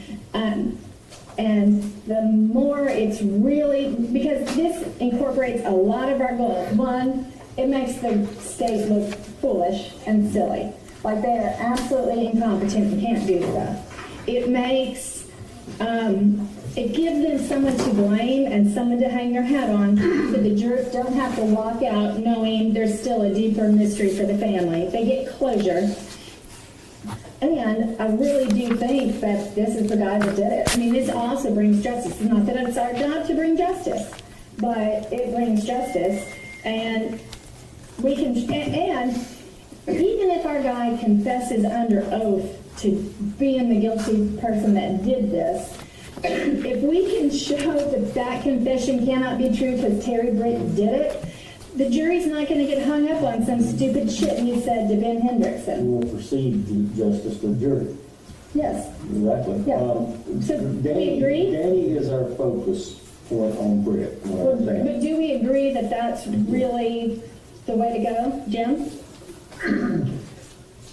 I think we have to be careful not to convince ourselves that Britt did it, because right now we have a lot of smoke, but we don't have any concrete evidence that Britt did it. We don't have any DNA. He's got some sort of an alibi. I think we have to be careful going there, because it's easy for us to say that Britt did it, but what proof we had that he did it?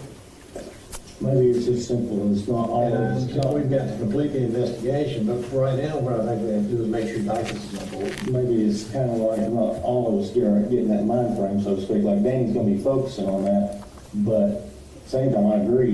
If we're going to have to look at it as, hey, what if our guys did do it? Let's make sure we don't miss something here.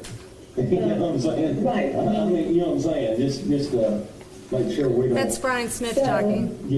Brian's. All right, I don't say much, please. Okay. Time ourselves here, but two folks don't hung up on. No, how many more minutes?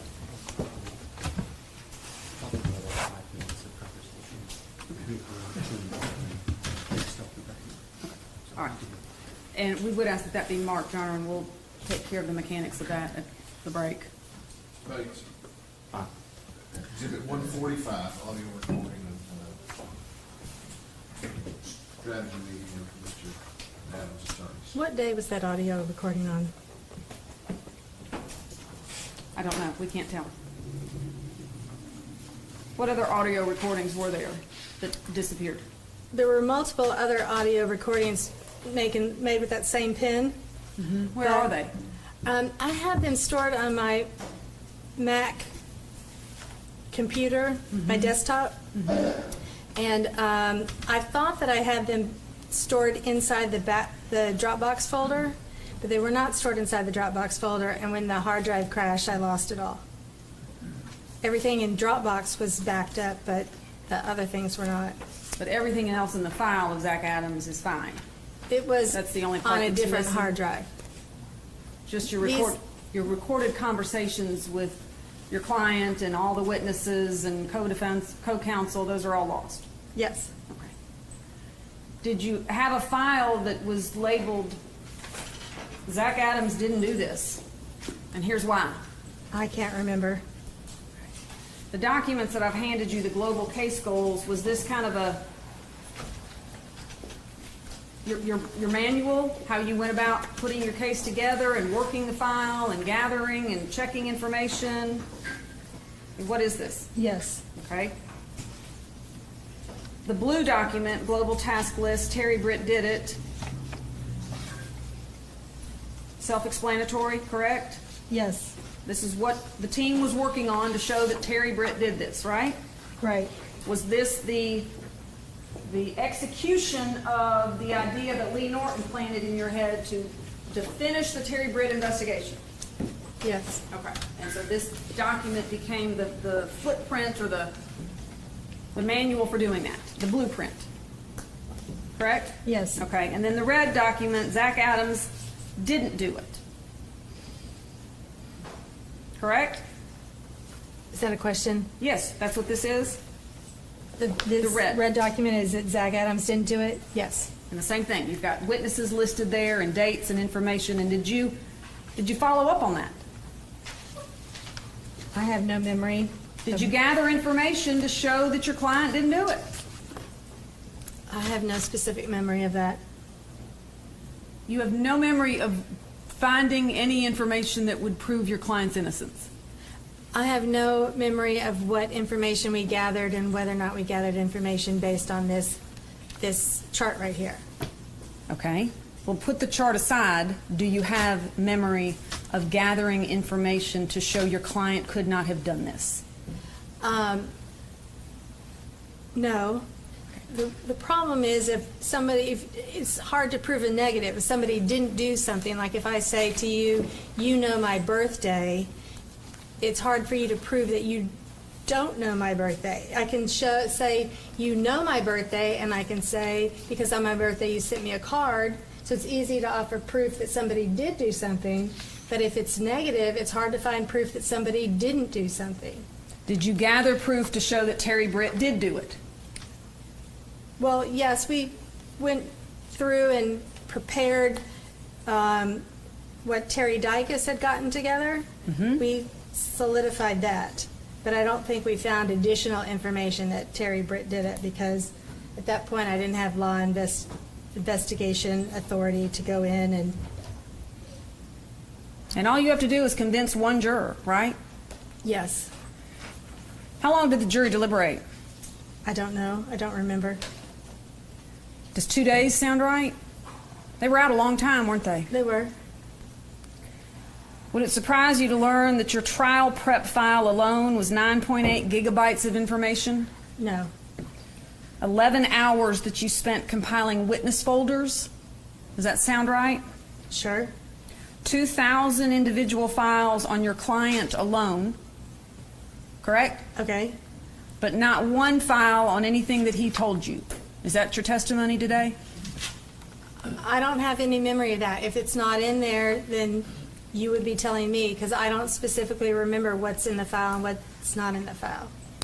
You subpoenaed over 80 people to trial. Does that sound about right? Sounds right. You had 4,500 individual files alone on Jason Autry. Remember that? We had a lot of material on Jason Autry. You mainly dealt with Mr. Hagerman, didn't you? Wasn't he kind of your point of contact within the Shelby County DA's office? Who I specifically talked to? Mm-hmm. I would have talked to Paul. Paul Hagerman, right. Yes. Was he pleasant? He was pleasant. Okay. I mean, you've testified that Ms. Nichols wasn't pleasant to you, but Mr. Hagerman was, right? Mr. Hagerman was pleasant. Was there any time that you asked for something from the state of Tennessee or from the Tennessee Bureau of Investigation that they said no?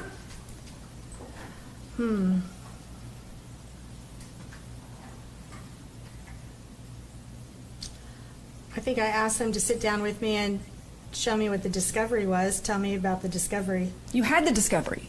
But tell me what it was in there, what the different things meant and what the different parts meant, and I think they didn't want to do that.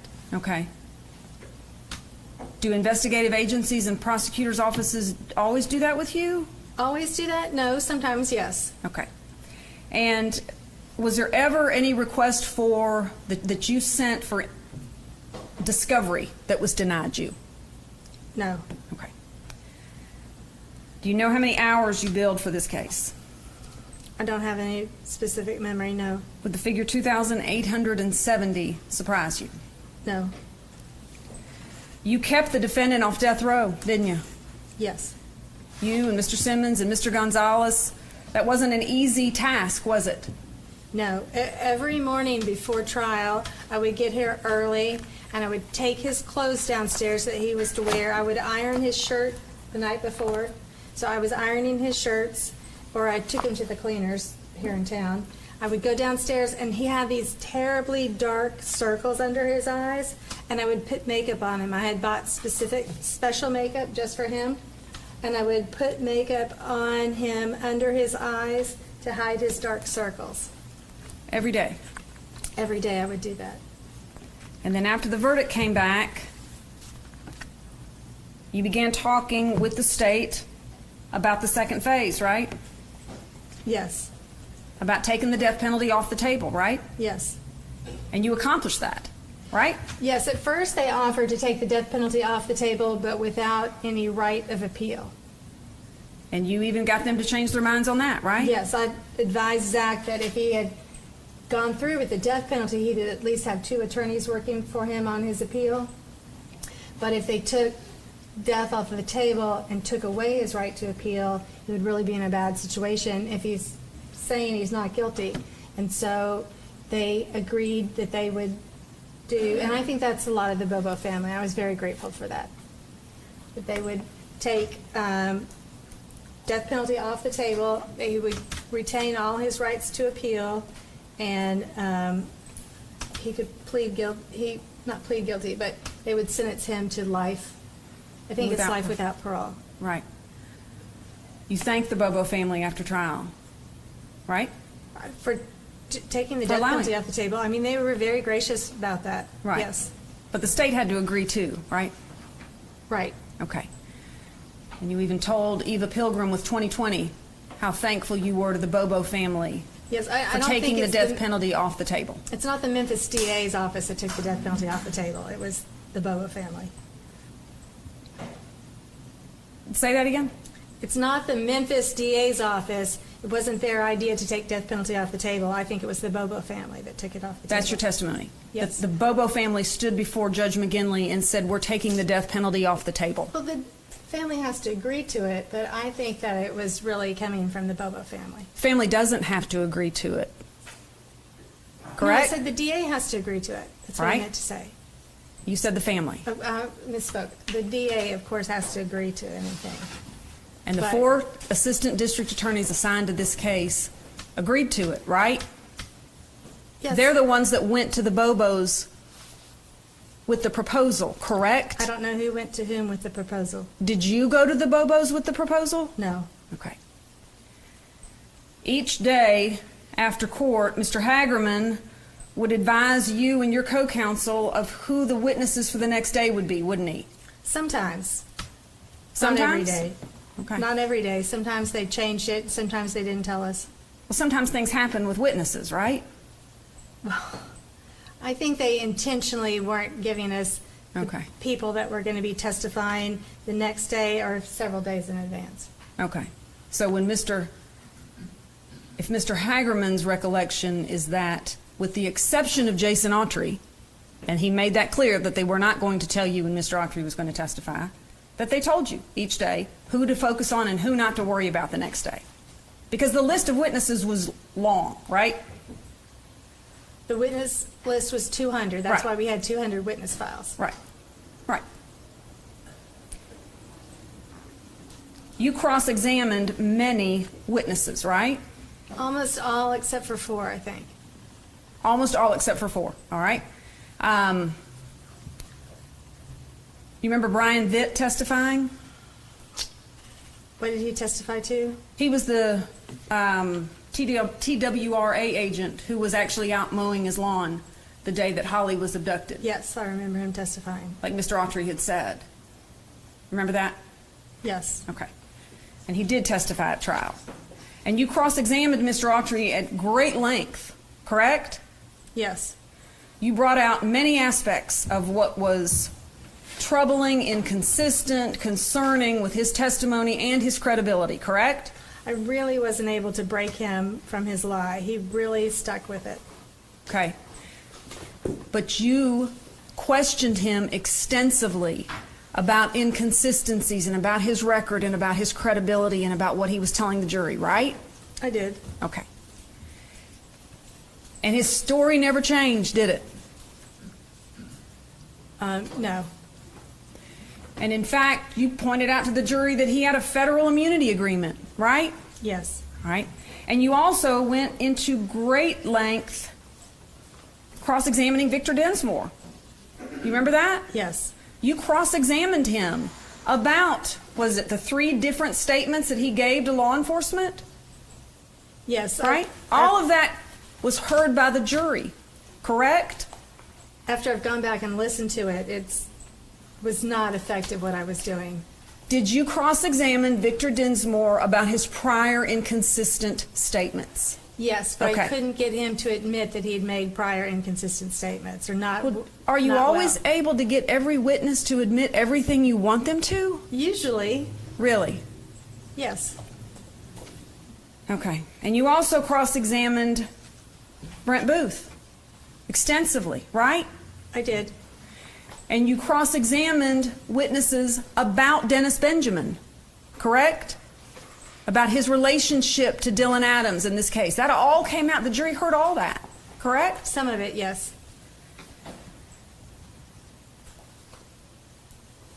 There was a hearing in front of Judge McGinley about the Luke Evans issue, correct? You Yes. wanted Luke Evans to come on the case. The state opposed it. We bring it to the court and we let the court decide. That's how this works, right? Yes. And was there testimony? Yes. Who testified? Luke Evans. Who cross-examined him? I don't know. Was it Ms. Nichols? I don't have a memory of that. Okay. The judge denied your request, correct? Yes.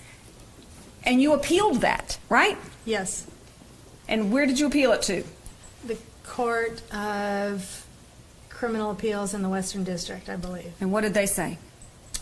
They said no. They affirmed Judge McGinley. They affirmed Judge McGinley.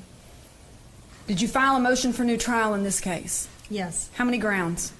I can't remember. 56? Does that sound right? Okay. The things that you have shown a light on here today, did you bring those out in your motion for new trial? I don't remember. I just don't have any memory of this. This is all so many years ago, and I just don't remember specifically what was in my motion for new trial. Did you work on the appeal? I did. Do you remember that? Yes. Okay. Did you raise these issues in front of the Court of Criminal Appeals? I don't remember how many of them I raised. Were any of them granted? No. Were any of the grounds for the motion for new trial granted by Judge McGinley? No.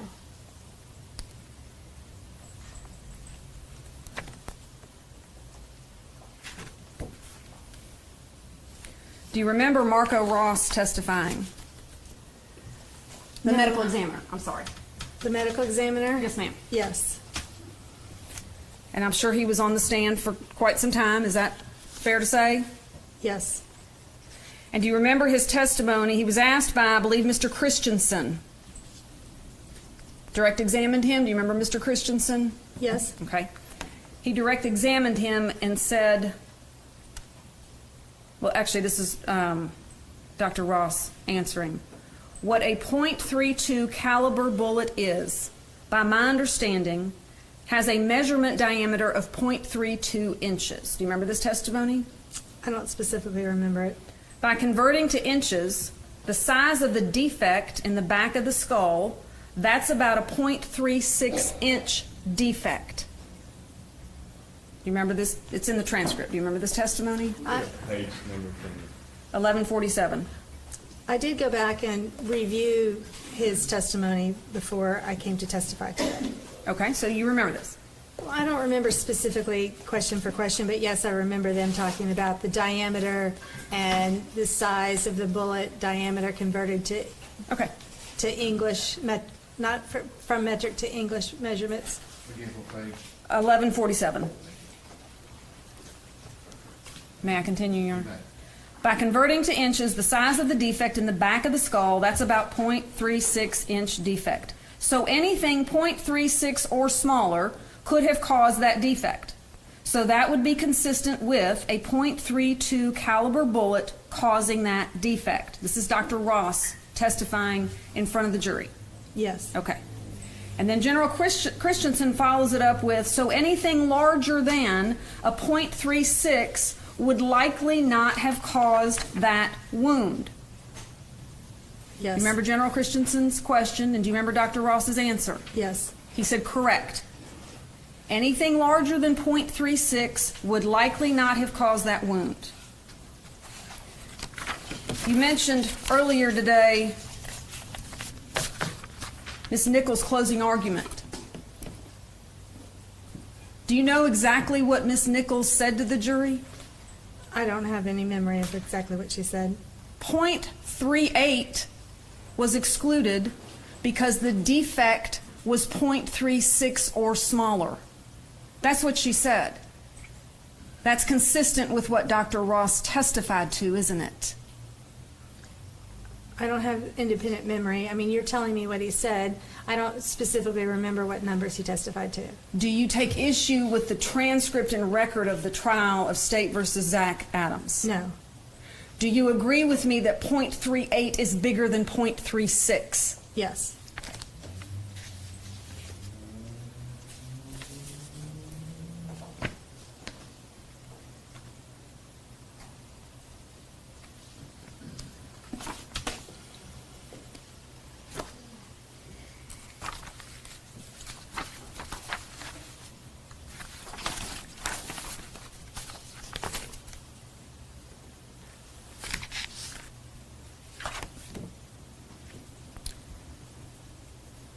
You testified earlier how co-counsel made you feel. It wasn't a great working relationship. Is that fair to say? Fair to say. Opposing, not your opposing counsel. Okay. All right. Same there. Okay. It's fair to say this case was stressful Yes. for everybody involved. Yes. Starting with the morning of April 13th, 2011 in the Bobo family and continuing on until today, correct? Yes. And you testified about your concerns about the other defense attorneys, Matt Maddox and Paul Bruno and Michael Scholl and Robert Paris, and that they just weren't putting in the hours that you were, right? I think I said that I didn't think they had shut down their practices. I didn't say they weren't putting in the hours. I don't know what hours they were putting in.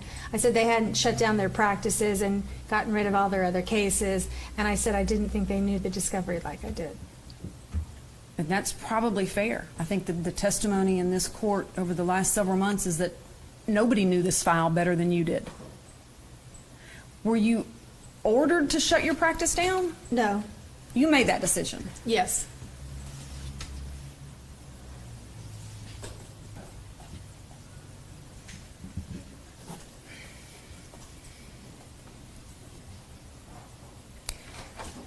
You further testified before the lunch break that one of the reasons you didn't get off this case was that you were worried Judge McGinley would appoint an attorney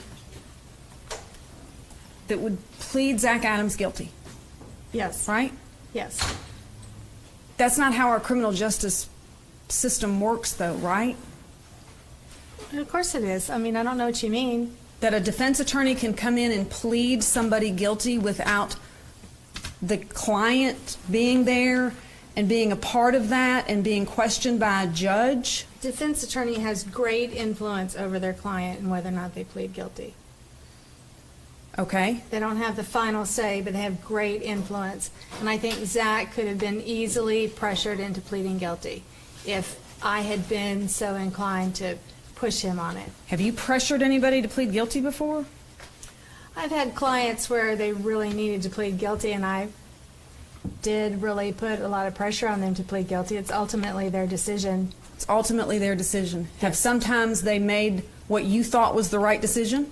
Sometimes. And sometimes they don't, right? Sometimes they don't. Yes. And you additionally said that you had concerns about Judge McGinley and that he was going to make sure, no matter what, that this case ended in a conviction. Isn't that what you said? Yes, I think that's true. Is that a backhanded accusation of jury tampering against Judge McGinley? No, I think he was just going to make sure that the proof came in and that he guided the proof and that he... You said an elected judge was going to do whatever he could to make sure someone got convicted. Is that your belief? I think that... How is this an issue? Why are we doing this? Tell me what's at issue here. For what purpose? For credibility, Your Honor. It's an outlandish statement. And the court can take that into consideration. All right. May I ask one follow-up question? One follow-up question. Did you report him? No, and I never said that I thought he was going to influence the jury. I didn't mean it that way. You still have the case of Zach Adams listed on your website. You've testified in front of Judge Bradbury that you did not provide constitutionally sufficient representation to Zach Adams in the final year of your representation of him. Is that right? For 6 months, 8 months. Did you report yourself to the Board of Professional Responsibility? No. Nothing further. Ms. Thompson, you need No, I can go longer. I can go. Yes, sir. If we could just, 5 minutes? 5 minutes. 5 minutes. All right.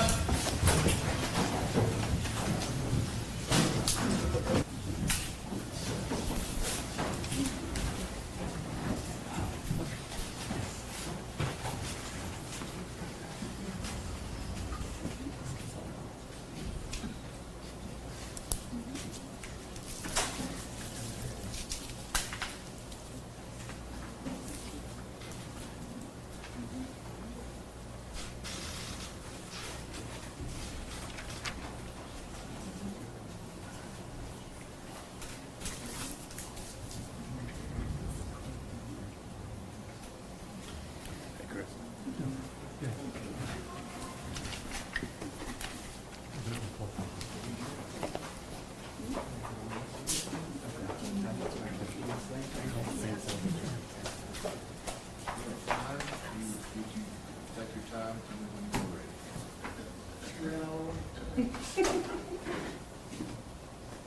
I'm ready, Judge.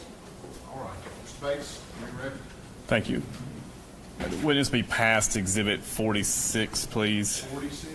46.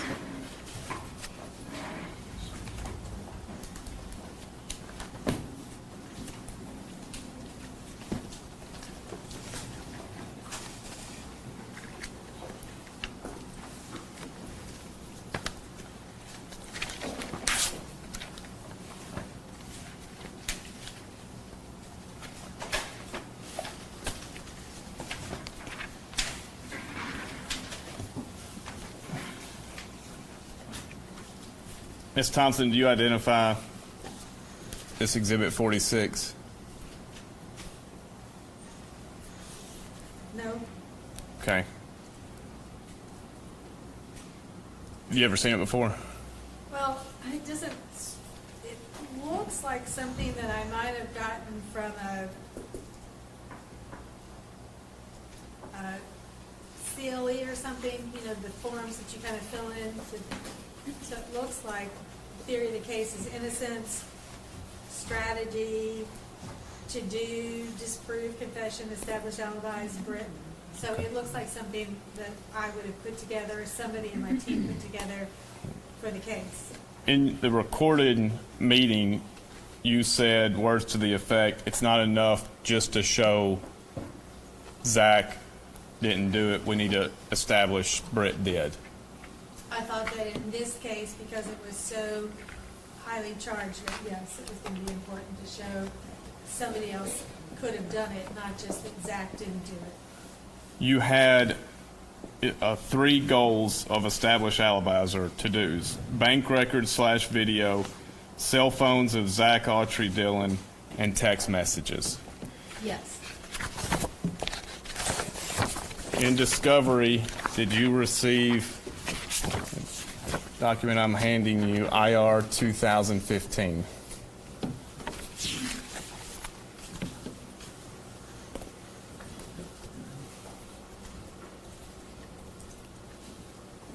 And page 2, final paragraph.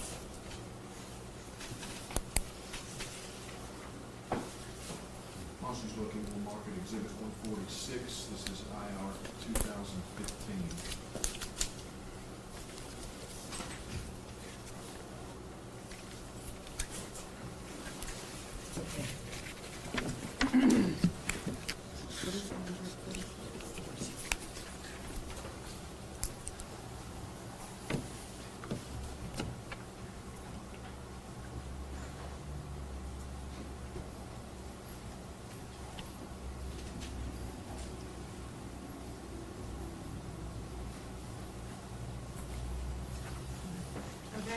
All right. Where R. Austin recalled Shane used Community South Bank at that time and gave agents the account number with the account. Also provided agents with a withdrawal slip of Shane's from this bank. That's huge. Why? Because the state had the evidence that would have shown a timestamp on it, and the state didn't turn it over.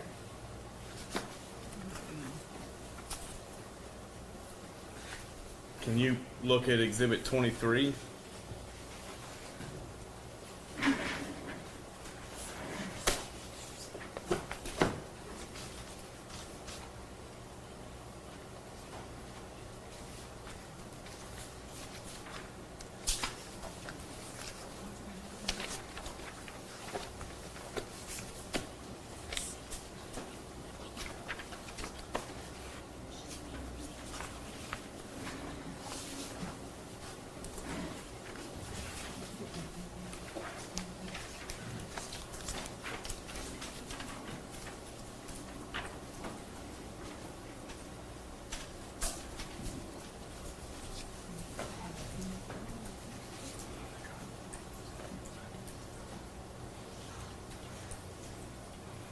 You recall that?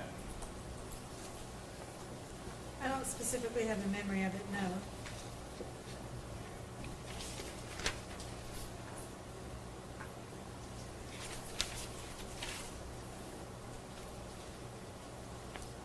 And you're looking at IR 2743. Yes. Is there any reason to believe you didn't have this at your disposal leading up to the trial? No. And if you look at the end where it shows withdrawals and other debits, POS purchase at MAPCO, Parsons, Tennessee, POS purchase at Shell Service Station, Holiday, ATM withdrawal, Community South, Parsons, Parsons, Tennessee.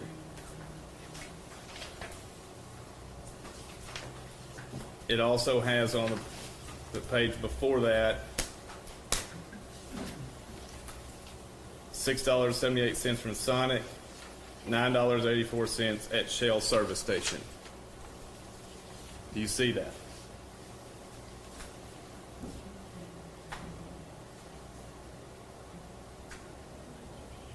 Yes. You had these at your disposal, did you not? I guess I did. I don't see that they have a timestamp on them.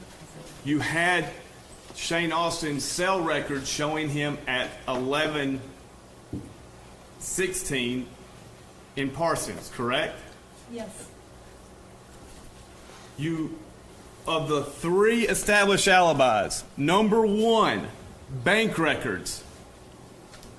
You never even had Joe Walker under subpoena, who issued the judicial subpoena to the bank to merely bring what he received. Did you?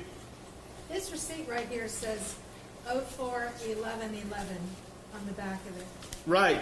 The bank record shows there was also an ATM withdrawal on 4/11. Look through on page 5.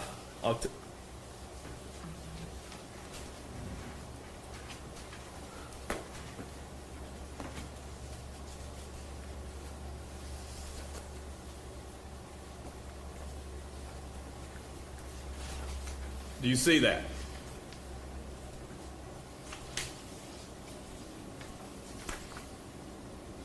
Yes.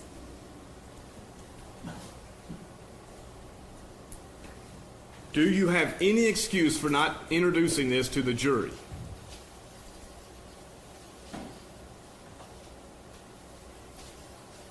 No, I don't think it shows, it's not quite the smoking gun.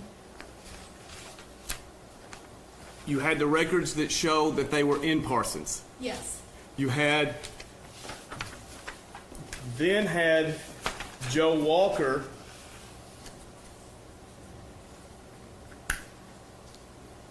say that the other places were not covered by our videos. Yes. You could have subpoenaed Joe Walker to come to court and vouch for what he reported on September 30th, 2014, correct? Yes. Consistent, are these records consistent with your understanding of where Zach was, where Shane said he was, where Dylan said he was throughout your representation? Yes. And it never got to the jury, did it? No. Thousands of hours of work, right? Yes. Leading up to telling the jury your best evidence. Yes. Did you do it? I suppose not. Not if I didn't. Well, yeah, I mean, this doesn't exactly say what time they were there. The phone records show that Shane's phone was in Parsons, but the bank records don't say what time they were at the bank. The ATM information would have been more helpful.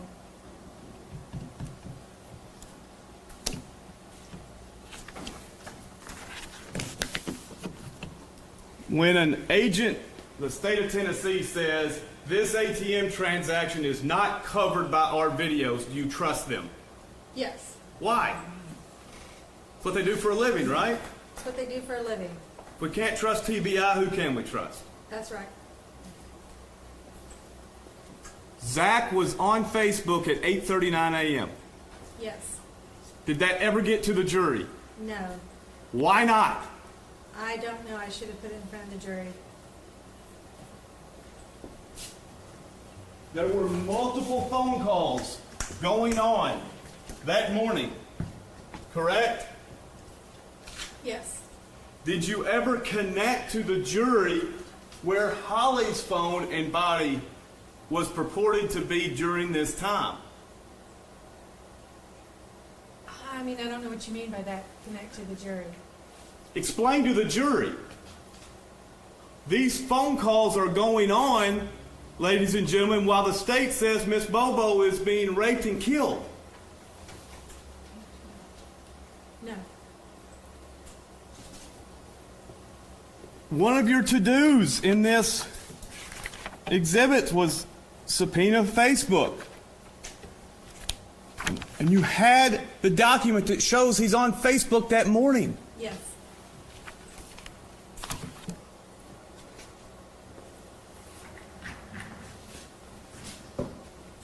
You argued that multiple people said different things that were not true. Correct? Yes. Do you remember what Brent Booth said, the phone call changed it all? Do you remember that at trial? Yes. And who made that phone call? Dennis Benjamin called 911 saying that somebody had confessed to Holly Bobo's rape and kidnapping.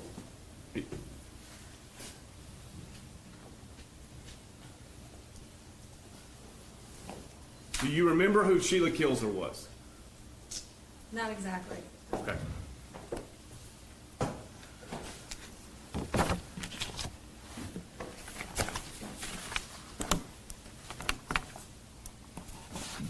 You had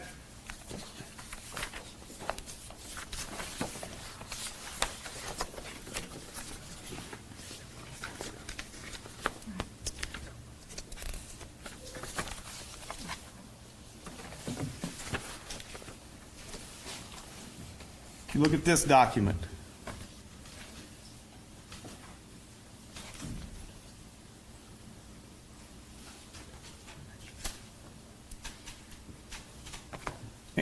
Do you remember seeing FBI documents in this case? Yes.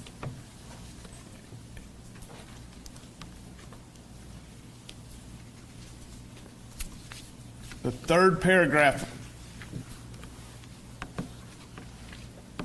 Lita Bowen. This statement says, 2 to 3 weeks ago, Darnell came to the Bowen home to watch television. The subject of Holly Bobo's disappearance came up. Darnell asked Bowen that if she knew who abducted Holly Bobo, would she provide this information to law enforcement? Bowen responded that she would do so to help the girl and her family. Darnell said he knew something about who abducted her. She told Darnell that if he told her the information, she would contact law enforcement. Next paragraph. Darnell then told Bowen that Victor Dinsmore had told him the day he abducted Holly Bobo and took her to Miss Dottie's.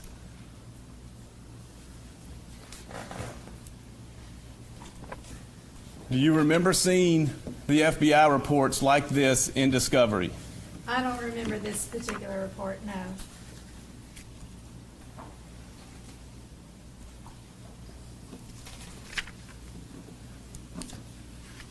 I'm sure it was provided to me.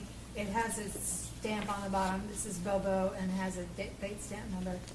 And you didn't think Victor Dinsmore did this crime at all? No, But you didn't use this to attack everything Victor Dinsmore said? no, I did not. You never issued a subpoena to Miss Bowen, did you? No. Your Honor, I move to mark this into evidence. Objection. No. Exhibit 147.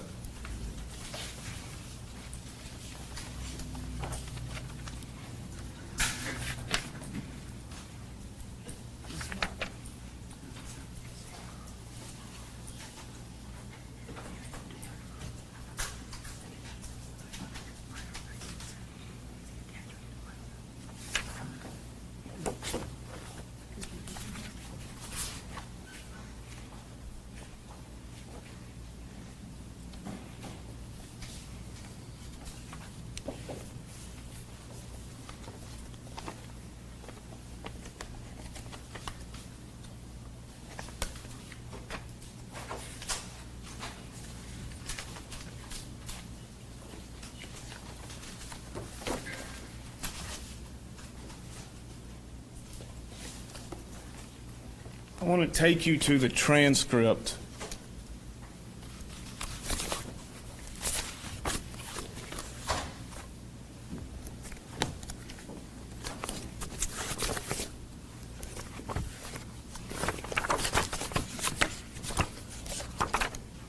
of Dr. Ross.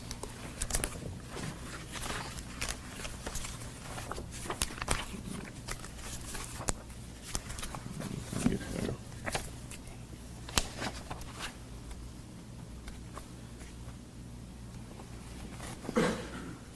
You have your transcript?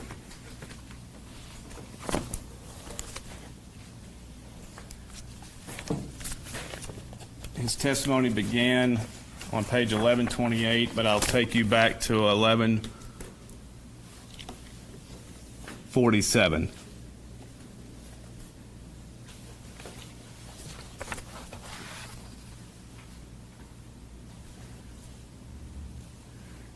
You admit, page 1128, Dr. Ross says, I'm former forensic pathologist and the deputy chief medical examiner at the West Tennessee Regional Forensic Center.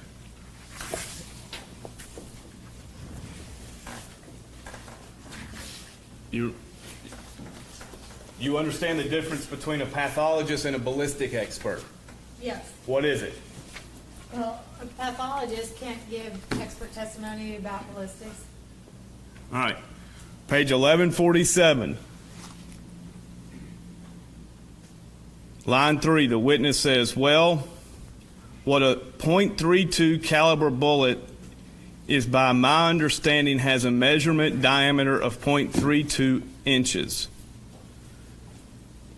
By converting to inches the size of the defect in the back of the skull, that's about a .36 inch defect, so anything .36 or smaller could have caused that defect. So that would be consistent with a .32 caliber bullet causing that defect. Did anybody on your team have a red flag go off and say a pathologist is saying what his understanding is of a .32 caliber bullet? No. Are you aware it's not .32? No. Do you, when General Nichols argued to the jury, do you think she just randomly pulled out .38? No. What was she referring to? The bullet that was found next to Holly Bobo's skull. Do you agree it was your job to convince the jury that bullet was not excluded? Yes. Did you do it? No.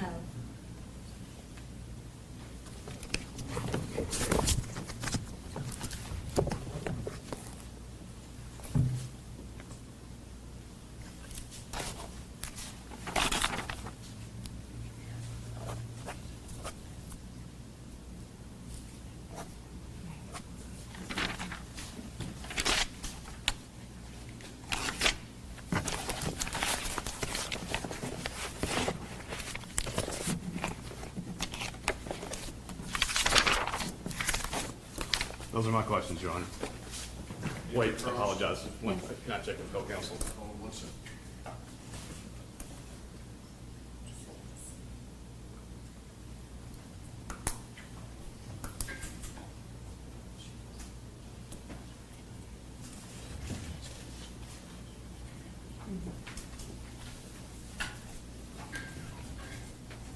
Nothing further, Your Honor. You put on proof that the defendant, your client, was in Parsons at 11:16 in the morning, right? That's what the cell phone records proved through your expert, Jonathan Reeves, right? That his cell phone was there, yes. Right, but it's your theory today that he was with it, Yes. right? Because he got up and he wanted to go get Xanax and they went to Parsons. Yes. So he was in Parsons with his phone at 11:16 in the morning, Yes. right? The jury heard that. We showed you these still from the ATM video. How would you have admitted that into evidence without your client testifying? I don't know. Mr. Bates just handed you an IR regarding a conversation that law enforcement had with Shane Austin's parents in February of 2014. And you and Mr. Bates left the impression that what was turned over to TBI was a document that would prove the innocence of your client, correct? That's how I read it today. Would it surprise you to know, and we're going to throw it up on the screen there, you would agree with me that Holly Bobo was kidnapped, raped, and murdered on April 13th of 2011, correct? Right. Okay.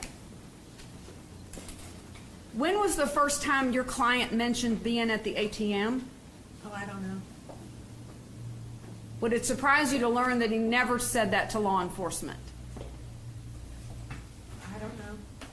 Would it surprise you to learn that Shane Austin never mentioned to law enforcement that he was at the ATM in Parsons at 11:12 in the morning or whatever it was?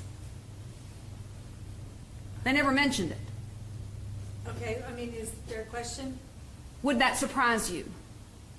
To learn that they hadn't mentioned it? Right. No. Do you know how law enforcement even found out about it? Rita Austin, I'm guessing. She called and said, "We have reason to believe that our son took out some money at 11:12 on April 13th, 2011. Okay, great. We'll come talk to you. So they did. And the Austins provided... Oh, we need the remote, Your Honor.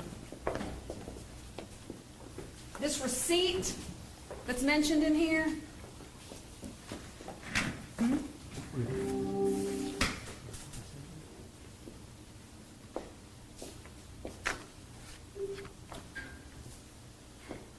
I'm told about it's like, so this is super loose, actually, yeah. So every time you turn one, Is that this old house?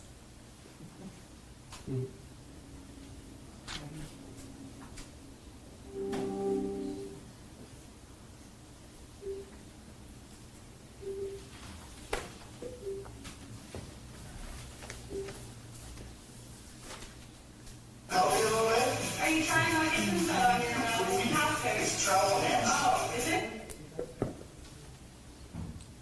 What's the date on that? Well, I had it.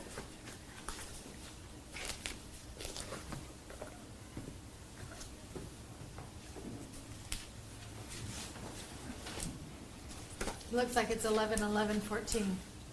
Not the date Holly Bobo was abducted, murdered, and raped, right? No. It was a receipt they gave the law enforcement so that they could perhaps use that account number to find the video that you received. Actually, it might even be 02/26/2008. Who knows? But it wasn't April 13th, 2011, was it? It doesn't seem to have that on the receipt, no. None of the bank records that you just looked at or the receipts have any timestamps on them, do they? No. You did cross-examine Jason Autry about his phone use. You went into great detail about catching him in the fact that he's testifying to the jury about what he and Zach Adams are doing to Holly Bobo, and he's making a phone call. You asked him about it. You drilled right down to it. Remember that? Yes. You did ask him about it. Yes. The Facebook records were in discovery. You had the Facebook records. Yes.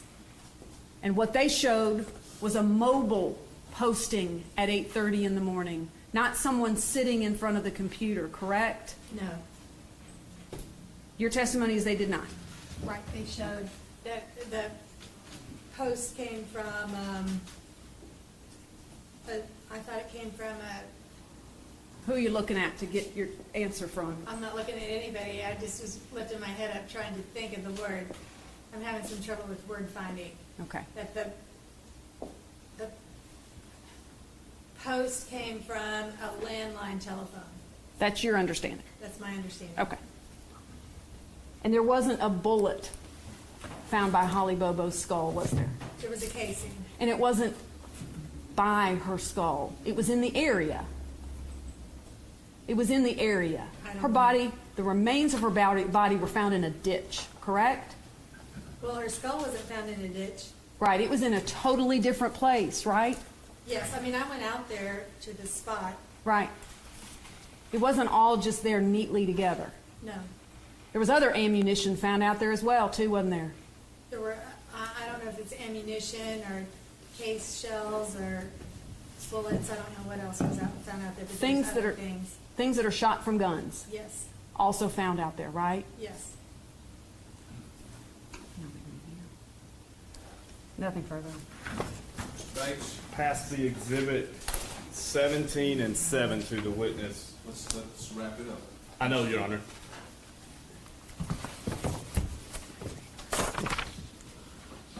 17 and 7.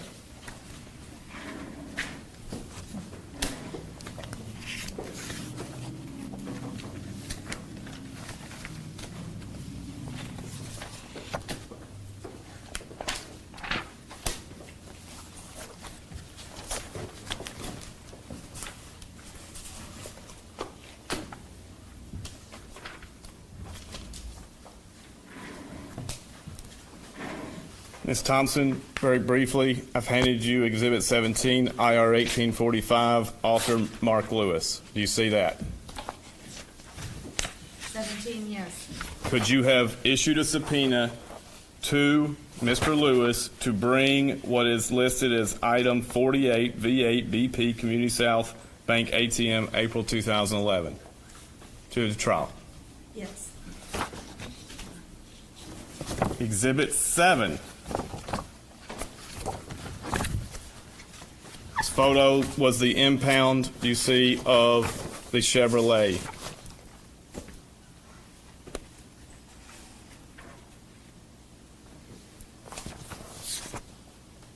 Yes.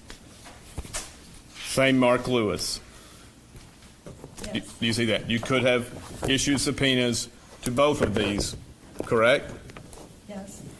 And you did not. No. Final question. You were asked that Shane Austin did not keep his receipt from April 13th, 2011 of the ATM withdrawal. Right? Right. No, that's not at all I don't think I what was the asked question that was. question. Thank you, Ms. Thompson. Okay. They both agree. Objection is sustained. So let's rephrase that question. All right. Mr. Baker. Nowhere in discovery was Shane Austin keeping a receipt from the ATM withdrawal from April 13, 2011, correct? I don't think so. Who did keep his receipts from April 13th, 2011? Terry, Britt kept his receipts locked in a safe. Nothing from further. April 13th, 2011. All the questions? No, sir. Ms. Thompson? Ms. Thompson, thank you for your testimony. Step in. Thank you.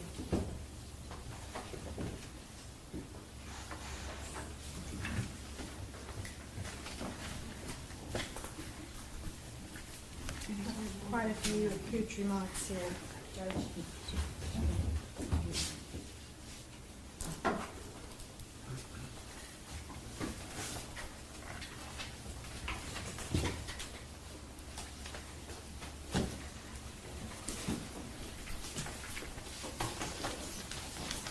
All right, Mr. Bates, I believe that definitely concludes proof of the day, so.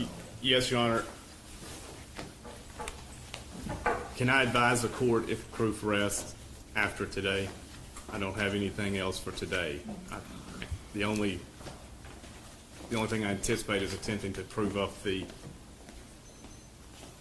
ATM subpoenas I attached to my motion. I don't think it's in dispute. The ATM subpoenas that were issued by A. Ferguson that are entered as identification on. Correct. Number two, the two-page, I don't know if I did it collected, I'll let you discuss that with the state, that's your only intention. Let me ask this, is there any objection to those being moved into evidence? You want to see them first? Yes, sir, I can't even remember what they look like. Let's find them. About when were they entered yesterday? 125 through. They're collected, they're collected. Yes,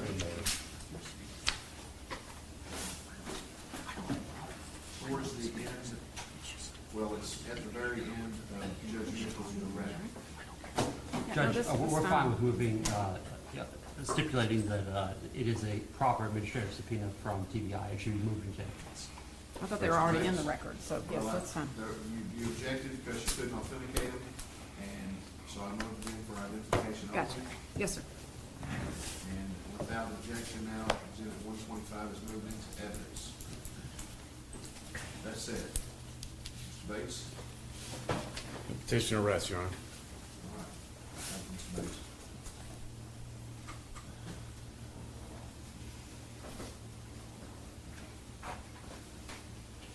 Based on my calendar, let's make sure we're still all on the same page.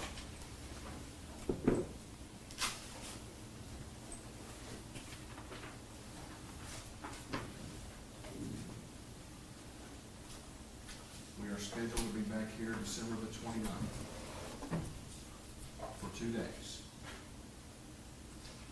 And if the state, well, let me ask this, does the state think that can be done in 2 days? Yes, Including closing? probably. Mr. Bates? Think you can do a closing, whatever time's remaining in those 2 days? I don't know how much time will be remaining. I I would anticipate requesting 1 hour for closing. Well, I mean, I'll listen to an hour at 9 o'clock at night if we have to do it. I don't want to do it, but Right. if we can get done in those 2 days, that would be a great goal. Let's just leave it at that. If we can't, we have further time set aside in January. Well, could, the state at this point anticipates calling 6 witnesses. Would it be a better use of the court's time to do it all in January? And instead of coming back in December for proof and then coming back in January anyway for closing, or running into a problem where we don't get all the proof on, but we've got 3 days in January, correct? I only had 2, the 7th. Oh, okay. Okay, then scratch that. You have 7th and 8th, it's 2 days. Okay. We had 3 on our side, but that's, all right. we can look at another period. I mean, I had a trial the next week, and I know it screws everybody's calendars if we, the next week, which is the week of the 12th. Currently- 13th through the 16th. I currently have a murder trial in Hickman County that week. All right, let's just leave what Yes, we've sir. got. Yes, sir. The 29th and 30th, and